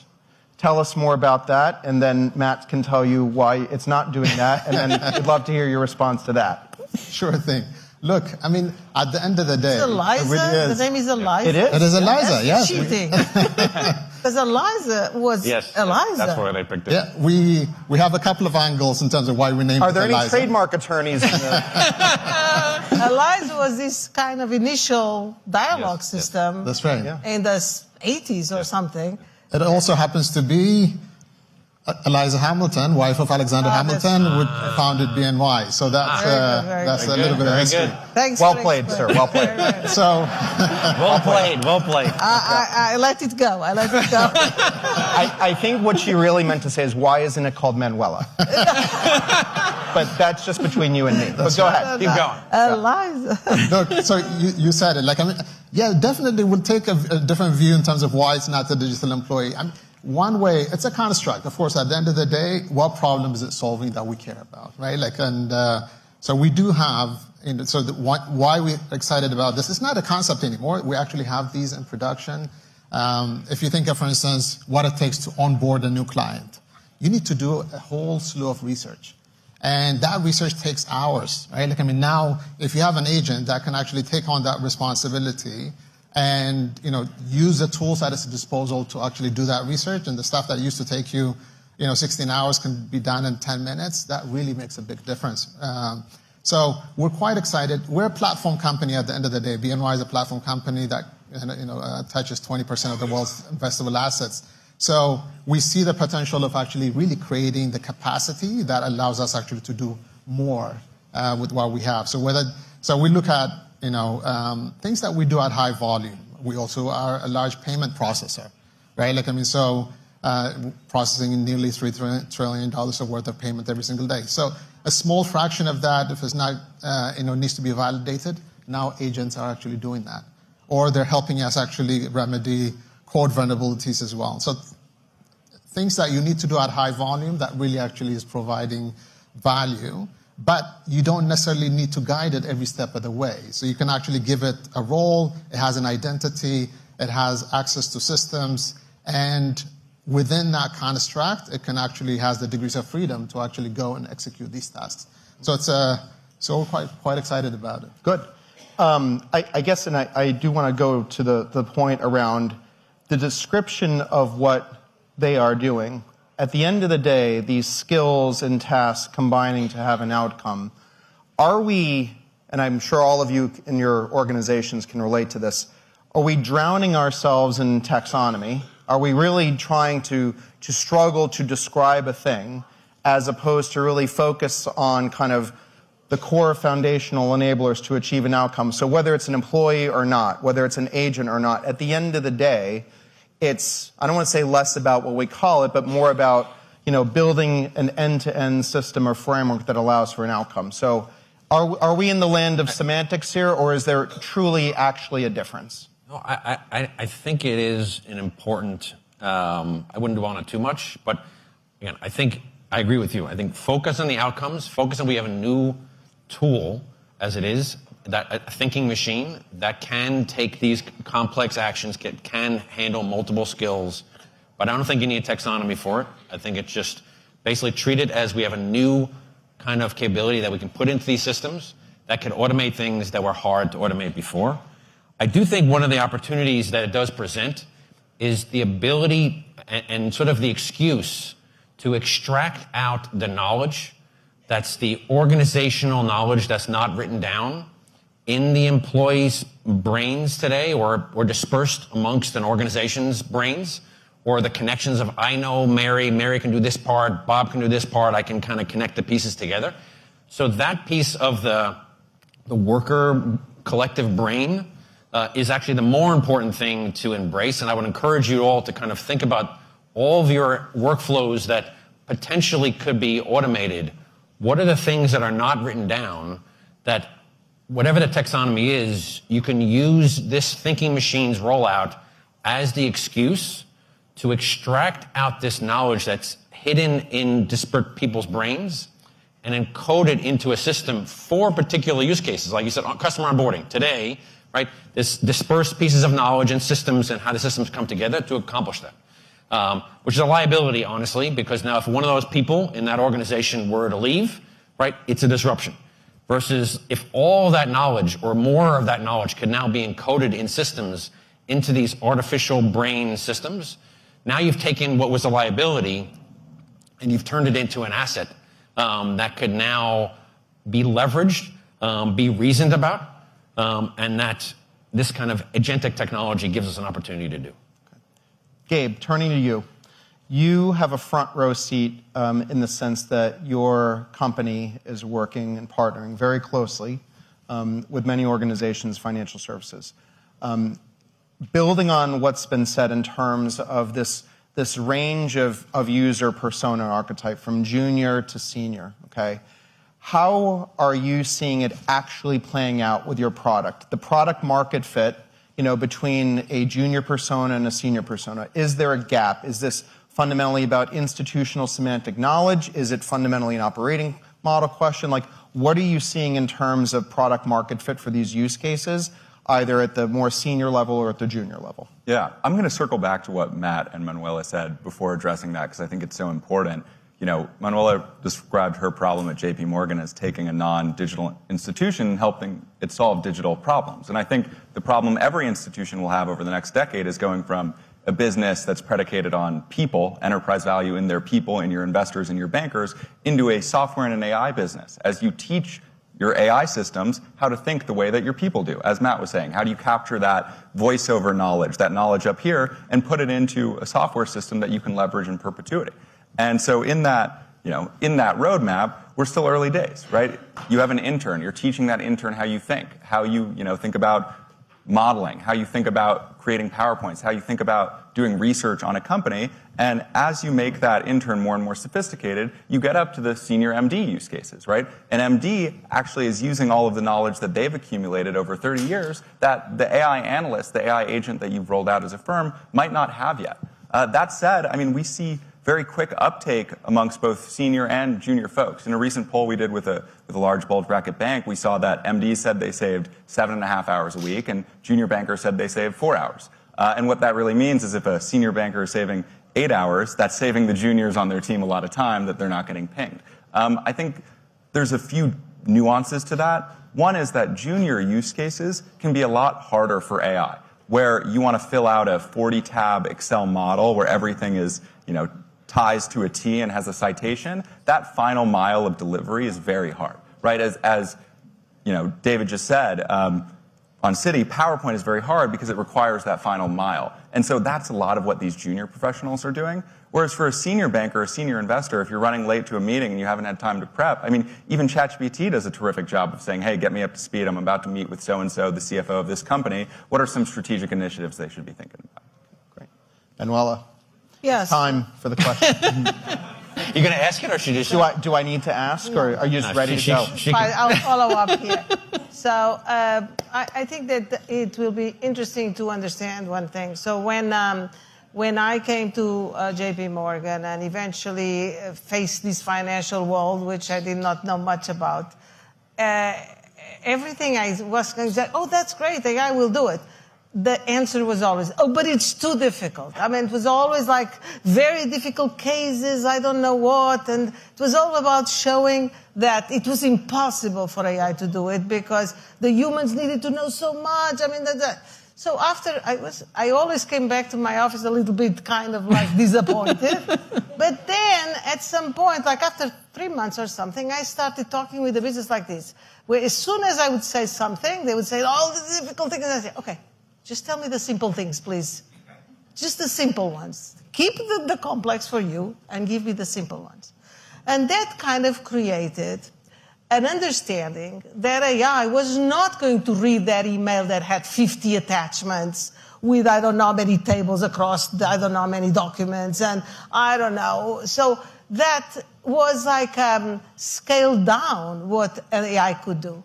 And eventually gave us like a lot of confidence to start.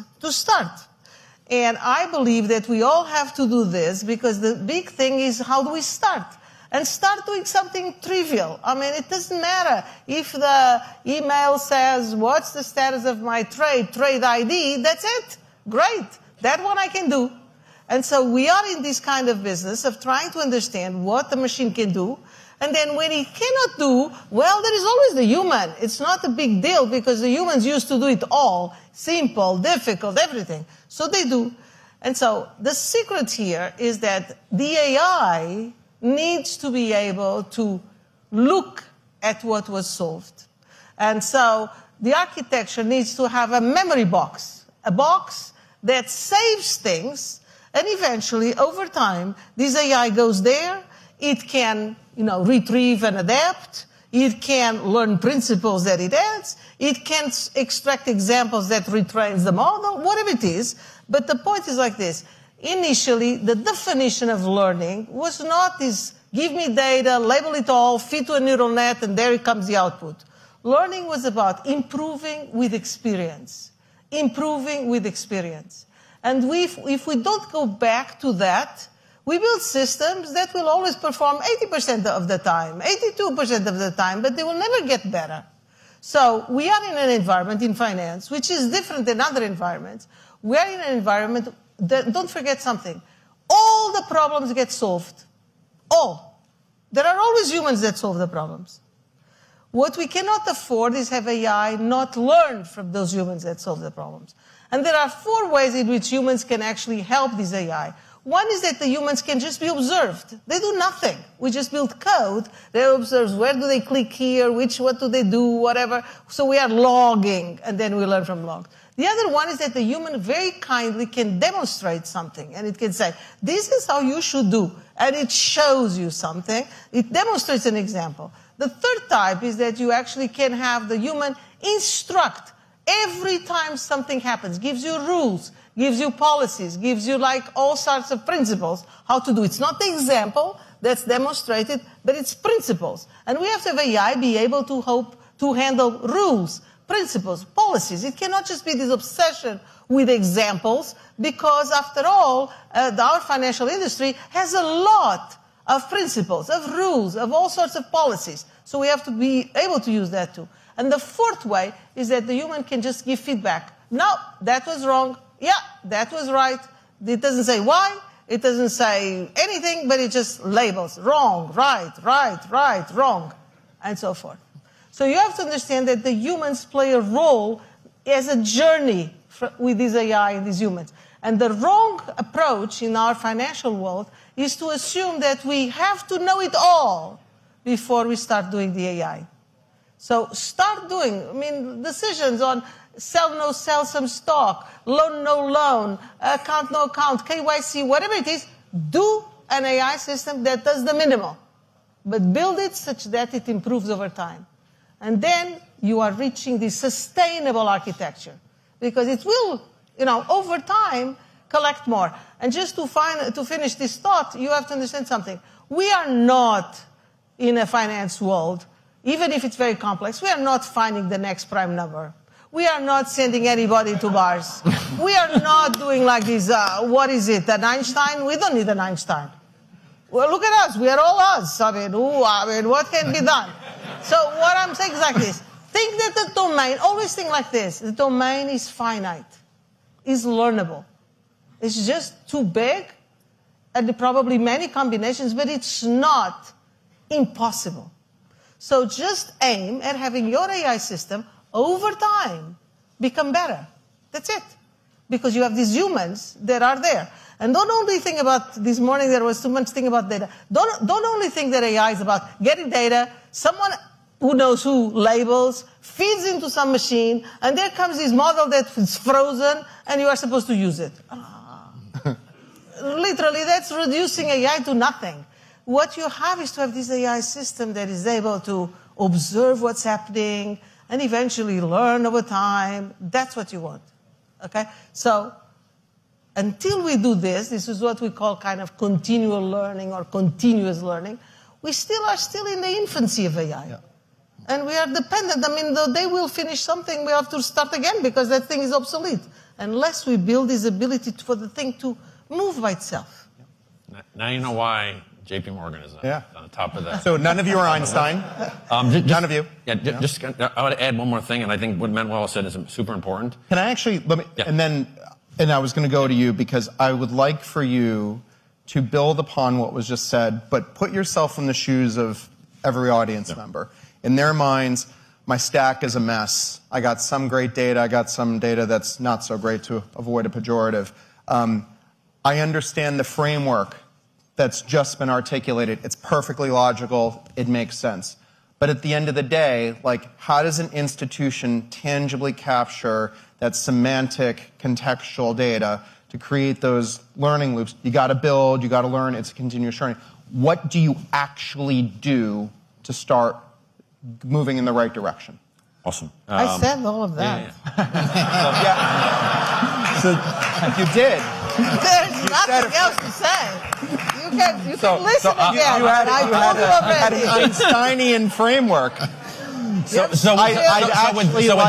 that as a low bar. That as a low bar. Now again, what Manuel said, the important thing is to start, right? And do not use any excuse of why not to start. The typical reason, and I posted on this on LinkedIn, which is my data's a mess. It's not AI ready. I got to clean that up first. That's a 5-year process. I'll get back to you in 5 years.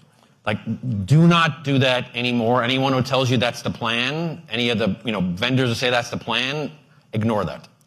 You need to start today. You need to experience what Manuel has said firsthand. As much as how clearly she laid it out in those 4 steps, I trust no one. Very clearly. Very clearly.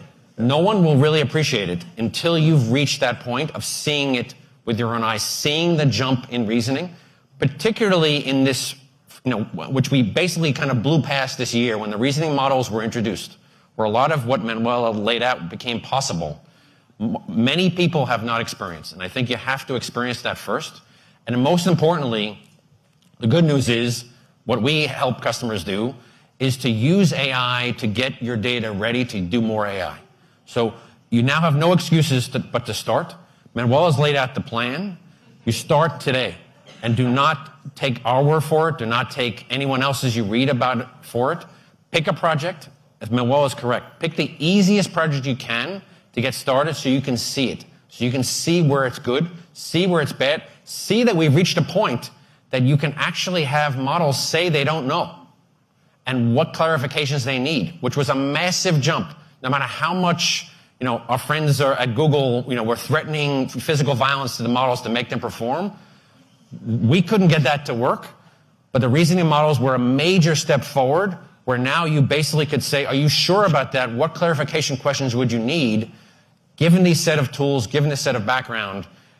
And now we have systems that can say they don't know. So again, that was the major thing. Don't wait. Use AI to fix data, and then pick a project where you can see it for your own eyes. We are slightly less than 5 minutes, so we're going to go. Gabe, I'm going to start with you. Then we're going to finish out. So, in the last 12 months, we've all been on this journey. We've learned, we've failed, we've grown. The most tangible thing in your context for what you would have done differently had you known what you know now to have built better, faster, and a better pace to value? Most important thing for us would have been, it's not about the model intelligence. It's not about how smart the LLM is. It's about the tools you give it. And if we had known that, would have been investing in those tools earlier. And to give the same analogy I gave earlier, if you have a new grad start on day one, even if it's the smartest new grad on the planet, if you don't give them access to your tools and systems, the right credentials, the precedent examples of how they do work, they're going to be useless. And it's about building up the scaffolding and the tool set to help these models actually make an impact on your business, rather than just trying to make the models a little bit smarter, a little bit better at saying, I don't understand. Maybe better to figure out how to give the model the same tools that your human analysts do. Very good. Thank you. Mike? One thing I would say, it's not necessarily, we didn't know it before, but it's something that we need to acknowledge.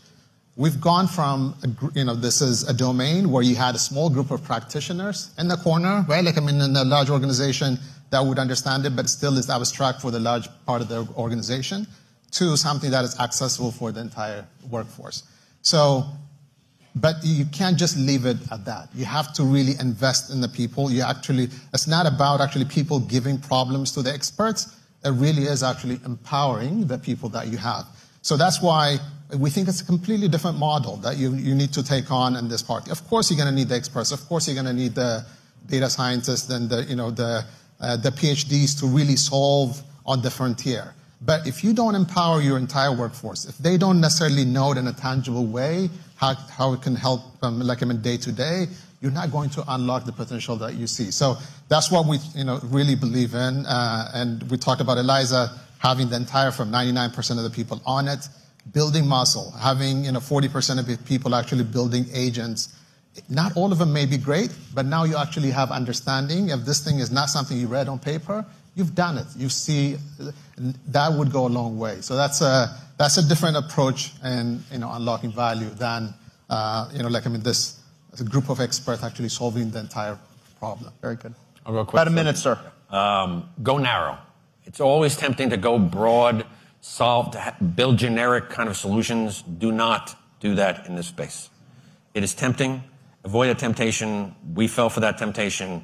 We spend a bunch of time and realize what is the core use case we can focus on. Go narrow, go deep, get it. Go broadening will happen later. And I think, and figure out what is your kind of pain point, and figure out how to get to that end point, and do not get distracted by general purpose solutions. The last word is yours. Okay, well, I'm going just to explain one more thing. So somehow we kind of discussed all these about agents and all, the humans, the role, and so forth. But what we need also to embrace is that agents, one way or another, will need to talk with other agents. And this concept of talking with other agents is because we are not going to build one AI system that knows the weather, knows the hotels in Paris, knows the flights, knows everything. So we have this. So the same way that for an agent we break into little skills, we also capabilities and so problem solving is going to be broken into multiple agents. The only problem is the following. We need to understand that the agent we write and asks weather.com for whatever or something, we don't know what the other agent does. It's a black box for us. The only way to go to the other agent is through a request, a question, and the thing answers. So think about this complete distributed way of thinking about AI. Every single capability belongs to some kind of agent. As humans, because humans, we assume they will do it as we do. But these are machines. Who knows how they're going to compute the weather? We don't even know if they actually tells us the right weather.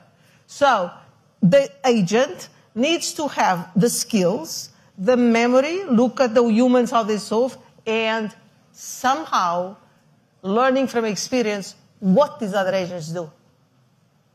You have to learn to trust them or not trust. So you have three choices of asking about like the address of this customer. And now you ask this, random, choose one of them. And now you go, and after all, this is wrong. Well, save that guy does not give you the right answer. Fine. Next time you go somewhere else. So an agent has the memory, has the feedback from humans, and a model of all the others that it kind of talked with. And so now it has this computer code is very intelligent. It's not a tool. It's something that's like building all this knowledge from experience. And now you use these to make your decisions. Who do I ask for? Do I trust more? And so forth. So you need to embrace the completeness of building this agent in a multi-agent system. Manuela, we got to end it there. There you go. All right. A round of applause for the panel, please. Thank you. We will now take a short break. Our program will resume in about 20 minutes.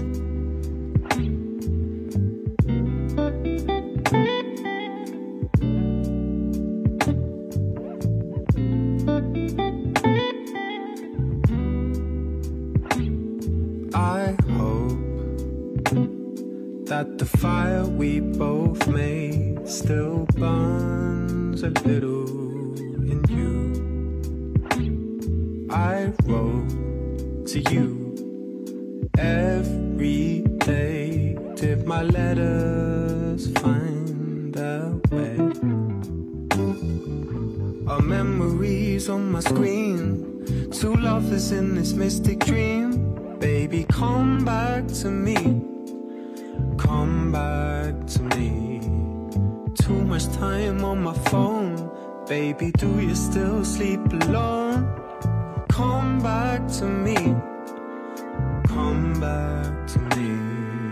Remember me. Fresh out of black and white. Movie. On every screen. Would you realize what you meant to me? Or was it mystery? Remember me, fresh out of black and white. Movie. On every screen. Would you realize what you meant to me? Or was it mystery? I heard that you moved somewhere far away. Is your number the same as before? I can't ignore the time may have changed your ways. Does my record still hang on your wall? Such a sentimental way to groove. I hope it still touches you. Baby, come back to me. Come back to me. It kills me to see you leave. So I came home and made this beat. Baby, come back to me. come back to me. Remember me, fresh out of black and white movie on every screen. Would you realize what you meant to me, or was it mystery? Remember me, fresh out of black and white movie on every screen. Would you realize what you meant to me, or was it mystery?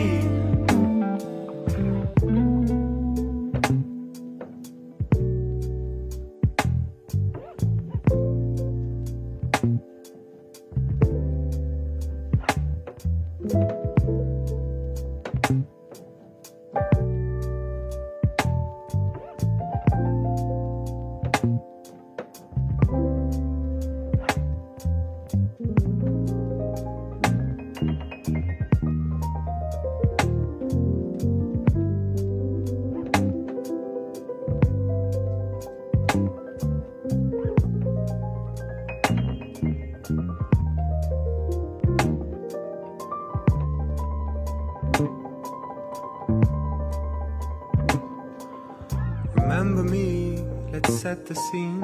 You and me, what could have been. Still swimming in old lovers' dreams. Still playing on new movie screens. Remember me, let's set the scene. You and me, what could have been. Still swimming in old lovers' dreams. Still playing on new movie screens. Remember me, let's set the scene. You and me, what could have been.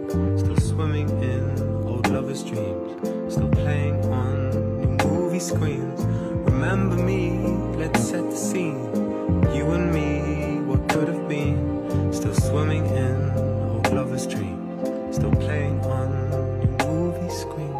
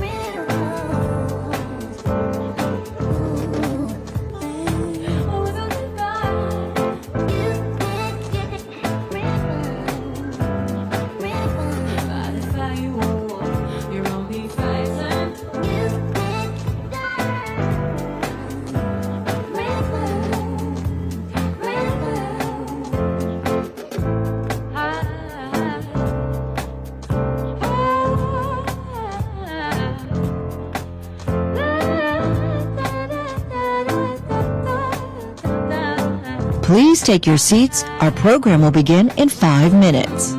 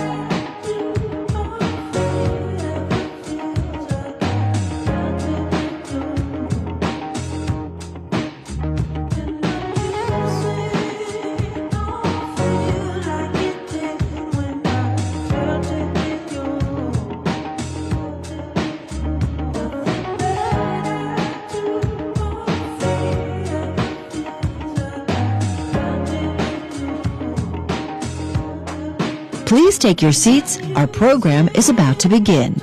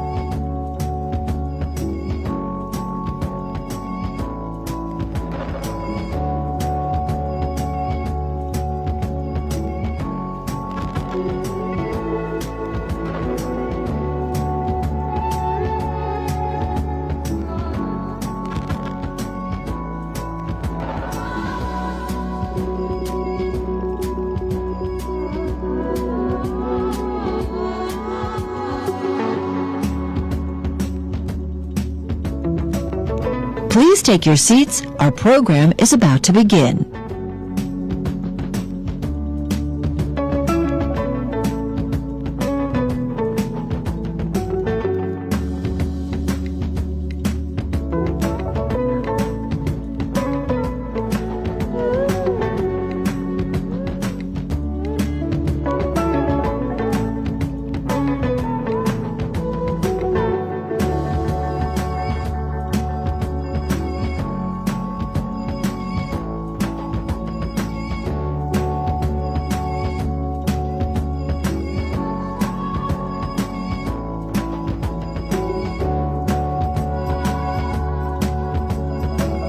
Please take your seats. Our program is about to begin.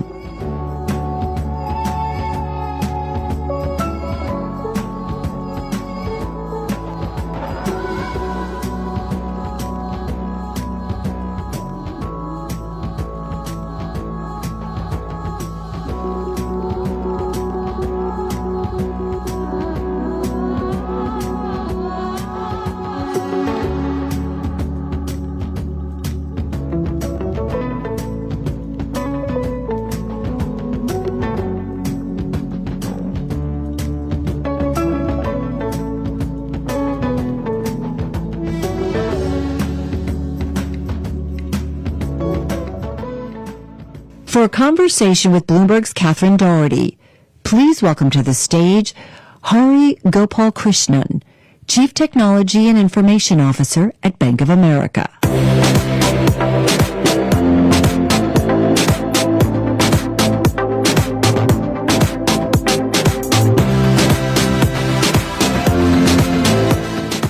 Hello, everyone. I hope you had a good break. We're going to jump right back into it because we don't have too much time and we have a lot to cover.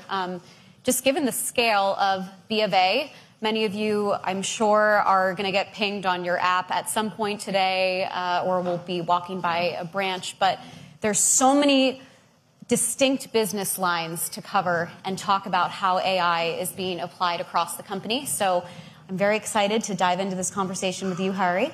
And I'll start by 3 years ago or so, there was so much talk within the bank industry about experimenting with AI and how you had to be careful and you had to protect customer data.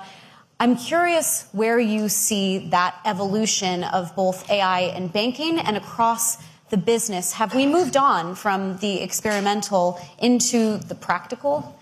Yeah, first of all, we didn't practice a stand-up routine, so given all the laughter before this meeting, I'm a little worried about sort of keeping the audience engaged. But we'll see how that goes. But look, I think when you say experimental, it's interesting because when I look at the last 24 hours, our client-facing chatbot, Erica, processed 2 million interactions with clients.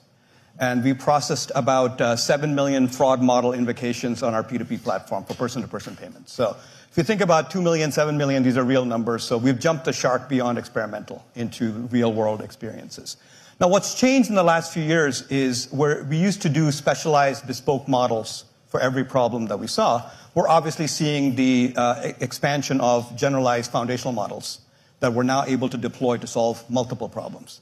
Where we historically have to codify things into hard-coded rules, we're seeing rules going into orchestration, going into reasoning, which lets us build more powerful agents. And so when we look across the company, across all our 8 lines of businesses, there's really 4 different pillars we look at. I suspect all of us do.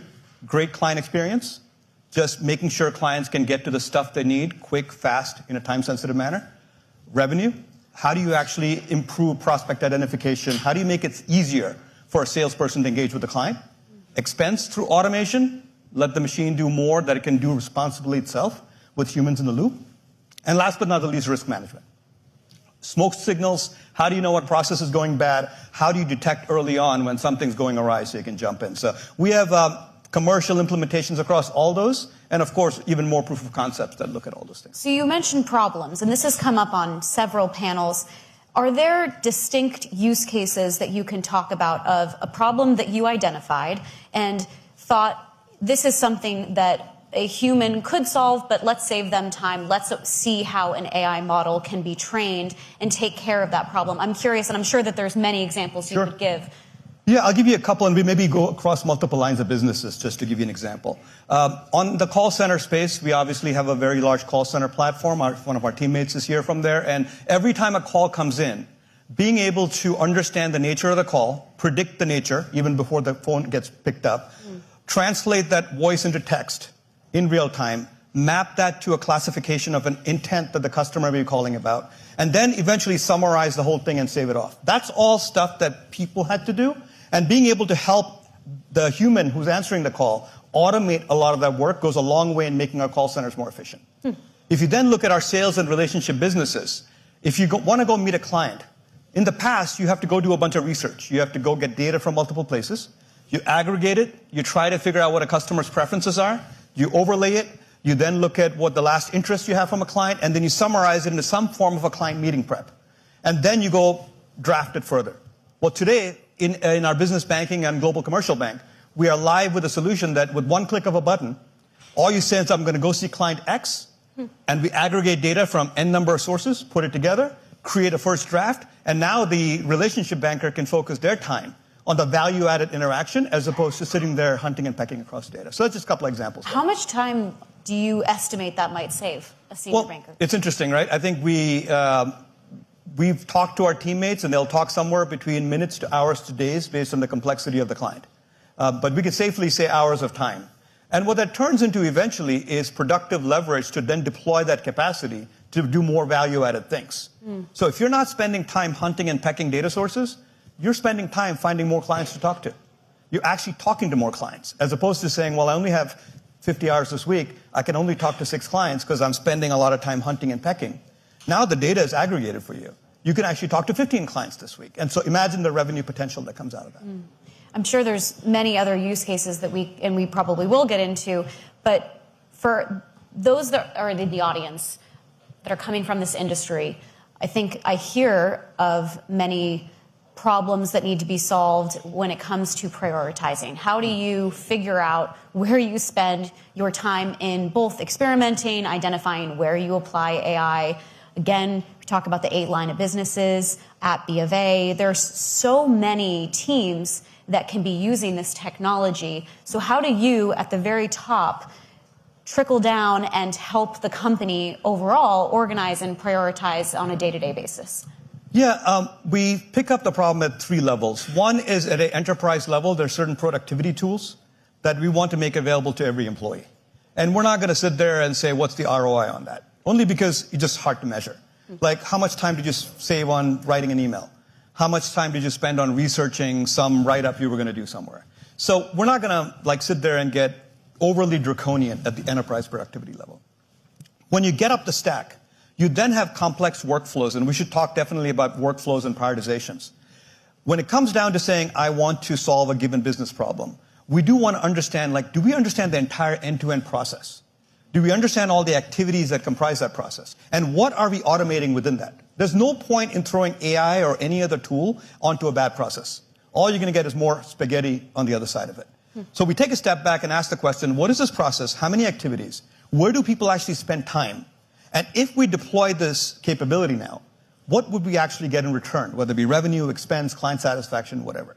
And then we use that approach to then figure out, when you have 100 ideas, not all 100 ideas are awesome. Some ideas try to optimize 2 minutes in an 8-hour process and then spend millions of dollars doing that. It makes no sense to do that. On the other hand, other ideas actually take out 2 steps and actually automate the heck out of 3 steps and then streamline step 7. And doing that, you get a much better return on investment. So this idea of return on investment is something we focus on there. And do you ever take an idea from one business line that you see is applied and it's helpful, and then say to yourself, well, actually, if we take it to this other business, there might be some cross synergies or ways to take what we've learned here and bring it over there? Yeah, actually, it's something we do very often. Erica, who we just now call the OG Erica, because it's now 8 years old, has since been transplanted from the consumer bank, which is where we started, into the private bank in Merrill Lynch, in business banking, and it's now used across multiple lines of businesses. That client meeting prep that I just spoke to you about, it started its life in global commercial banking. And we realized, what are we doing here? We're aggregating data. Now, the sources may be different. The CRM is the same, because we've standardized on that. And so you're pulling all that stuff together to create a meeting report. You can absolutely lift and shift that. So one of the things we do and work very hard on is understanding how much of the stuff we can build at a foundational level, besides the models themselves.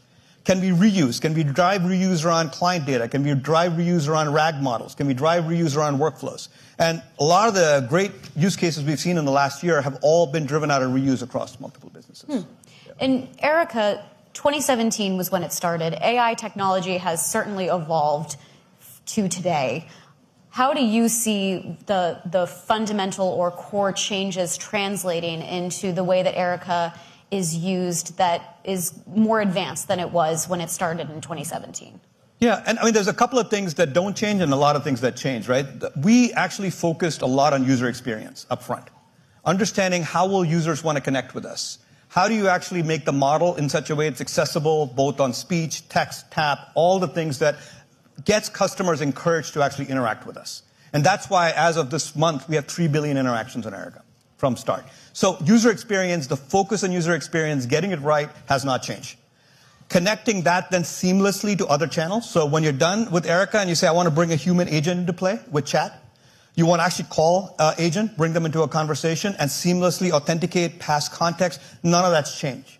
The takeaway on that is do not underestimate the importance of user experience. Models are great.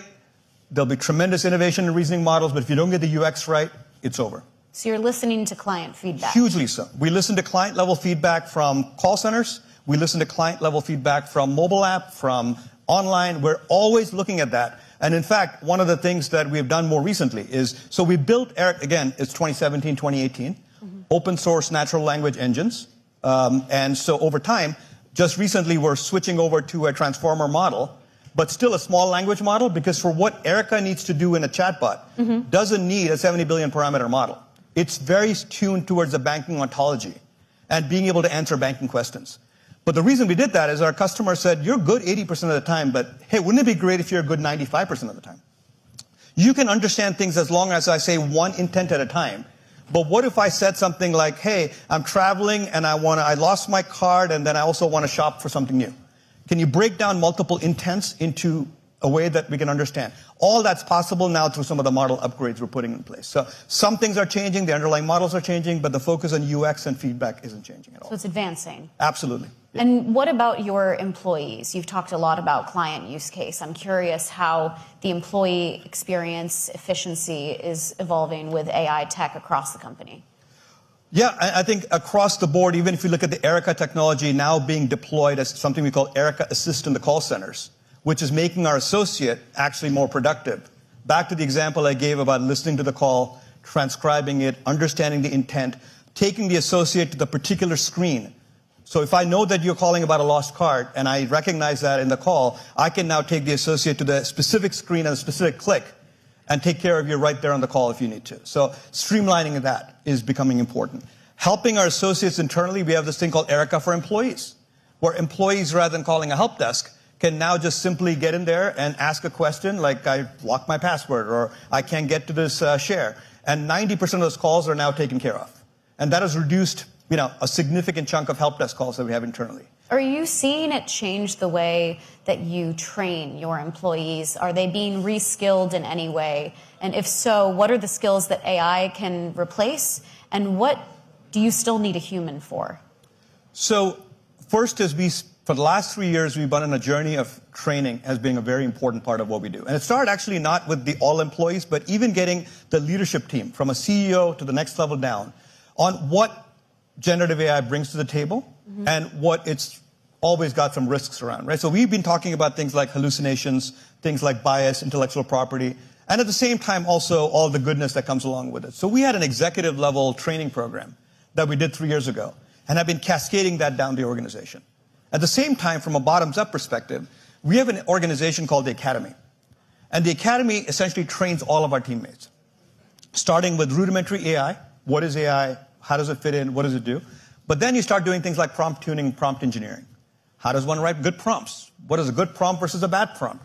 How can you create reusable prompt templates? And then the next level down from there is how do you apply all these to your operational processes?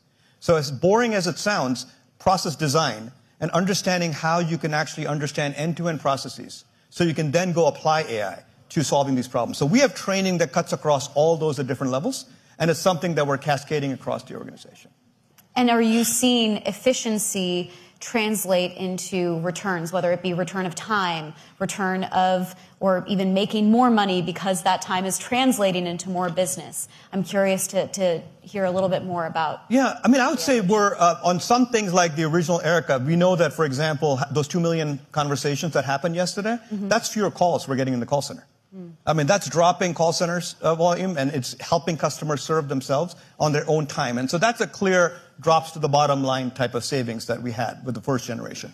In fraud, the other example I gave you, fraud losses are another example of measurable, tangible outcomes you get when you deploy better models. We replaced a legacy set of models that were product-centric with a set of AI models that are customer-centric.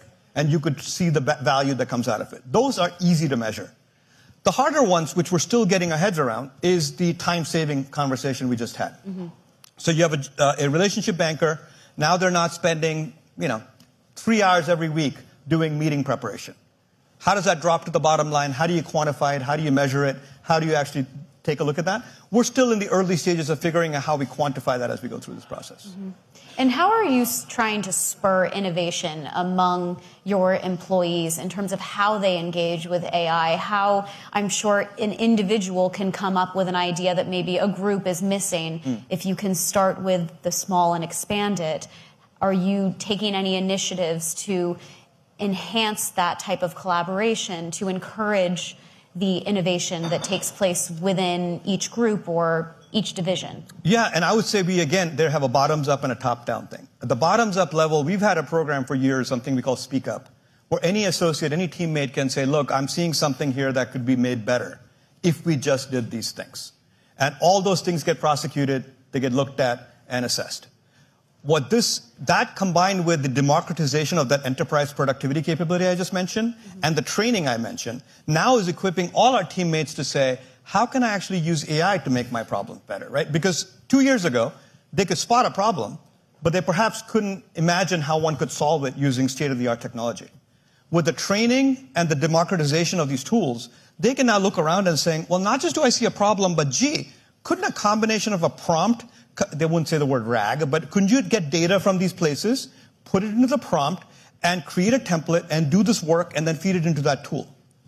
That's not an uncommon thing nowadays to hear from a teammate. And that's, technically speaking, you could actually take that now and pretty quickly turn that into a requirement. So that's the bottoms-up approach.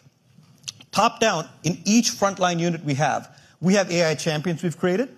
Those AI champions actually sit down with their teammates and prioritize from a top-down perspective what are the biggest opportunities and challenges we have, look for return on investment opportunities, revenue, expense, client experience, risk, 4 things I talked about. And they start to prioritize those things. So when the dust settles, what we get as a tech team as a pipeline is a combination of some bottoms-up ideation, which we want to enable through some rapid iterative tools so they don't have to wait. And similarly, some big top-down ideas, and then that together comprises what our portfolio looks like. Another announcement that gets made on either AI, but it's broadly just more about innovation at Bank of America, is each year you are announcing thousands of patents. I don't have the number off the top of my head, but it's something that is a regular press release that goes out each year. And a few years ago, there was an emphasis on AI and how there were certain patents that were tied to AI innovation.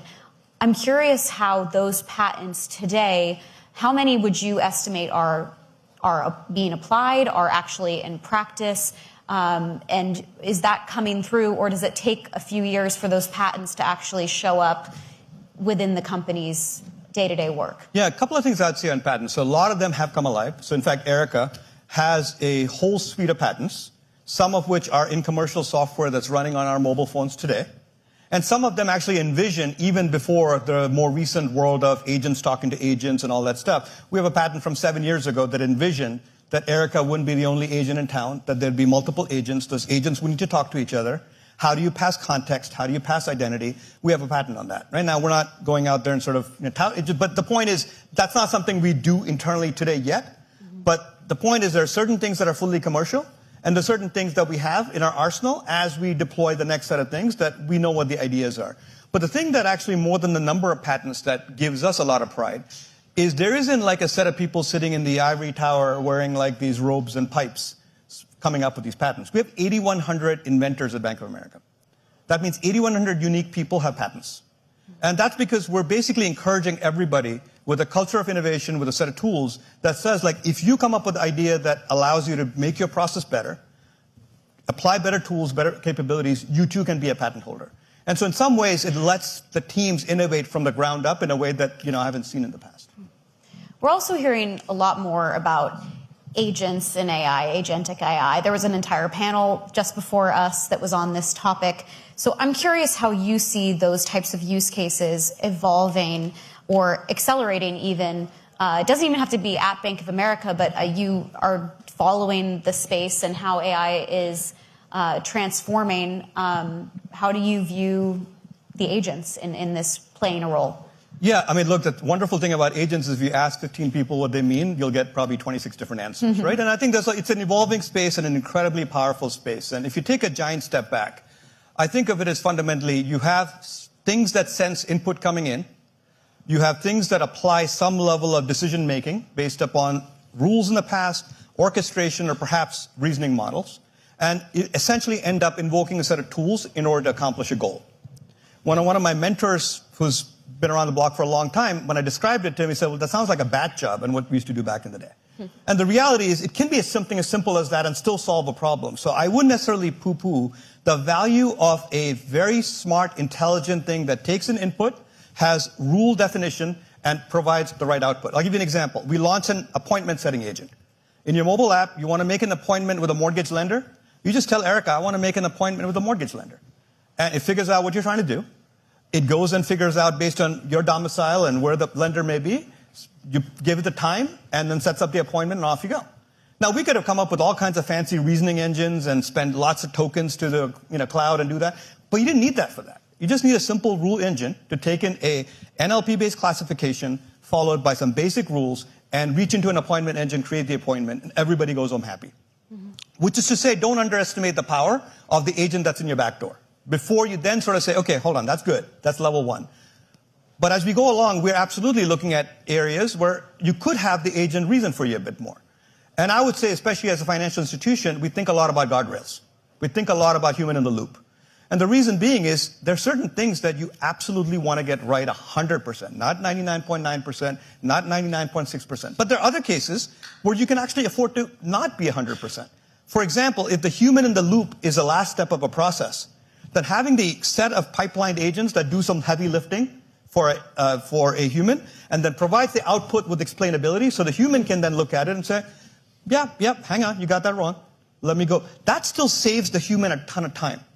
And so if you then take a step back and say that every call in the call center is a defect, every exception in exception management system, whether it be trade surveillance or pick your favorite exception, is a defect, then the question for all of us is, how can agents help us with doing the heavy lifting up front to understand better, gather the data, do all that heavy lifting, and then make that information available to a human in the loop that can then generate an outcome that's far more efficient and effective for us. So to me, I think there's a tremendous potential, but just you have to play in the right spaces and not overdraw yourself. And these efficiencies often lead, as we've talked about, to cost savings. I want to talk about the spend at the company overall. I believe it's a $13-14 billion total spend, but $3 or $4 billion of that is on AI specifically.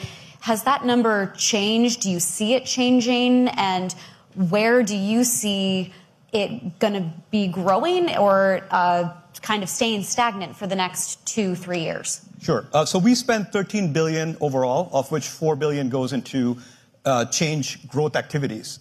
The amount we spend on growth activities has gone up 44% over the last decade. So we spend more and more now on changing and driving growth and creating client-centric solutions for customers. And so the short answer is technology continues to be a huge part, and of course AI as in turn is a huge part of that. But part of this cycle has to also be to drive the efficiency that fuels itself. So for example, the work we did on coding agents. So we have 18,000 developers in the company that now have access to coding agents. And we've found that when you looked at the tasks and activities, we've actually provided about 20% productivity lift in a part of the coding lifecycle, which we are now turning around and reinvesting in the next set of initiatives, which means I go from 4 to 4.1 without spending 4.1. I'm taking the $100 million of benefit I just gained and going to do $4.1 billion worth of work using $4 billion of money. And that's the virtuous cycle we want to create. It isn't necessarily that we just say we keep spending. Of course, we'll spend more as the problem deems it. But from a responsible growth perspective, we have to also plow that back and figure out how some of that stuff is capacity we can unlock to go solve the next set of problems. Do you think it gets to the point where the amount of money that you're spending, you're making back just through efficiency and all these gains, time? Yeah, I think that is the hope. I mean, that is really what we're prioritizing. Does it happen next year? I'm not sure. But I mean, certainly, as we look at our future the next 5-7 years, you think that the rapid explosion of technology, and by the way, I would say, even if all this is maybe an unpopular thing to say, but if all new innovation and models stopped today, there is so much backlog of capability that we have yet to harvest from an execution standpoint. If you could slap the right user experience, apply it to the right activity, the right process, and deploy it so commercial customers use it, you get a ton of gains without even going after the next thing in the hype cycle. So I just think there's so much ripe for us to take, and we're already doing a bunch of them, but looking forward to doing even more. Great. I think that's a good note to end on. Awesome. And it is very clear that you are not stopping and just going to let everything play out the way that it already has. Look forward to hopefully sitting here at another day and hearing about the next evolution of the way that you're building out the AI tech and efficiency down the road. Absolutely. So thank you, and thank you for your time.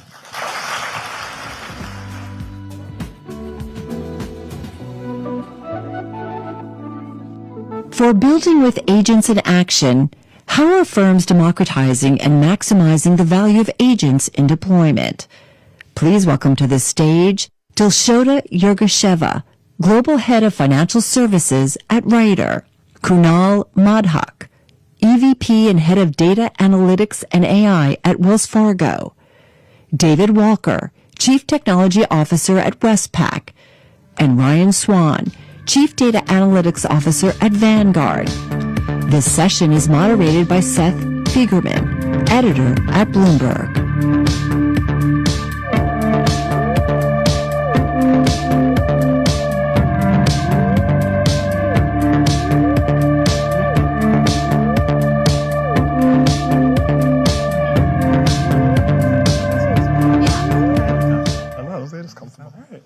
Thank you all.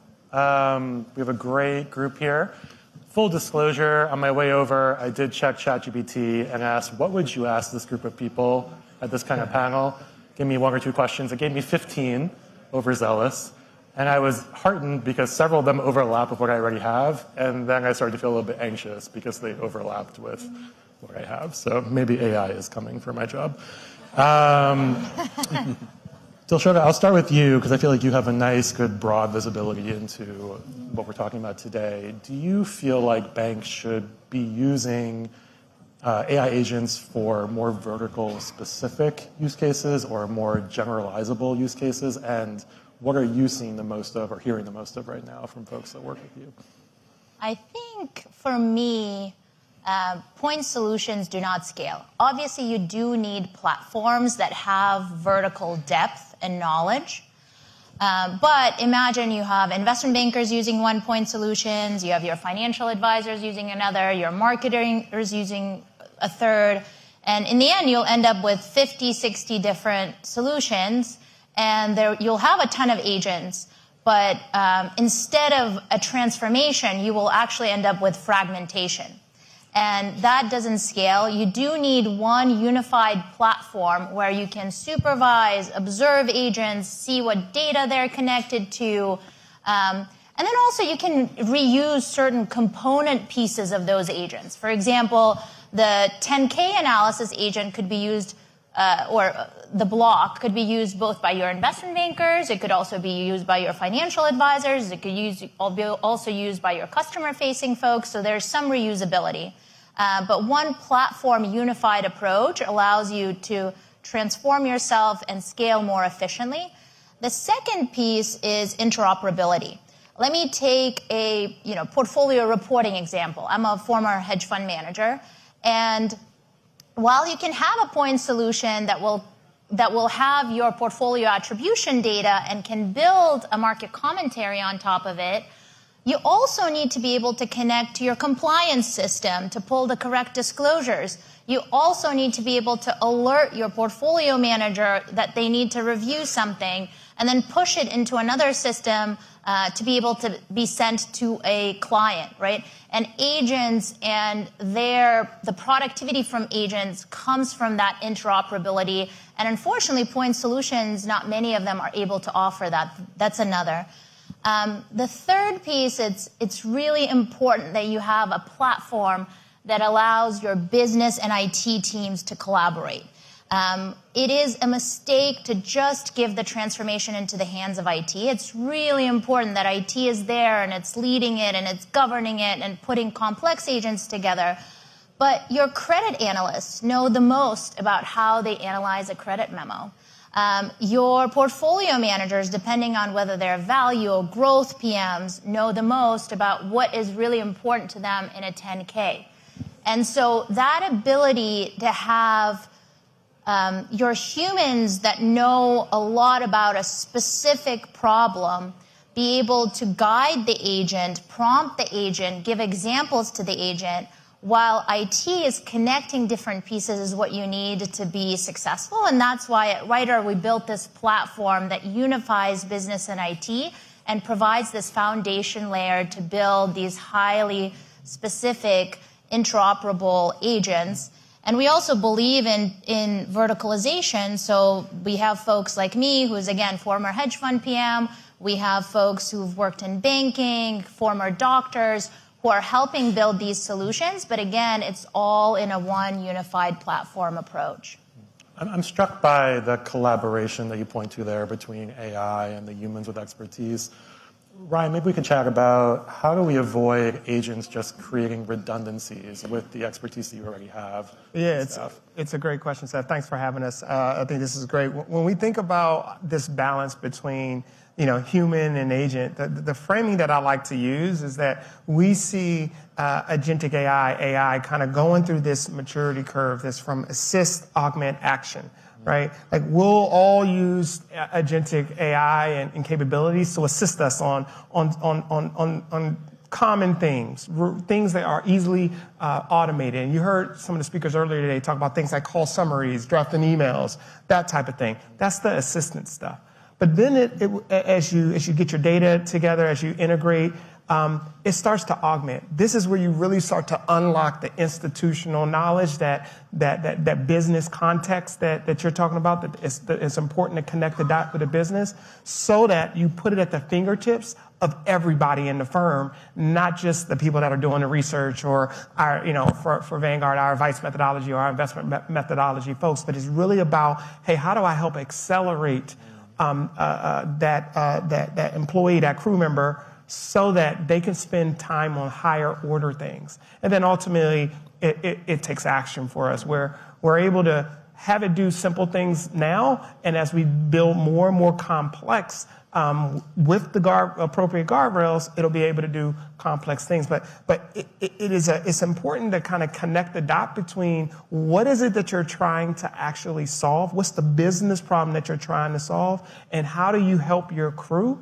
your employees be more effective, more so they can serve more clients, right? So they can have a bigger book because they're not held back by those routine tasks that we can easily automate.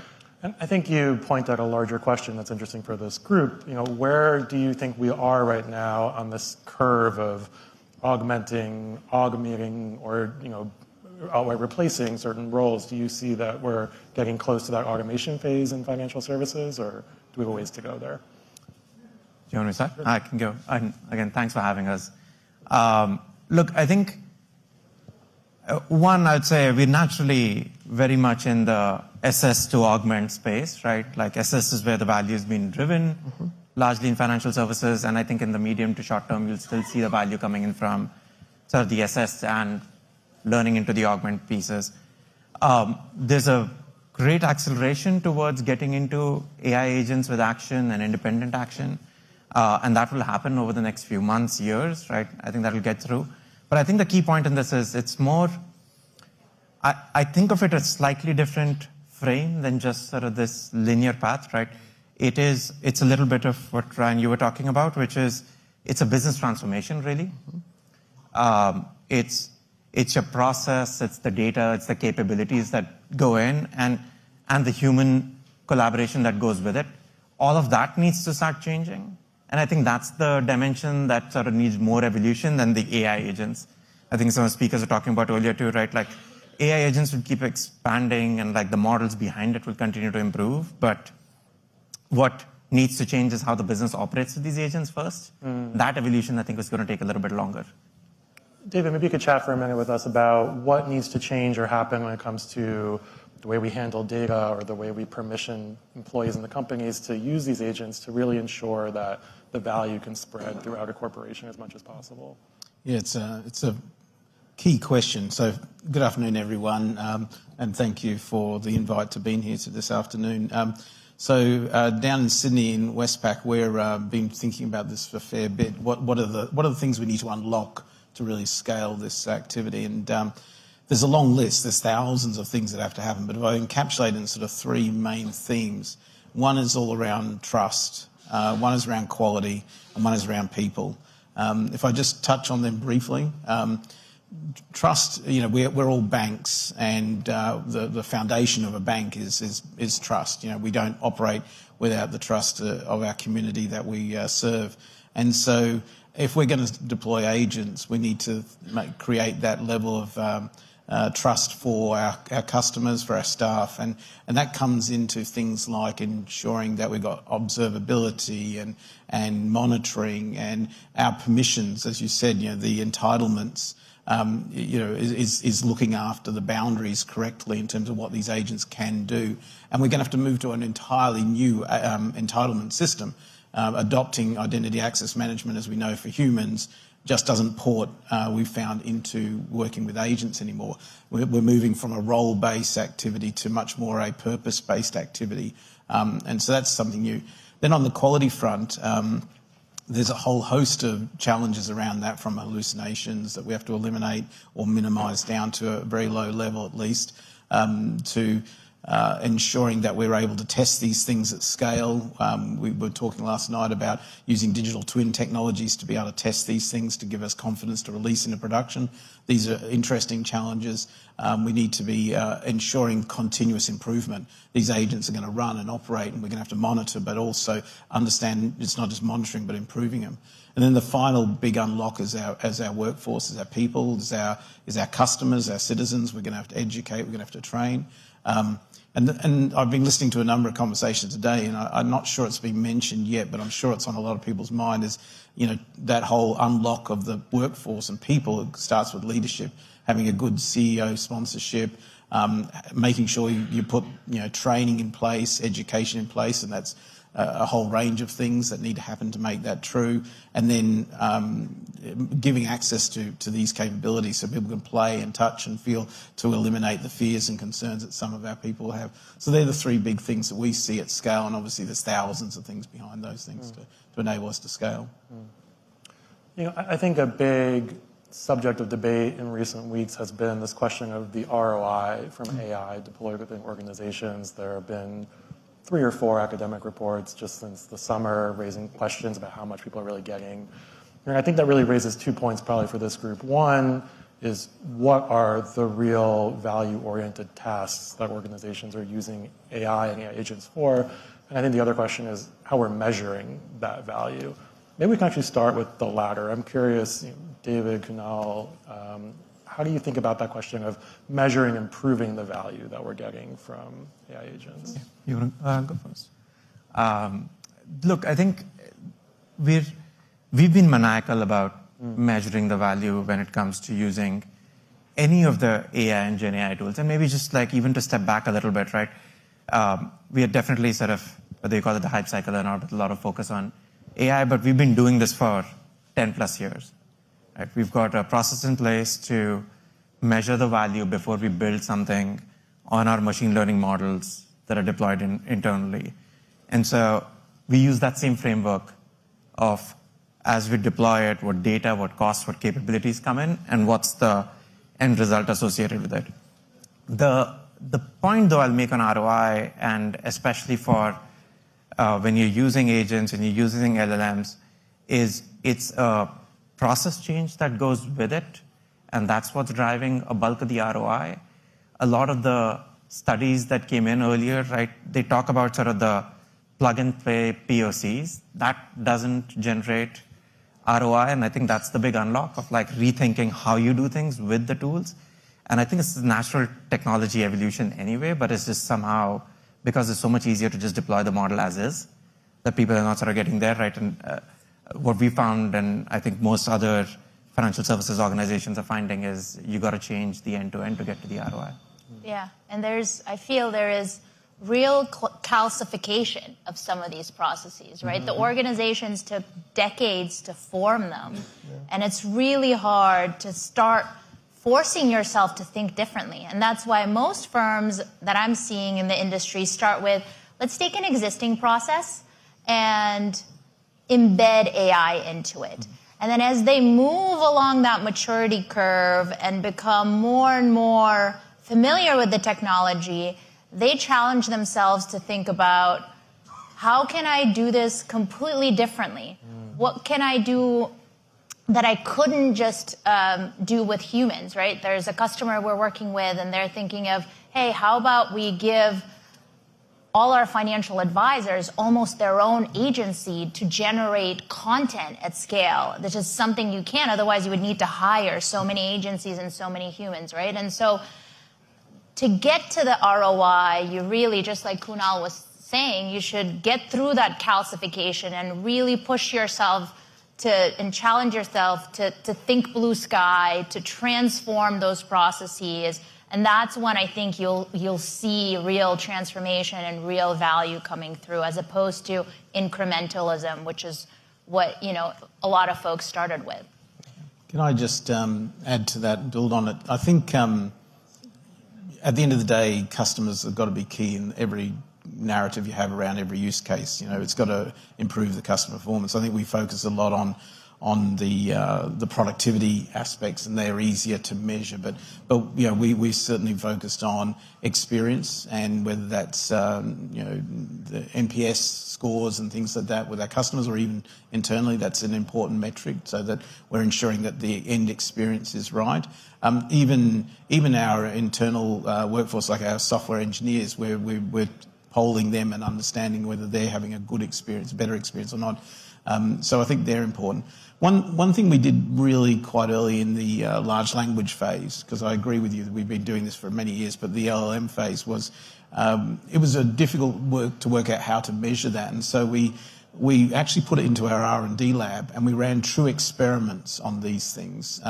You remember at college and university we had to sort of put a hypothesis together and benchmark it, and so that's the level we went to. Even in software engineering, because as everyone who's in software engineering knows, you never write the same code twice. So how do you measure productivity? So we actually did that. We took 40 engineers off the line, and gave them broke them into 4 teams and gave them the same piece of coding to write 4 times, and we were able to measure really clearly, and we repeated that with other types of use cases, and so that gave us a sample set, a really good high quality sample set of what is the true productivity measured. And then it's a case of just measuring adoption, because adoption then based on that maths could give us an ROI basis. So and then the last thing I'd say is we knew that this was helping out with personal productivity across the whole enterprise, and the most important thing was, as I come back to my third unlock, which is all about people, we want people to get familiar with this and used to it. So for the last 18 months, our main metric at the company level has been about active usage or active adoption, because we know that we want people to learn, because if people are learning about it, using it, then they're going to be thinking about it and they're going to be driving the forward look at it. So. Yeah, Seth, very similar. Just to give you one other key consideration, I think, that builds on, we're at a very similar place. We've been at it for 10 years. We measure value around revenue growth, crew productivity, cost avoidance, risk reduction. But I think what's important is separating, measuring the value versus deciding how to harvest the value, which are 2 very, very different things. And so as you build that adoption, as you move from people using AI to doing AI and rethinking the process, then you have the opportunity as a business leader to say, okay, we're now more productive than we've ever been. How do we harvest that? How does that show up for our clients? How does that show up for our crew? How much more time are we giving them to engage with clients from a financial advice perspective? So that then you can make kind of the strategic decision on how it's actually going to show up in that return on investment. And so, but you have to start somewhere, right? You have to measure it somewhere. So another key consideration. Like I said in the start, part of it is how we measure, and part of it is what tasks are we choosing to focus on here. I feel like we've hinted at a couple in this conversation: engineering, content creation. What is one area that you feel like in financial services we are seeing very clear either productivity gains or value adds, or that you expect to see in the months ahead from AI agents for the group, whoever wants to volunteer? Maybe I'll start. Look, and I'll start because I'll cheat. Where you're seeing value is in all the summarization, classification, replacing manual triage. Those AI agents are showing real value. Back to some of the points Ryan's making on sort of changing the process that Shoza's making. You do that, you get real value out of it. And that's what we're seeing. I think what the coming months part, what I'm particularly excited about, what across the industry, what I'm getting to see is this scaling of expertise that AI is enabling, as you get into sort of your augmentation phase maybe, but just taking expertise that was with our top performers to now sort of spreading it out across the board. That is the set of tasks that I think is looking forward, like in the next few months, is going to drive most value. Yeah, for us, it's our advisors, call summaries, relationship summaries. You heard earlier, software developers, we're seeing significant improvement in regards to how much time it's taking to get features out, et cetera. But it ultimately comes down to, hey, how do you unlock your differentiate? Like, we're doing two things. We're diffusing and differentiating. Diffusing is the productivity. The differentiation is like, how do you unlock your expertise that's in the minds of few and enable everybody across the firm? That's where we're going, or directly to your client, right? In some cases. Yeah, I would say initially what I was seeing in the industry is folks were worried about sensitive data. And so they wanted to start on the content side, the marketing side. That was the low-hanging fruit. Marketers and financial services had to learn how to do more with less. And it was not sensitive data. That is where the experimentation was. CMOs were the trailblazers. They've adopted that technology, and they showed it as a blueprint for how you do it across these banks or investment firms. Now what I'm seeing is folks see the value of the technology. They know it's here to stay. It's not just, hey, experimentation. And what some of the most innovative firms are doing is trying to go wall to wall. Look at use cases like onboarding. Look at use cases like cross-sell generation, credit memos, and loan processing, because right now folks have to wait a really long time to get their loan to be processed, right? And maybe they don't have that time to wait. They'll go to your competitor, right? And so what I'm excited for about what's to come is that ability to unleash that creativity and value and go wall to wall, not just go in the certain subset of use cases, because ultimately it's not just about one killer use case. It's about giving access to your top employees, the ability to unleash their creativity and build these complex multi-agentic flows that allow them to just get all their colleagues more productive and focus on that high-value work that Ryan was talking about.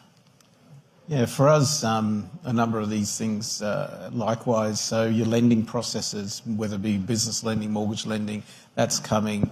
Reimagining the contact center experience. There's a whole host of really interesting things that we'll do there. Fraud, scams, cyber, we're a bank. We need to keep ourselves safe. The bad guys have it. We need to be defending ourselves with it. They're big focus areas for us as well. Also, we've talked a lot about coding, but actually we're now more focused on what's left and right of the coding work, right? It's the software delivery life cycle, and thinking about how do you get an idea through to production and then cycle that. And so that, using AI and agents to help with that. But we're also, Westpac's in a bit of a unique space, and we're just undertaking the largest global merger in the world at the moment. So this is migrating customers from one stack to another stack. So you can imagine all the banks that have done this before will know how hard that is, a lot of manual script writing and things like that, and reconciliation processes. We think AI is going to blow that apart. And so we're now thinking about how do we apply AI across all the steps of the customer migration. So that's probably my number one thing, because that's a big unlock for us going forward. That's a bit of a unique scenario, though. Obviously, we're talking a lot about AI here. I want to talk about the human element of it for a moment, which is this question of, one, how do you make your employees feel as comfortable as possible with AI agents? But two, how do you ensure that there's still appropriate talent development? I think there's a big concern that we're going to see a lot of entry-level jobs, go away or be diminished somehow. And of course, we still want to groom that talent for future roles. So how do you think about pairing AI investments with that talent development? Maybe I'll say something controversial, but I'll go for it. I remember I graduated with my degree in applied math, and I got my MBA from Harvard, and I got my first job. And I remember looking at it, and I was like, you're wanting me to do what? I need to populate this spreadsheet and do these calculations and do a lot of, honestly, what felt like, or change this PowerPoint and look for the differences in the spacing. And I felt like, wow, I just spent so much time studying stuff that's really cool and advanced in school. And then what I'm being asked to do is really simple manual tasks. And you kind of have to go through that grind to graduate to that next level of high value work, right? Because again, in the corporate culture, you advance and then you get to do more, high value thinking and impactful work. And in the beginning, you just have to pay your dues, right? And with AI agents and your ability to automate some of these manual tasks means that your humans can focus on that high value work from the beginning.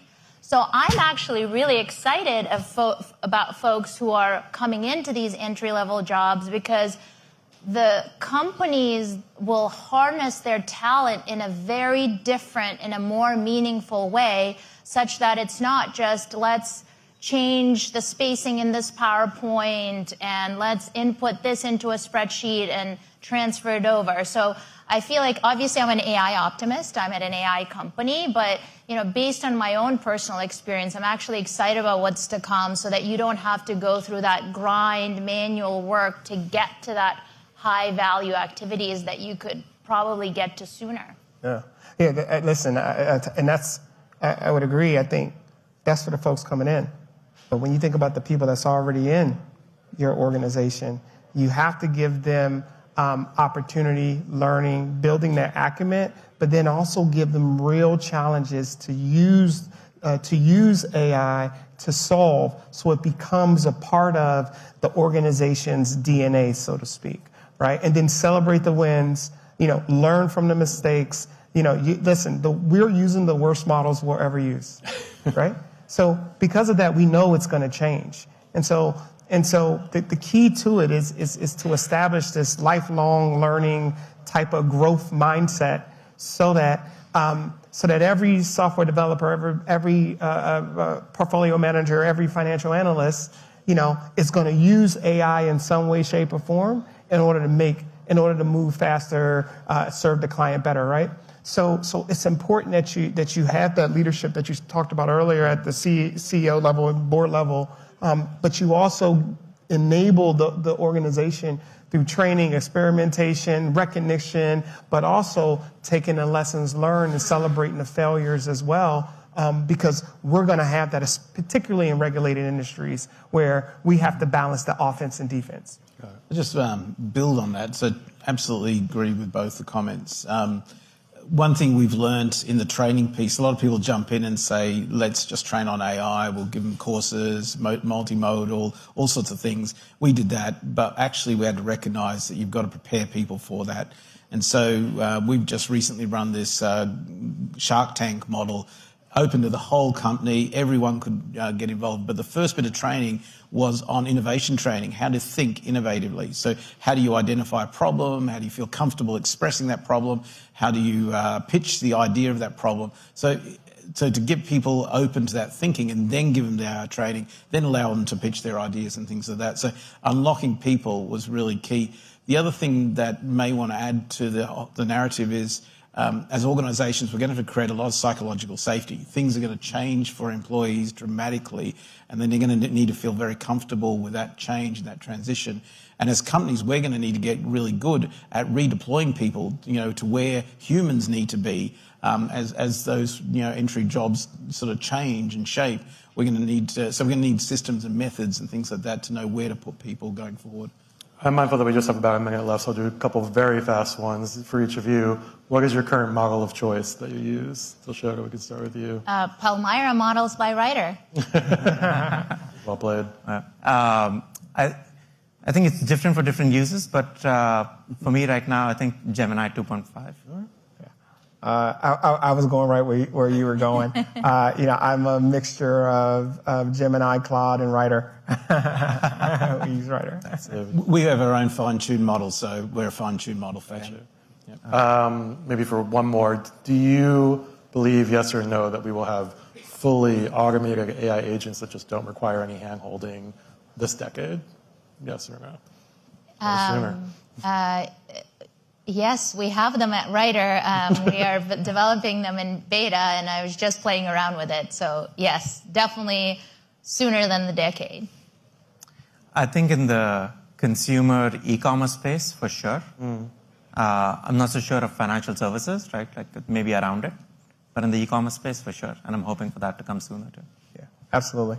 I think we'll have it in the next decade. I think some industries sooner than later. You definitely have it at home. In your personal use cases for sure. So, yeah. David, final word. Yes, within a few years. Wonderful. Thank you all, guys. Thank you, Seth. To me, come back to me. Remember. For evolving the playbook, what have we learned so far about deploying AI at scale?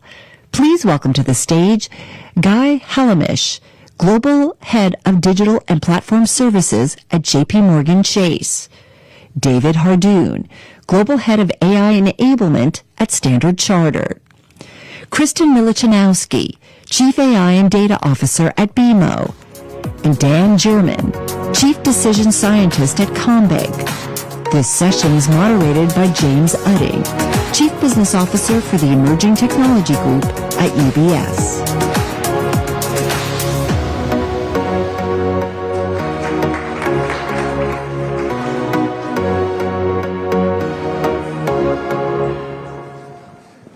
This is the conference, huh? All right, awesome. So, just before we start, big thank you to Annabelle, Alexandra, and team, not just for this wicked event today, but for everything they do, in particular the community they've created. I think I speak on behalf of all of us. We really appreciate it. So, AI is no longer on the fringes. It is involved in how we serve our customers, how we make decisions, and ultimately how we compete.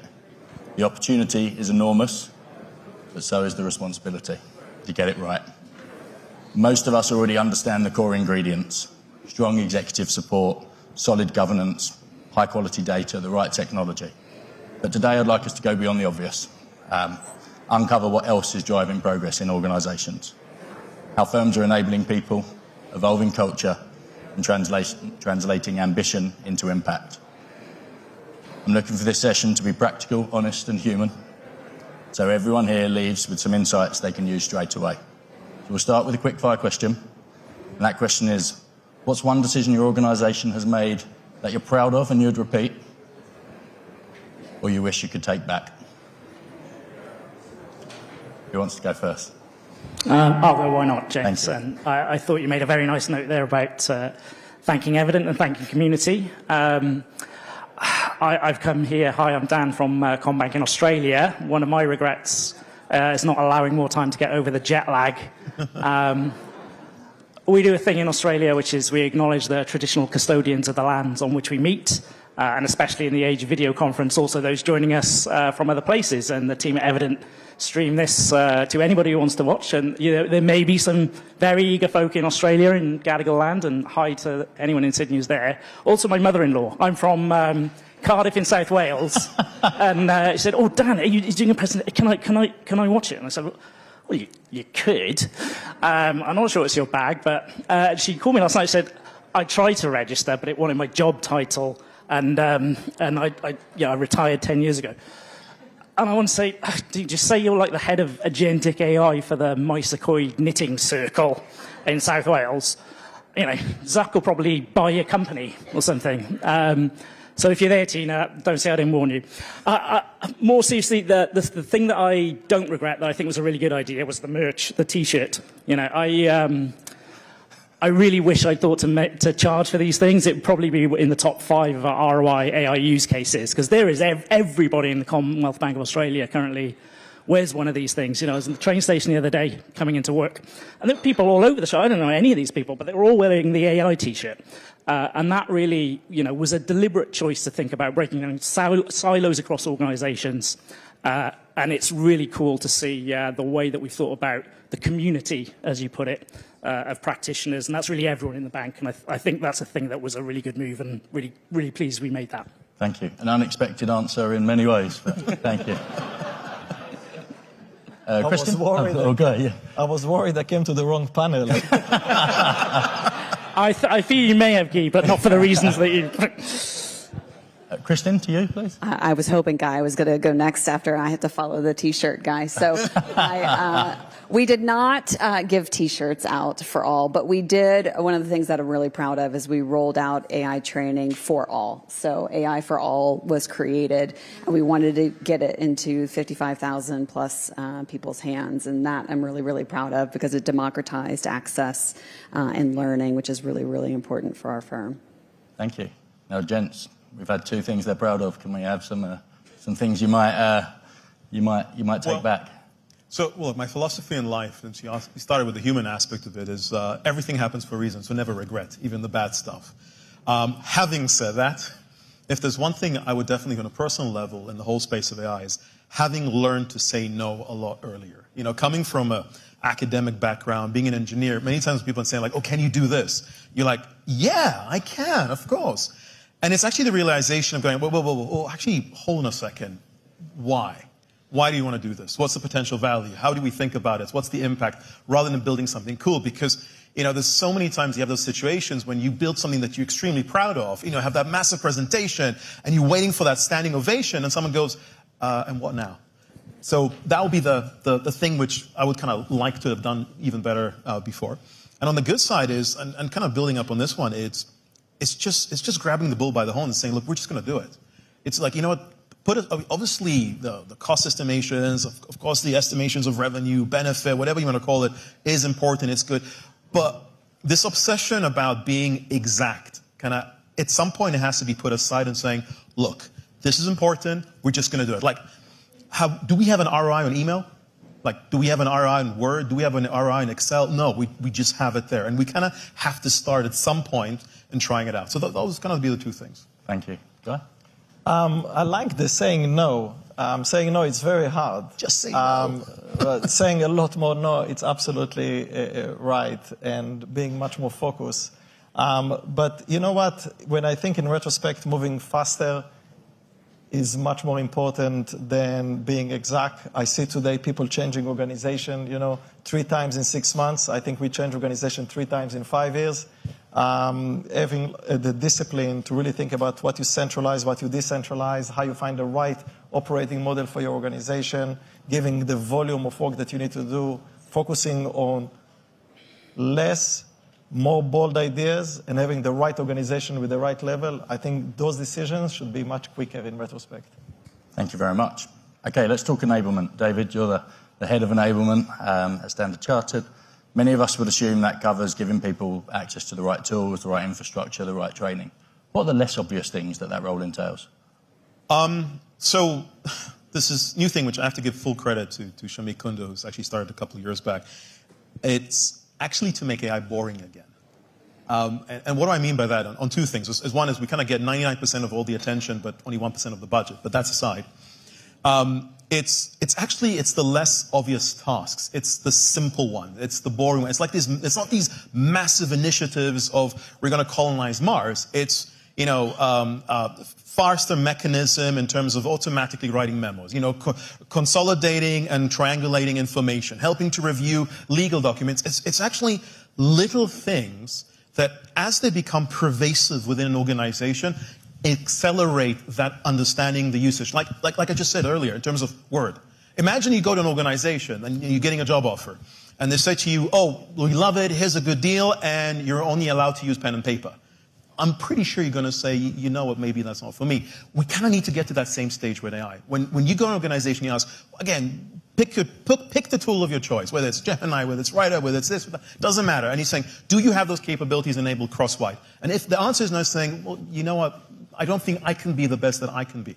So that's about enablement. And something the guy mentioned about, there's this existential debate that seems to be going on forever about, is it central? Is it federated? Is it central? Is it federated? I'm like, why are we obsessed with binary? It's both. You need to have a capacity of driving a standard, the approach, the mechanism, the framework. But at the same time, it needs to be a commodity. Make AI boring again. Just give everyone the same T-shirt, mate. Well, maybe there's a slogan for your next T-shirt. Here we go. Yes, we can. Yeah. So long as you don't share this side yourself. As it relates to AI enablement, is there one thing if you could disable something, maybe it's a policy, a mindset, a fear, what would you disable? What's holding us back? Okay, my instinctive... Somebody else's mic is really hot, just FYI. Yeah, just don't go to the toilet. You'll thank me later. No, so when you ask that question, the first thing that popped into my head is choice. I know this sounds maybe a bit weird, but sometimes we're actually spoiled for choice. We're like, oh, do we want this? Do we want that? Can we do this? And you get 100 cooks in the kitchen. And sometimes the worst thing is not just the cooks, is you have the people who watch MasterChef who come into the kitchen and try and tell you what to do. In certain scenarios, you need to have someone who simply takes the accountability, saying, look, we're just going to try it out. Whether succeed or fails, it doesn't matter. And when it comes to enablement, if you have upfront too many of these variations, you'll never get to the point when actually trying something, because you're constantly backwards, forwards, backwards, forwards, backwards, forwards. So I mean, it's a bit weird, but that's the first thing that popped into my mind. Because in the end of the day, actually, the ultimate choice is secondary. It's demonstrating the viability of it. It's demonstrating that there's actual value. And if we go back, what was it, 2 months ago now? You had the MIT report, there was a ServiceNow report, there's a BCG report. I mean, literally, pick your organization of choice. It's talking about what are we really getting out of AI in the organizations. We need to essentially hunker down and go like, look, the value is astronomical. Just like we know knowledge is critical. But we need to get to the point where we're not just talking about it theologically, we're not just talking about it as concepts, it's in the organization, it's in production. It has passed the gateway of security. It's out there in the ether. Okay, so make AI boring and take away choices. on the mark on less obvious answers. Okay, thank you. So Dan, we'll move from enablement to strategy, perhaps some constraints. AI first, client first, culture first, risk first. There's a huge number of these things that we're seeing in everyone's glossy presentations on AI. Where are CBA on that, and how does that manifest in your day-to-day decision making? Oh, that one's super easy. That's customer first. Customer first, second and third. Then we'll worry about the other stuff. Like, I want to divert for a second, because maybe I should come up with a regret as well, because David's answer was brilliant. It's triggered me a little as well. I mean, a recent regret is that I spent almost all of today sat at the very back of this fabulous arena, and if you're as short as I am, that's a mistake. Because all I could see all day was not the people speaking, but this picture behind me, and I think that's a murmuration, as they call it, of starlings. So this is when the birds kind of flock together and move in these strange patterns. And I was pretty sure it was starlings, but I had to check. So I used a generative AI, and it said, "Oh, an insightful question, Dan. You're so interested in nature," and blah, blah, blah, blah, blah. It was very obsequious. It gave me far more than I asked for. And it said, starlings are, the murmurations are very popular with poets because they can signify collective intelligence or unity in chaos. Now, I will leave this audience to determine which of those two things I was thinking about throughout many of the sessions today, and where we are, and the way we sort of group around terms or not. I mean, what's a little bit of audience participation? If we're all this murmuration, what are we flocking towards here now this year? Agentic, yeah, correct, yeah. What's it going to be next year? Collective intelligence, maybe quantum, again, fingers crossed.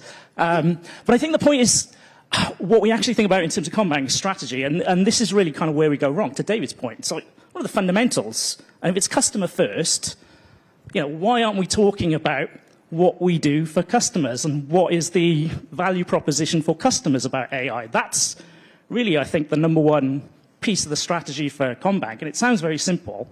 I don't see an awful lot of people doing it. So to give you maybe a practical example of the actual tangible benefits of what's on offer from generative AI, let's say, for customers. So we've reduced fraud and scam losses incurred by our customers by 76% since the peak in 2022. And we use AI, and we use a lot of it, a lot of different ways in which we use that. And believe you me, the number of people trying to commit fraud and scams is not going down. So we're getting better and better, and we have to. Generative AI use case that we've delivered that I'm really proud of, the team that did this and worked on it is, you get those phone calls, and it's a scammer, right? And they're saying, I'm calling you from Amazon or eBay or whatever it is, and we've noticed this transaction, and, can I have your bank account details if it isn't you so I can repay you? Or we did a Combank working with a local company in Australia called Apate, is create 10,000 synthetic personalities, generative AIs of Australian consumers. And we bought 10,000 odd phone numbers at random. So the scammers are calling, and every so often they'll get one of our generative AIs, and it will absolutely perfectly convince the scammer on the other end that they're speaking to a Mark. And first things first, every minute that the scammer is on the phone to our, Bruce from Townsville or Sheila, I really shouldn't say Bruce or Sheila, I'm sorry. I'm sorry to the Australians joining us. But every minute that the scammer is on the line, real customer is not being scammed. Our record is 52 minutes keeping him on the line. The guy gets really, really angry. It's great. But more importantly, the intelligence we gather from the scammer about where they're collecting the money, who else they're working with, what the technique is, feed that back in real terms, real-time intelligence into our AI estate to defend against fraud and scams for customers. So while we're talking a lot today about it's complicated because you have to deal with the regulation and it's hard to get people to let's think about the narrative and how we talk to customers. That really is kind of key to the strategy at Combank, I think. Okay, thank you. Now, one constraint, maybe a slightly shorter answer if we may. Park funding, park governance, park access to data.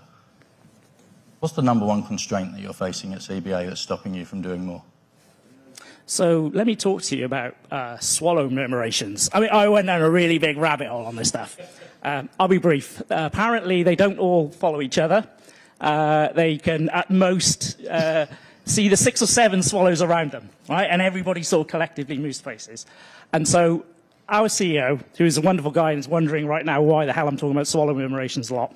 He's not alone. He's not alone. Yeah. I know, he's very smart. There's the collective intelligence. How many days haven't you slept? It's been a lot of days, mate. It's a lot of days without sleep. But the point of my swallow murmuration thing is that the fact that we're collectively following crazy... this is a very important and profound point I am about to make.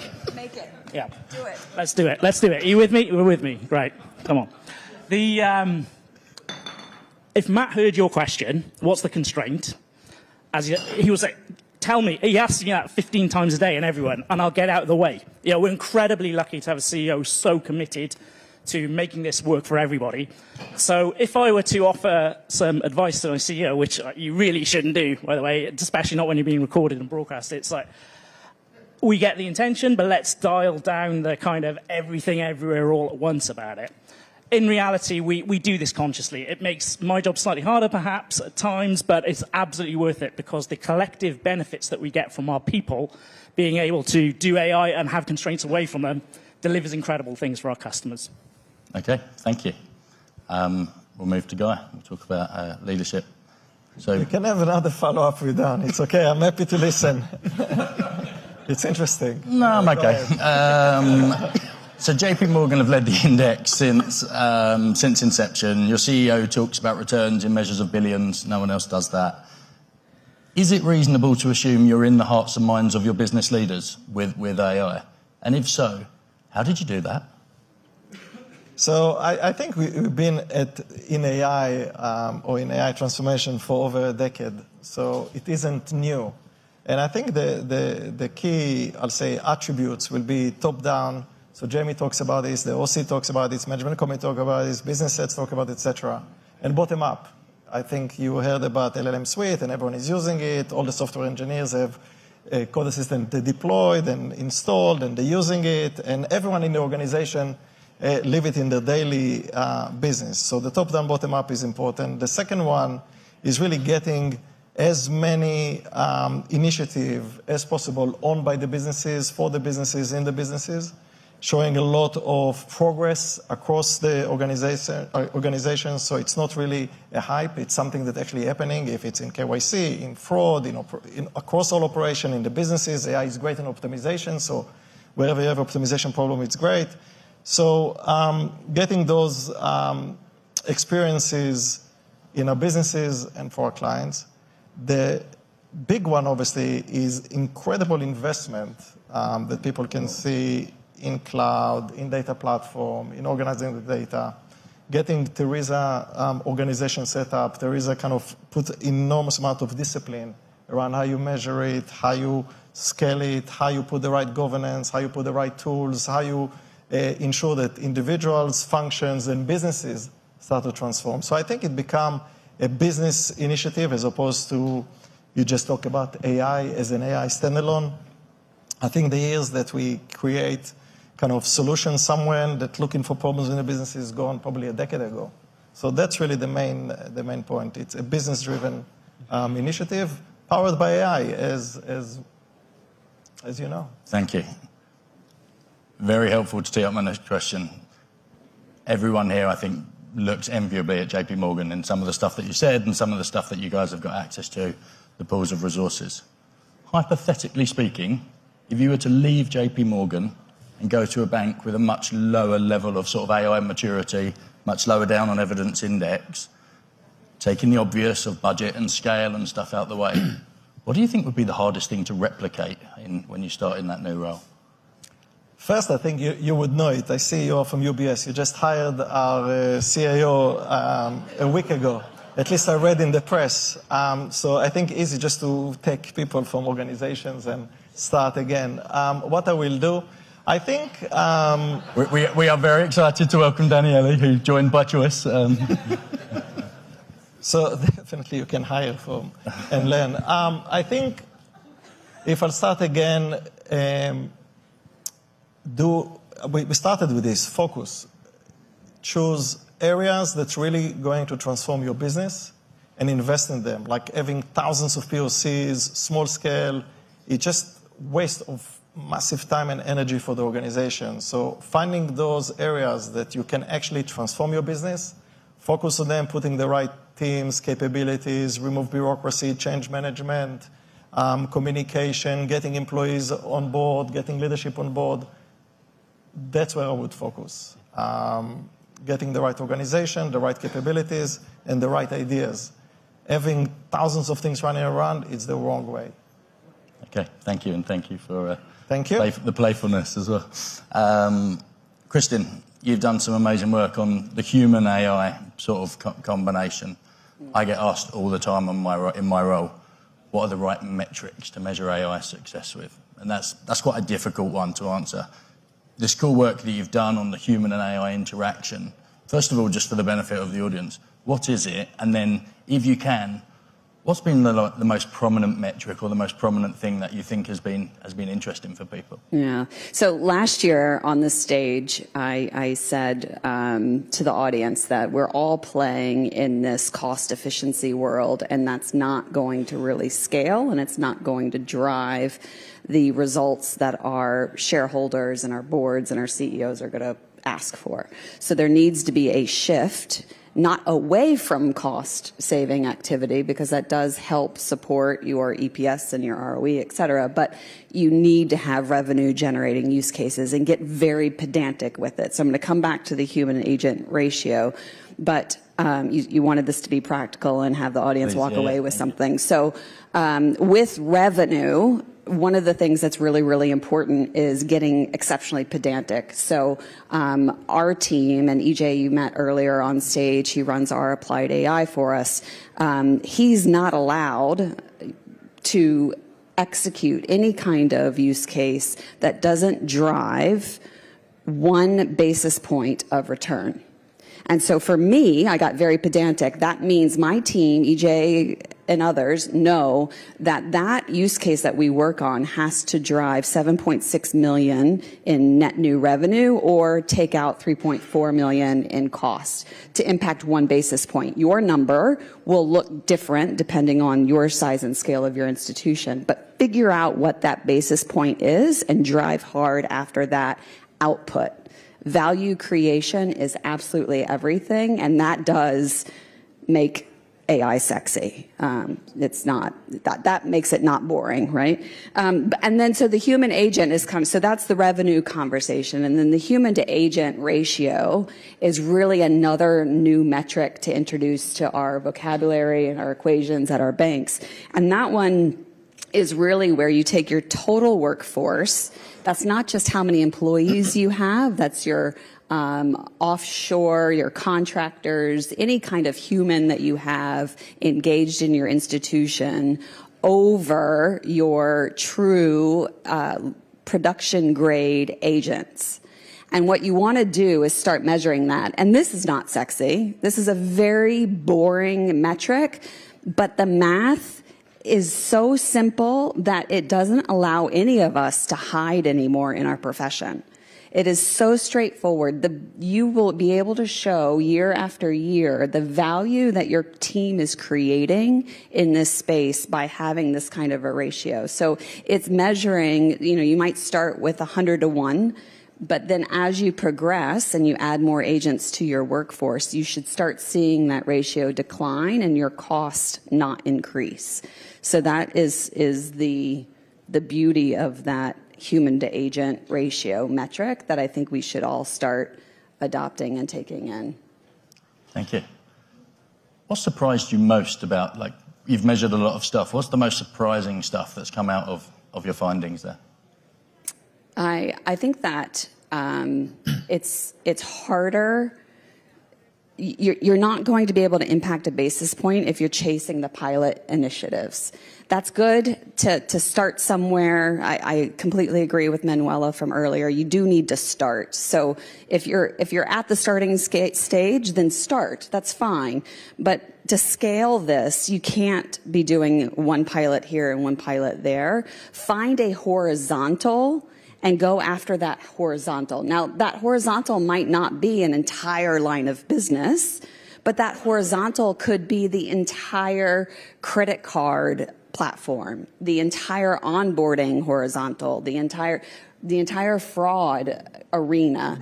But attacking it piecemeal across an entire organization, dabbling is not going to really scale in the end. So you need dabbling to get some experience under your belt, but then you got to go hard after the horizontal.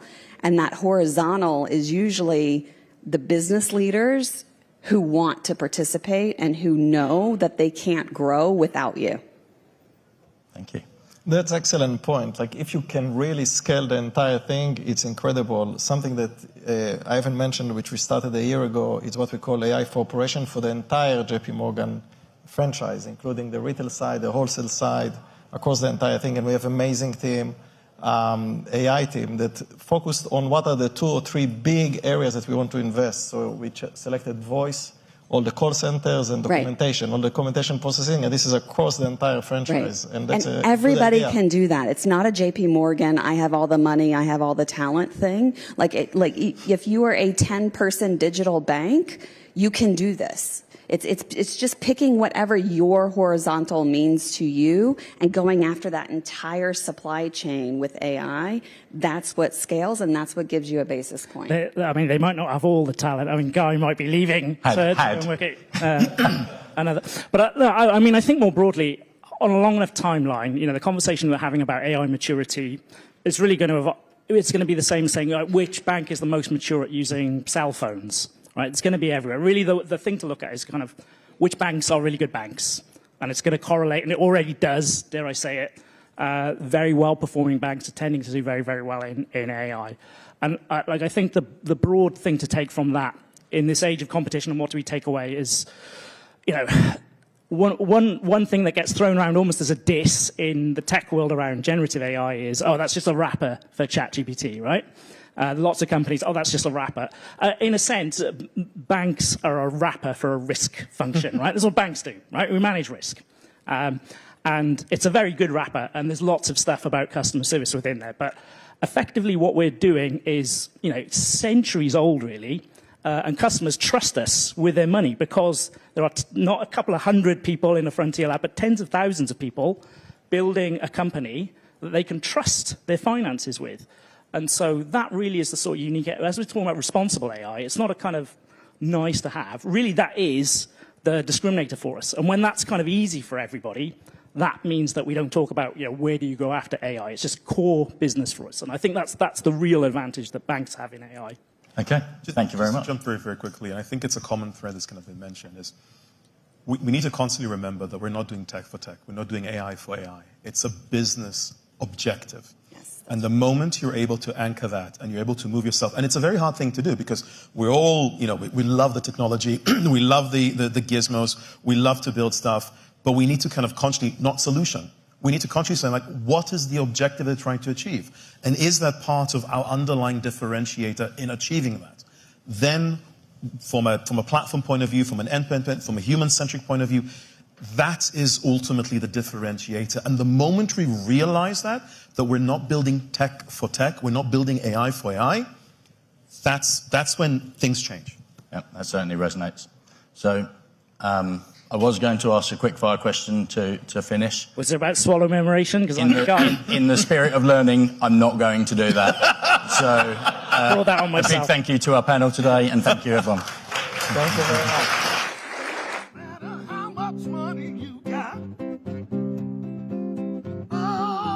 For the final session of the Evident AI Symposium, Transforming the Industry, How is AI Revolutionizing Knowledge in Financial Services? Please welcome to the stage Antonio Bravo, Global Head of Data at BBVA, Igor Tulchinsky, Founder, Chairman, Chief Executive Officer, Co-Chief Investment Officer, and Head of Research at World Quant, Jonathan Pelosi, Head of Financial Services and Insurance at Anthropic. This session is moderated by Tucker Balch, Professor in the Practice and Research of Finance at Emory.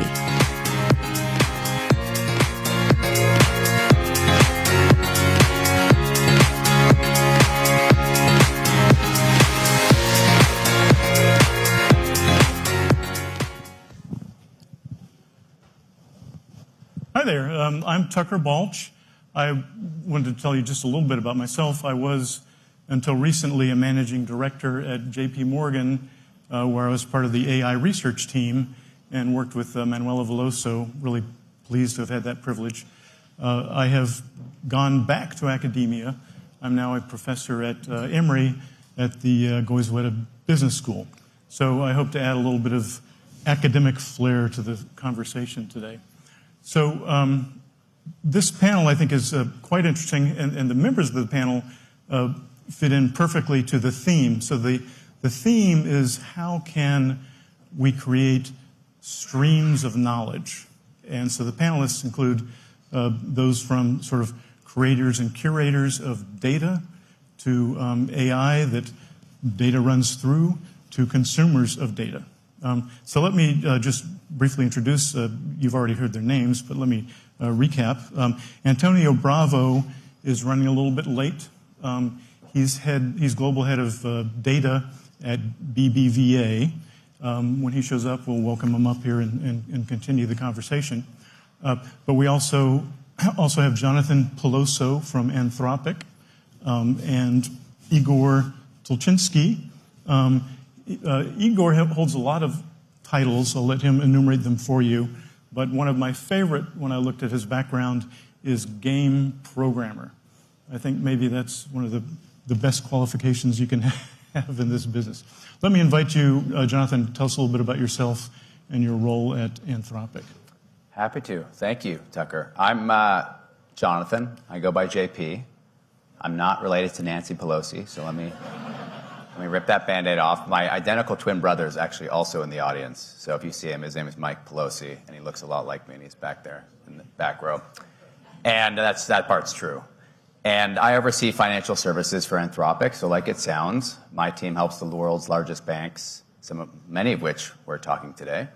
Asset managers, insurance companies get the most out of Claude for the business transformation they're trying to drive.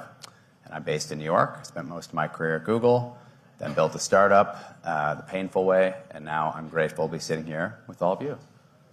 Thank you. Igor, tell us about yourself and WorldQuant. Sure. So you mentioned video games. That goes back to high school, actually. When I was writing various games, they would give us a name, and from the name you'd have to come up with a game. So that was an interesting idea.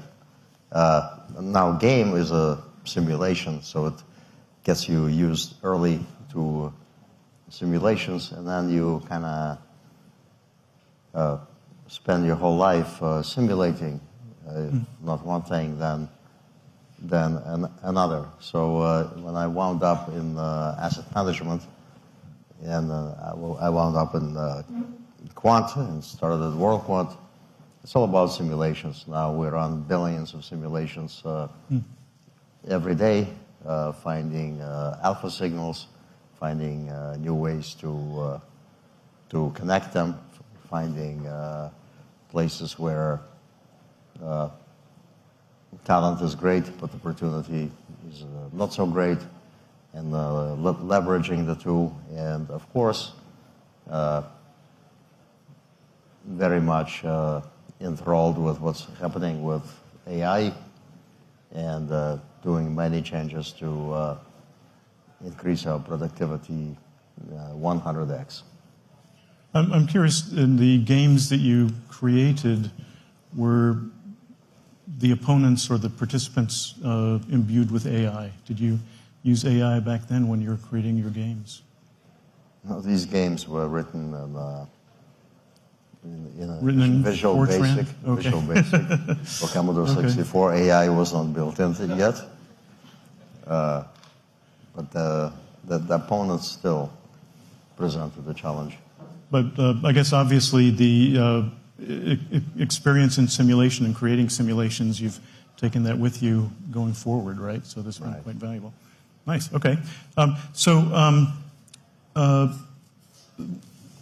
Wanted to get to one of the key questions I was thinking about. You know, of course, when we think of AI and data, AI, is obviously quite intertwined with data. We can use data to inform AI. We can use AI to improve our data. But topic today is about knowledge, and I wanted to ask you your thoughts about is data distinct from knowledge? And if so, what do you think about it? How do you describe the difference between just data and knowledge? Let me start with you, Igor. Well, data is basically all the information that's available out there, written in whatever form. Some structured, some not structured. And there's a lot of it. And that's every day there's more. Knowledge is conclusions you can make from the data and how you can use the data to enhance your worldview and to do reasoning and of course projections and forecasts. That's knowledge. So maybe knowledge is a way to view the data that's informed by what your needs are for it. Does that make sense? Or are you thinking something different? It's to view the data in a way that your needs are for it, and you can measure knowledge by your ability to predict something from the data. If you can predict something from the data, you know something. You can't predict anything from the data. I hope you had fun reading the data. But I want to get back to that in a bit, but let me ask first, Jonathan, is knowledge the same as data? If not, how's it? No, I don't think it's the same. I think of knowledge as the practical application of data. I've got, as an example, a customer. They're a very large asset manager, and a distinct role at this firm is a linguist which I didn't know was a thing. They have linguists on staff, and what they do is they read earnings call transcripts to understand tone, to gauge if a CEO is confident, is lying. The data here is the transcript. The knowledge is the ability to ingest that and apply what you know about having studied as a linguist. For instance, confidence and words and avoiding questions. And a lot of what we'll try to do is how do we bridge that gap? Because whether it's your own firm or an asset manager hiring linguists, the data on its own, as Igor just alluded to, is not that helpful. It's bringing it to life with context and helping take the folks that you've already hired or work with who are specialists at this and imparting some of that as context into these AI tools. So now when you run an earnings call transcript through one of these tools we may have helped them build, it's like a virtual linguist that helps that existing linguist analyze 10 times more earnings call transcripts. That's just a very simple example of how we think about it. Nice, okay. Igor, back to you. You're a quant, right? Is that a fair statement? Yeah. Okay. So my observation of the way quantitative finance has been going over the years is it was, 10 years ago, quite mathematical, not so much AI. Then over the years, more machine learning. But now, more recently, AI is a part of it, right? But my question is, AI has been part of quantitative finance now for years. What's different today? Well, what's different today is the power of the AI and also the correlation of your results to how many GPUs you have and how much money you spend on the AI extracting the information. And the more you spend, the more you get. The latest AI is very, very power hungry, but it produces great results. Previous incarnations of AI didn't really have such a clear payoff to spending. I'm curious to what extent you can tell us, and I understand if maybe you can't, but how much of your information and workflow is AI centric at World Quant?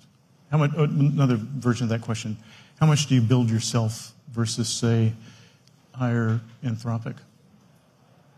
How much we build ourselves? Yeah. Mm-hmm. We're shifting heavily towards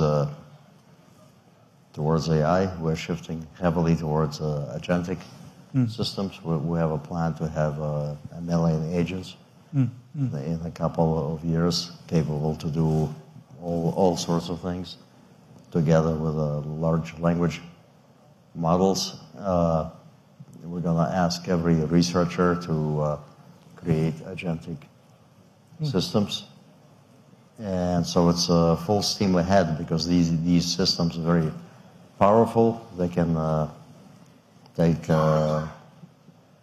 code for an alpha, and they can reverse engineer it into what the thesis was, and then they can take the thesis and generate 100 more alphas from that. And if that's not enough, you can translate it to German and generate 100 more alphas from that. And so the information flow is very, very, very fluid. You can also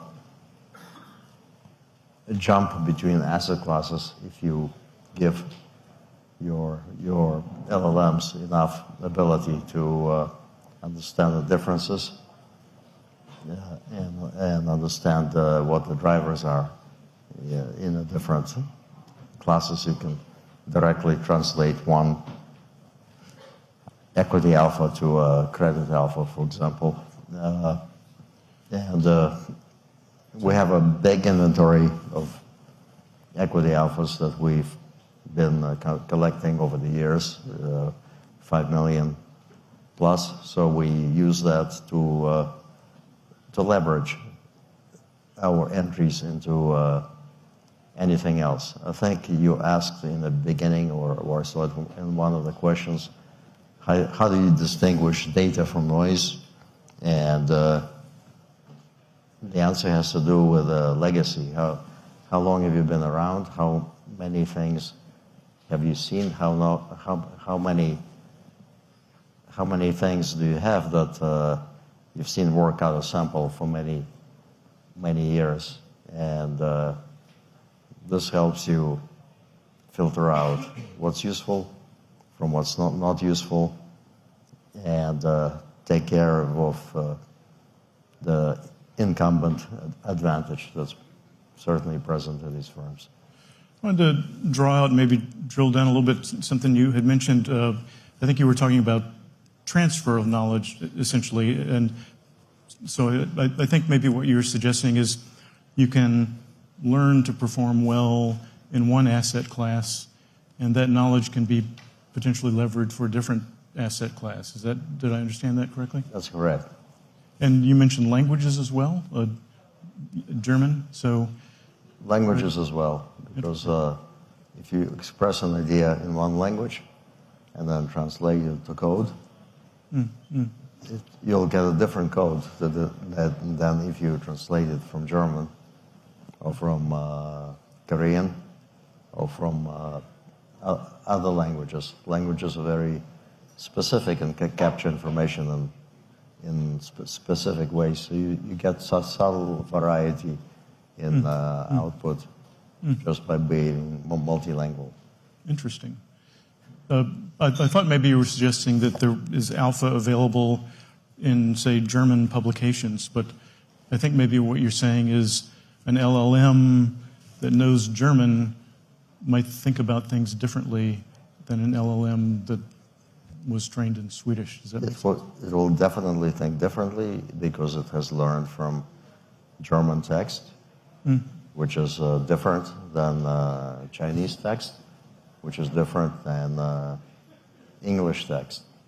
Like if you even ask LLM what is good for you as a person, health-wise, you ask it in different languages, you're going to get different answers. And in the end, you'll get a list of like 500 different things that are good for you. And if you can do them all, you'll live a very long time. Okay. Tucker, it's worth noting, your other comment is also true, right? This notion of this technology unlocks, practically speaking, I think you mentioned, if I'm an analyst doing research and I'm based in New York, practically I speak one language, I'll probably read or digest English published research. Well, that was because there was practical limitations. Even if there was good research published that wasn't being translated by some of these major publications in Germany or in other markets, it just wasn't practical. These are the types of examples where that is just a thing of the past, right? So now it's not only very easy, but it's very efficient to have that same analyst say, hey, go find all the reputable business research resources in these top 5 markets and consume and digest and synthesize insights irrespective of the language, because these models are effectively perfectly fluent in most of the major languages now. These are just simple examples of the type of thing. And as you think about like augmenting the workforce, does that make or break the person's performance that quarter? I don't know. But over time, you have to imagine if they're able to consume all of that thoughtfully versus not all of that. Back to Igor's point about like the more data you have and the more thoughtful you are in leveraging it, the better off you'll be ultimately. So as long as you're talking, Jonathan, Anthropic has recently announced the version of Claude for finance. What does it do? Why? What value does it bring to the table? And what are the sort of sub-products within that offering? Yeah, ultimately, we had launched a large language model, and by definition, they have to be general, right? They're trained on the world's publicly available information. And it quickly occurred to us that while these are very effective at doing things like, answering simple questions, if you are doing very complicated financial modeling, they weren't that well equipped to get really deep in that type of thing. So what we decided is we realized we're really entirely focused on the enterprise at Anthropic versus spending most of our time on consumer AI applications. It's just not our focus. We can't be all things to all people, so we'll choose a couple verticals to be the best at. And we chose finance as the first one. And the next we just announced is healthcare, life sciences. So what that practically translates to is at the training level, we don't just have researchers who help build our large language models. We have researchers that are ex-quants that come from the Citadels and the Jane Streets, and they're actually doing RL and reinforcement learning on very specific financial tasks. So you're giving it very hard financial challenges and saying, hey, listen, we're going to hire experts to validate this. And through RL and in pre-training, we can get it to be very, very good. So that's one layer. The next layer is most of you are working in finance, obviously. And you've touched on this theme of data and knowledge. Without context of the data you need to do your job, let's say it's an analyst who, sure, Claude, you were trained on the internet and you're good at discounted cash flows. That's one thing, but I need to query financial data from an S&P or FactSet. So what we did was we just made it easy to query that data. We invented something called MCP, which is Model Context Protocol. Historically, it was very hard to query that data with a large language model reliably. So we added that layer. So now you can plug that in. So when I type and ask it to do financial analysis, it doesn't like guess. It says, let me literally pull this from FactSet and show you where I pulled it from. Because demystifying this is a huge part of what we do. In our business, in the finance world, I mean, Igor is, I think, the epitome of it with what they do. You don't have the luxury of like guessing or hoping the number is right. It has to be right. If I'm working with an investment bank or I'm working in retail banking. And then the last layer is give it practical skills. So here's a very simple example. Claude, in the past, couldn't make a PowerPoint presentation. You can make a cool artifact that you could take a screenshot of and bring into PowerPoint. That's annoying. No one wants to do that. So now it can. Not only can it make a PowerPoint presentation, but you could upload your branded template, and it can basically, I joke, crack its neck and make a PowerPoint presentation with that brand. And then it can make an Excel file. It can make a discounted cash flow. So these are the things we basically built as like a scaffolding. So now when you use Claude for finance, it's effectively tailored for financial use cases. And that's what we launched. Question about that. We are seeing more and more specialized LLMs. Maybe you can shed some light on this, though. Why not build an Uber LLM? Just add finance to the collection of things that Claude can do. Does that somehow dilute its capabilities, or? No, it's in fact exactly what we did. So when I say we specifically trained Claude to be good at financial tasks, the entire Claude we just launched, Sonnet 4.5 model, benefits from that. So now if the ordinary consumer just happens to be asking a question, they'll also benefit from that horsepower. Versus we're not carving out something bespoke that only people in finance can use. We've just made the core model explicitly very good at financial tasks. Oh, interesting. Okay. So it is like the overall model getting better and better. So it's not a separate product. The solution is, think of it as a SKU. So if you've ever gone to Claude.ai, that's our chat. We've made an enterprise version of that SKU for financial services, but ultimately everyone can access that baseline model. Interesting. A lingering question I wanted to get back with you, Igor. With your experience in quantitative investing and languages, I'm just curious, what's the best language to think of finance in? It's definitely English. Oh, really? Yeah. Because so much training has happened in English. I think Wikipedia used to account for like 70% of the training of the models. So the best knowledge comes from where the most text is, good text. But I've heard from others that unfortunately I'm unilingual, but my wife is multilingual, and she's from Sweden. She'll sometimes tell me that they just think differently. You know, they have words for things that we don't even have. So I wonder sometimes about that. But interesting. Okay, now your company has fire hose of data coming in that you pay for and so on. But how do you find signals in that data? How do you distinguish signal from the noise? And kind of a follow-on question is, does AI help you do that?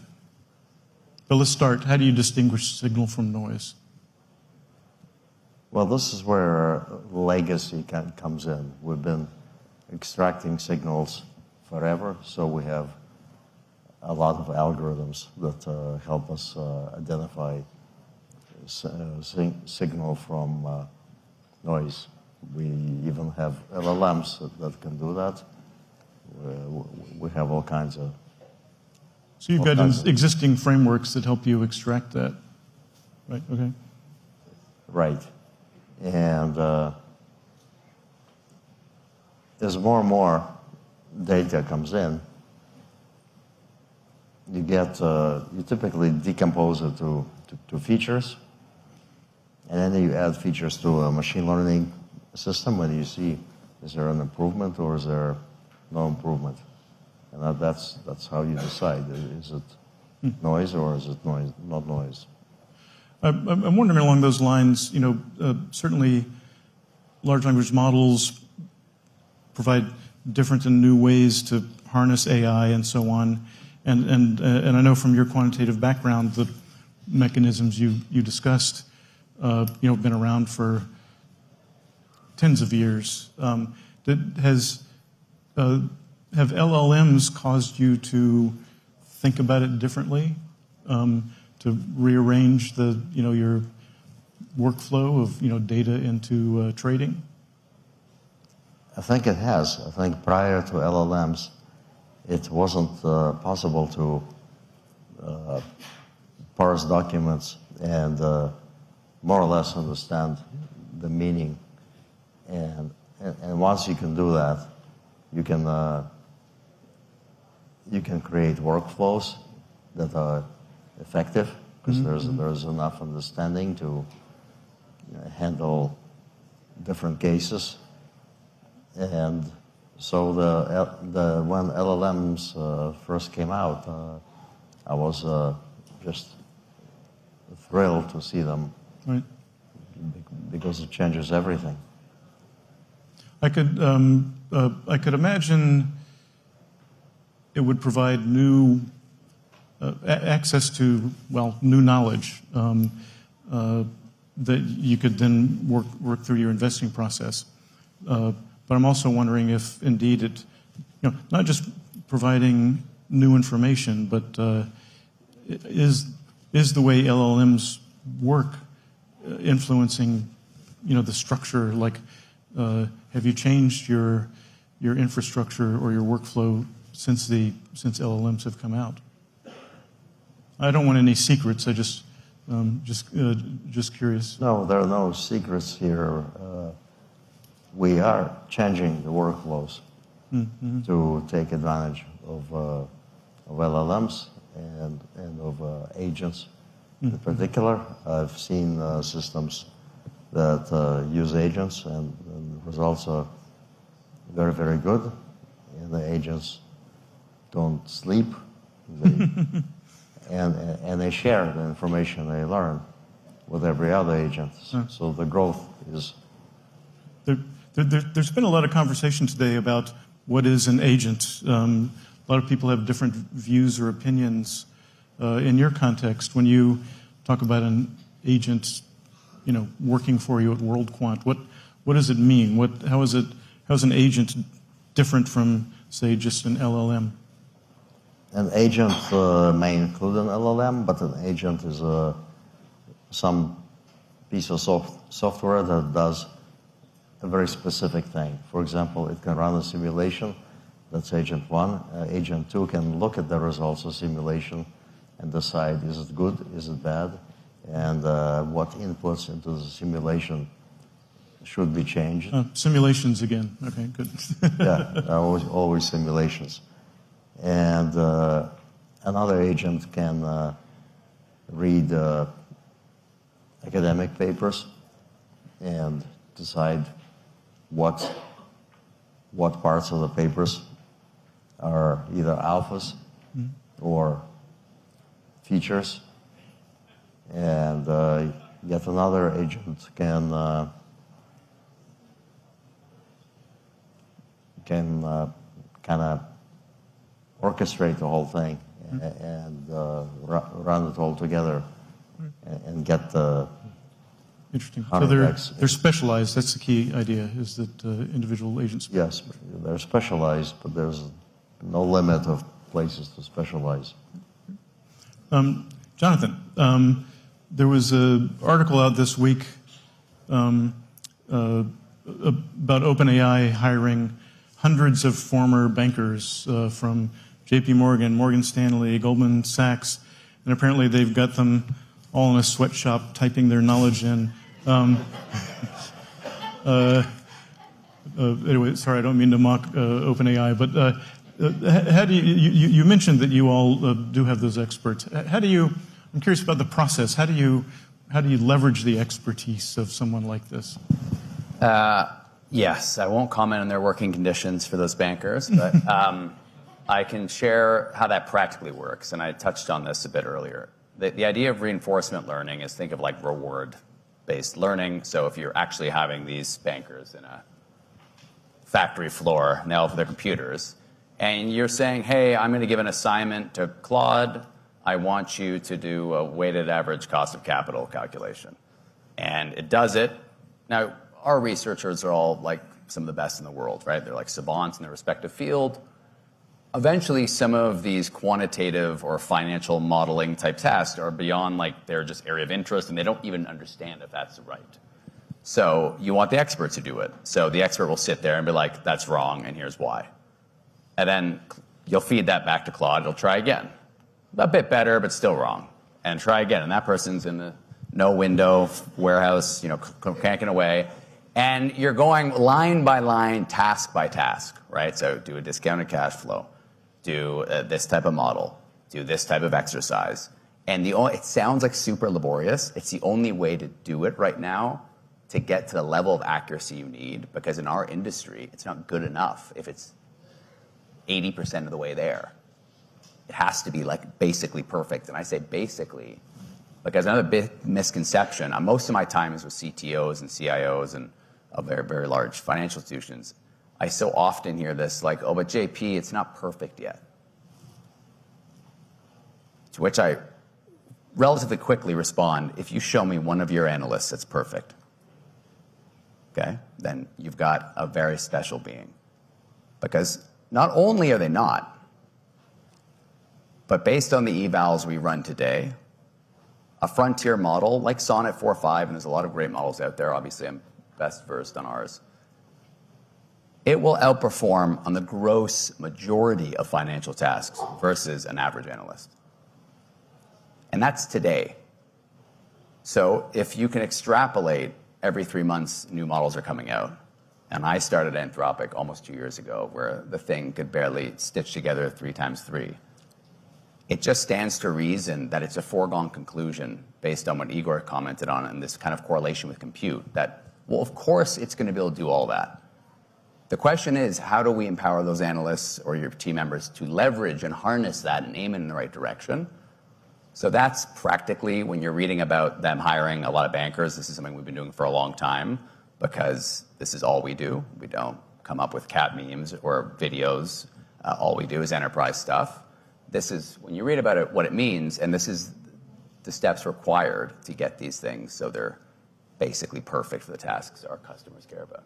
So you're in a unique position to see how financial institutions are using large language models. I'm curious if you could touch on a little bit the sort of variety of uses from quant applications. I'm curious if you see those to other more client-facing applications. My immediate reaction when people ask me who's the best and most sophisticated at using this stuff, it's people like Igor. It's the quant jobs. I mean, they're made up of PhD researchers that basically are the same people that ultimately we hire to build models. So on the spectrum, The very good quant shops are like the most sophisticated. And then you can kind of keep going along where a lot of work we do with commercial investment banks, very heavily focused on empowering their people to do better analysis, research. How do you streamline that? How do you plug it into the tools they're using? Things you think are pretty obvious, but actually bring it to life in the firm for the actual workflow they do, it takes more work and heavy lifting. Then there's things like, finance reconciliation. Then there's things like risk, huge area of interest. And to oversimplify it, we sit with, show me the humans that are doing the task today. That's particularly laborious and manual. And we will sit with them and we will build a solution that the intention is not to replace those humans focusing on that, whether it's the analyst or the risk team or the compliance team. It's to significantly complement and augment the work they do. Those tend to be the areas we focus most on. You'll notice today we're not, and we work with 80% of the Fortune 100, but we work with the gross majority of them. Most of them aren't like deploying the financial wealth advisor that's entirely powered by AI, and they're like wealth advisors are like, not showing up for work. They'll deploy an internal tool that'll help a wealth advisor, but very few of them are doing explicit customer-facing applications with no human involved, and we don't suggest they do at this stage. If someone asked me a year from now if you could be confident in doing that, I would say for sure. I'm always going to advocate for human in the loop, but one of the cool things about the point of view we have is we feel like we have a crystal ball and we know where it's going because we're at the lab level. And another thing I often get asked is like, what's coming around the corner? And I'll often, I'll joke back. I'm like, you're not using a fraction of the technology's capabilities today, literally other than like the Igors of the world, honestly. So like, as much as I'm happy to share, it's like, don't get so carried away, because if you keep obsessing with what's coming, you never stop and pause to make sure your people are actually using what's available right now to its fullest. Because if they were, and I could take stock of everyone in this room, there's no way you're using every single feature that's available today, because I have a hard time keeping up. So this is just some things to consider as we work with these firms. Nice. Igor, we got 40 seconds. I'm going to give you the last word. What's the low-hanging fruit? What's in the next year? What are the best opportunities for AI in finance? Well, 40 seconds, you said. Okay. I'm sorry, I didn't see the one in front. You got a minute. Go for it. There's so much data out there that has been examined in traditional ways, but it can be examined through GPUs. Apologies for the delay. Speaker. Igor's last 60 seconds just got. That's a grand entrance. Yeah. Let me introduce Antonio Bravo. Thank you. Oh, they added some time back to the clock. Is that right? Okay. All right. Cool. Great. Sorry to interrupt you. Okay. Go ahead and finish, though. Your thought. Or were you? So the whole field of finance, when looked at through the lens. Oh yeah, it's coming. Yeah. I'm just letting him finish. Through the lens of deep learning, you get novel and uncorrelated outputs, often surprising outputs. So there's lots of room for growth, and the drivers of growth is basically how many GPUs you put on a job, and how much money you invest in it, and what frequencies you're doing it at. And it's a virtual home run. So that's my answer. Thank you. Thanks. Antonio, welcome. Antonio is head of global data at BBVA. Introduce yourself. Tell us a little bit about you and what you do at Thank you. And first of all, apologies for the delay. I had a very bad experience at customs today, so sorry for that. Yeah, I'm part of BBVA. I lead data and AI within the organization. BBVA, large international bank headquartered in Spain, but with very large operations in Latin America. And basically, I lead a function that is at the executive committee level that was created almost 9 years ago. And we're in charge of basically managing the informational systems of the bank, as well as all the analytical capabilities that are built on top of it, for many different things: risk analytics, underwriting, commercial campaigns, and then, of course, now AI and LLMs potentially into the organization. So tell us, how does, well, one thing I wanted to mention, looking at BBVA's accolades, one recently is they won an award for the best technological bank. So congratulations on that. Thank you for that. I think over the past 10 years, we've been investing a lot in basically shifting our distribution model, particularly for retail banking, but also for SMEs. I think just last year, 80% of the clients that we captured globally were captured through digital channels. That's up from 19% only 6 years ago. And almost 75% of our sales are digital. So I think that shows a little bit how much we've invested in technology, and kind of we've been recognized by different benchmarks, as you were saying.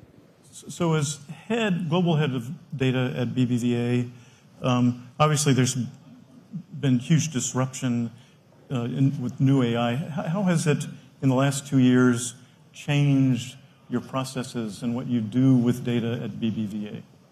That's a very good one. So I think we're trying to address this context with actually two basic areas of focus. One of them is mainstream adoption of technology by our entire employee base, which also varies a little bit depending on whether you are a banker or if you're a risk analyst or general employee, whatever area you work for. And that's the first thing. We've been focusing a lot in massive adoption of the tools that we are deploying, particularly in our case, ChatGPT and Gemini. And then in technical domains, also some others, such as Cursor, for instance. And then also, we've been also trying to have a very top-down agenda into the main areas of the bank where technology can have an impact. And this top-down agenda is basically geared towards transforming client relationships through digital channels, transforming client relationships through bankers, and transforming the way we do analytics. And then lastly, we also focus a lot in our back office operations and processes, for which we believe technology can have a huge impact also. One last question, then I think we have to hand it over to the next session. Could you reflect for a moment on how can AI add value to the data? Does it turn it, does it transition it from just information to knowledge? Yeah, I think in that process, I think one of the areas that we're focusing a lot is how do we capture the internal and human knowledge that is dispersed across the organization and the people that works at BBVA, which is basically bankers, again, risk analysts. So we're trying to bring that knowledge, that unexplicit knowledge that sits in the notebooks of our employees, to basically be captured in what we do in, let's say, our chatbot assistant, for instance, that is today serving more than 20 million clients in different countries.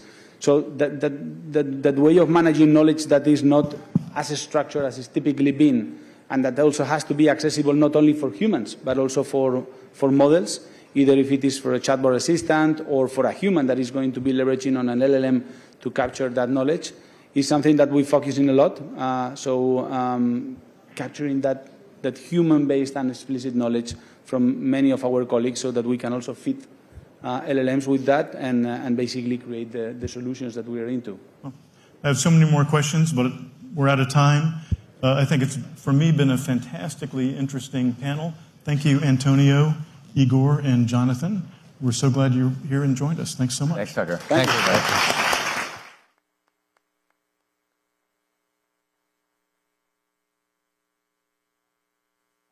For being here today. It has been an unbelievable amount of sessions, an unbelievable amount of information. I think we'll all be digesting our notes in the months ahead. I'm really just going to say we've got drinks now over there. Well done, everyone, for making it through. We'll be doing more events like this over the course of the next year. We'll be back here next year, and I hope to see a lot of you there. So thank you so much for coming. We'll speak soon.